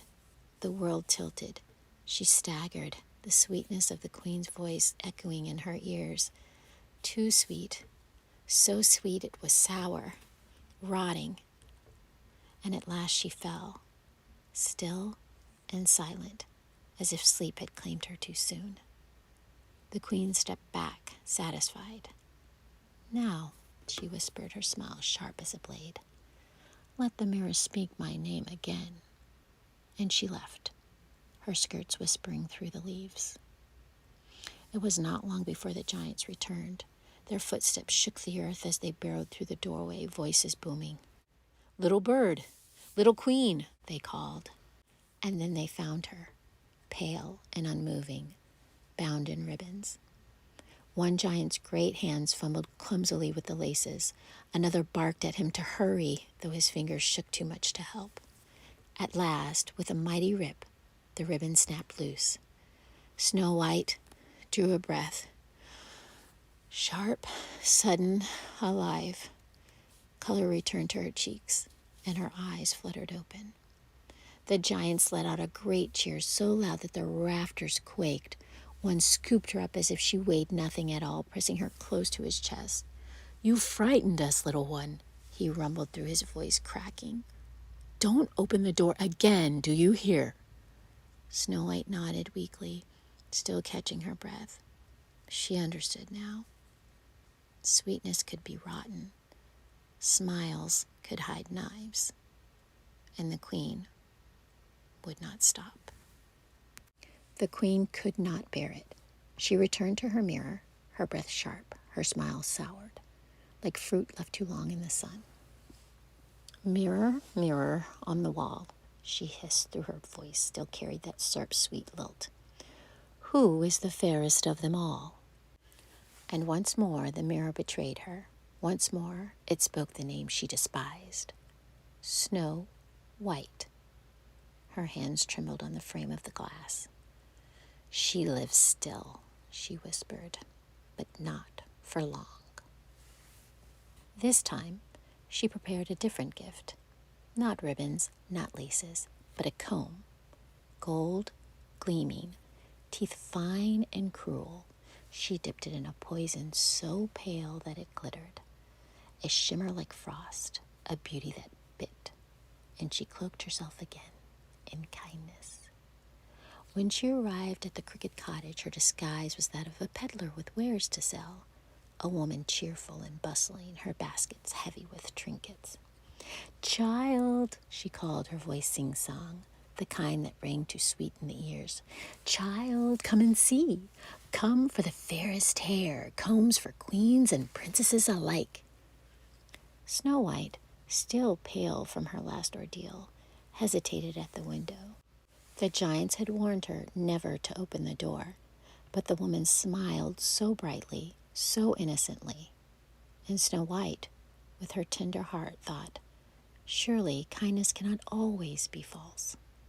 So she cracked the door, just a sliver. The woman leaned in, her eyes gleaming beneath her shawl. Look at you, she crooned. Such lovely hair, but so untidy. Come, my sweet child, let me smooth it for you. A girl as pretty as you should shine, should sparkle, should gleam. Snow White's fingers twitched at her tangled hair. It was true. The forest had left twigs and leaves woven into her dark lock. Embarrassment flushed her cheeks. Slowly she opened the door wider. The queen's hand was quick, practice. She slid the comb through Snow White's hair with practiced gentleness, each stroke slower, sweeter, until pain.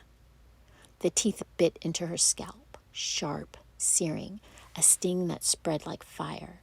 Snow White gasped, her knees buckling, her breath faltered. The sweetness of the woman's voice curved around her like a noose. "There now," the queen whispered, too softly, too sweetly. "Doesn't that feel better? Perfect, my dear, perfect." Snow White swayed, her vision dimming. The last thing she saw before the darkness claimed her was the comb gleaming in her hair like a golden crown. The queen slipped away, smiling, her basket light, her steps quick with triumph. Not long after, the giants returned. Their laughter echoed through the trees even before their boots thudded against the cottage floor. But laughter turned to alarm when they found her, slumped and silent, her head bowed. "Little bird," one bellowed, his voice cracking. "What happened?" They crowded around her, their massive hands trembling as they lifted her. The comb glinted, and one of them cursed softly. "It's this," he muttered, fumbling to pull it free, but his fingers were too large and too clumsy. Another tried, and another, their hands bumping, their voices rising in panic. At last, one gave a great tug, and the comb snapped loose. Snow White gasped, her eyes flying open, breath rushing back into her lungs. She coughed, blinked, and then seeing their enormous worried faces so close to her, she laughed, weak but real. The giants fell back in relief. One clapped so hard on the back that he nearly toppled into the fireplace. Another muttered about banishing all combs forever. Another swore he would cut his hair with a sword before he let such a thing come near his head. Snow White shook her head, tears of laughter mixing with her exhaustion. "You saved me," she whispered. "Of course we did," one said gruffly, his cheeks pink. "We'd save you 1,000 times if we had to." And they tucked her close that night, quilts piled high as if to shield her from every sharp edge in the world. The queen raged. Twice she had tried. Twice she had failed. And twice the mirror had mocked her. "Mirror, mirror on the wall, who is the fairest of them all?" And always it answered, "Snow White." Her voice, once warm and lilting, had grown brittle. Her smile glittered, but it was the glitter of broken glass. But she smoothed her face once more, painted on her kindness like a mask, and prepared her final trick. This time she chose an apple, round, red, gleaming as if it was kissed by sunlight. Its skin shone so brightly that it promised sweetness with every bite. But beneath the surface, its flesh was laced with poison. Not the kind that stung or burned. No, this poison was patient. It would slow the heart, quiet the breath, slip the soul into silence. The queen cloaked herself once again, this time as a humble farmer's wife, her basket filled with fruit. She whistled as she walked, her tune cheerful, her face warm, and when she reached the crooked cottage, she called out, her voice syrupy and smooth, "Apples, apples fresh from the orchard, sweetest of the season, ripened under the harvest moon."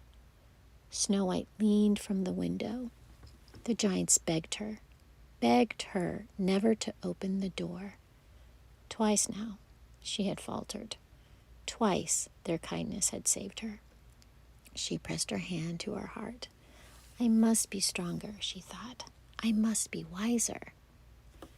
And yet, she was human. She was young, and the sight of those apples, red and shining, made her mouth water. It had been so long since she had tasted fresh fruit from the branch. The queen lifted one apple high, its skin glowing like rubies. "Just one bite, child," she coaxed, as her voice as soft as a lullaby. One bite, and you will taste heaven." Snow White hesitated. The woman's eyes gleamed, though her smile never wavered. Her sweetness was suffocating, her kindness too polished.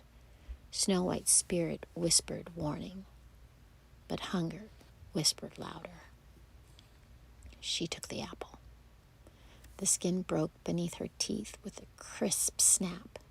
Juice spilled, sweet at first, but then bitter, sharp, wrong. Burning her throat, her hand slipped. The apple rolled from her grasp, thudding against the wooden floor.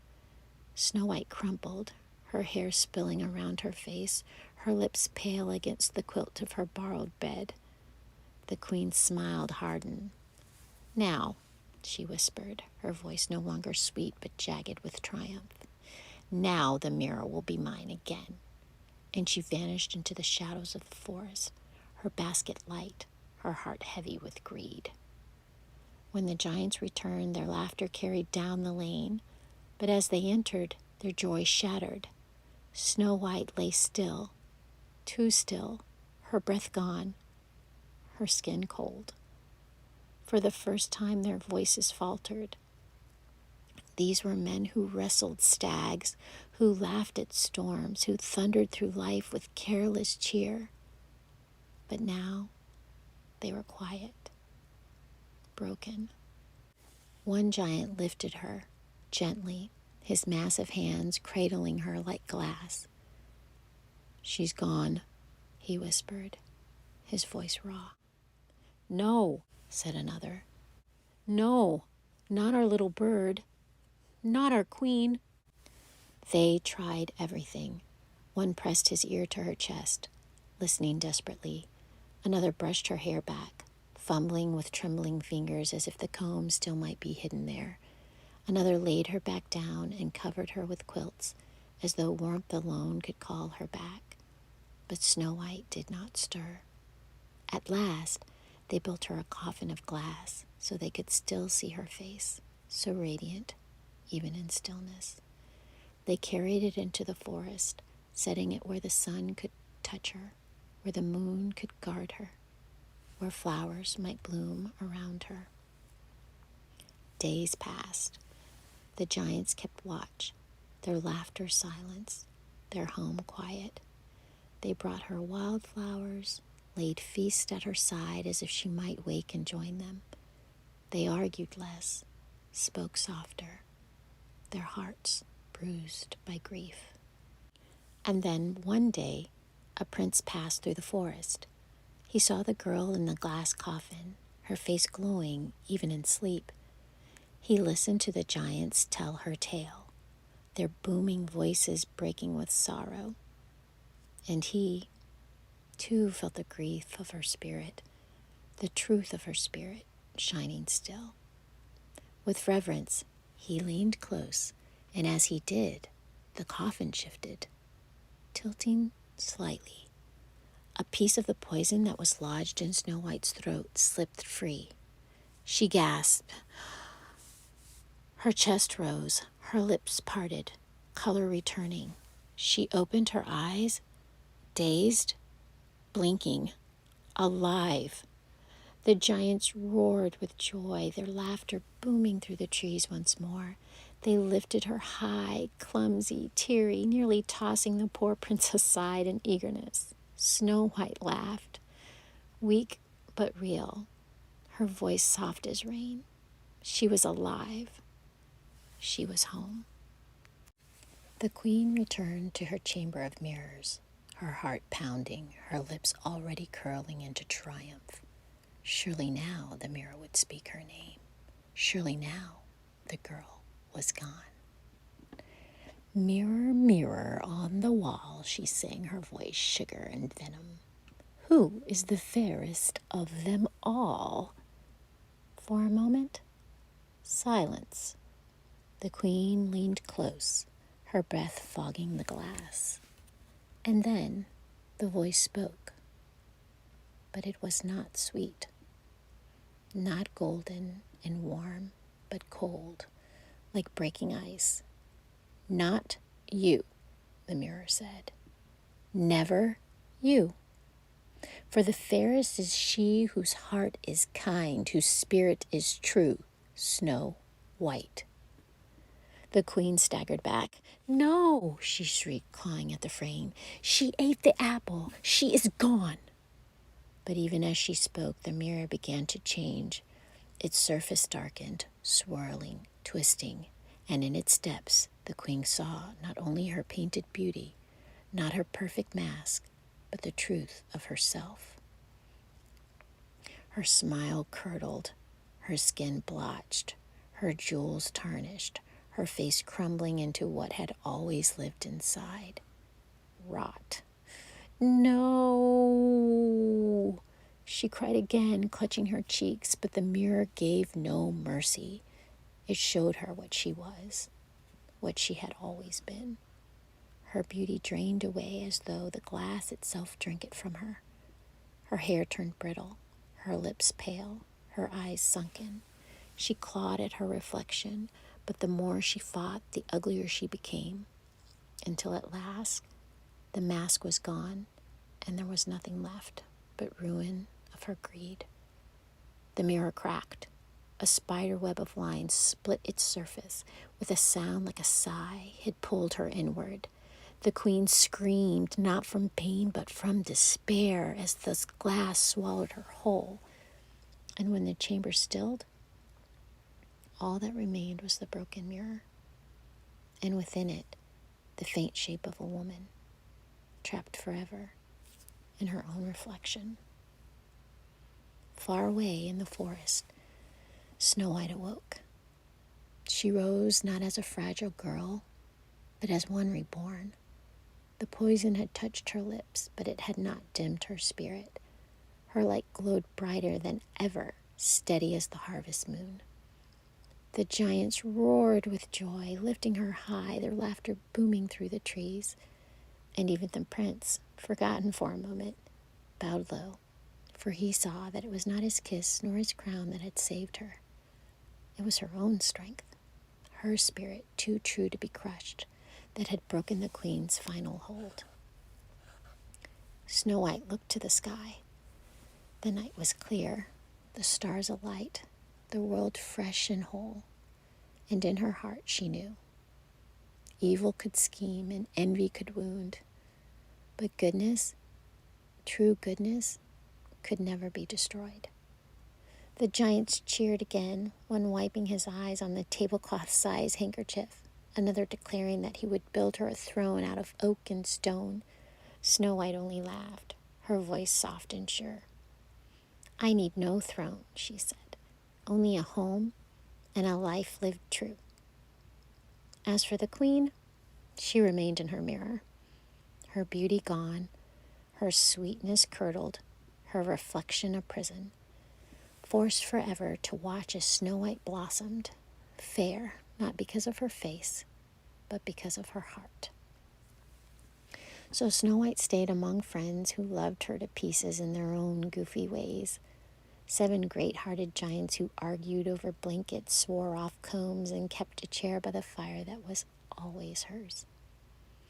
And when she curled by the fire at night, wrapped in a quilt too big, the giant snores rumbling all around her, she knew she was home. And when autumn yielded to winter, and winter to spring, the forest remembered.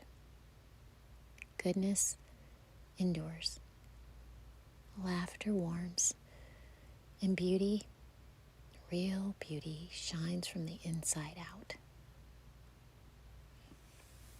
The night is quiet again. Your breath is slow and easy.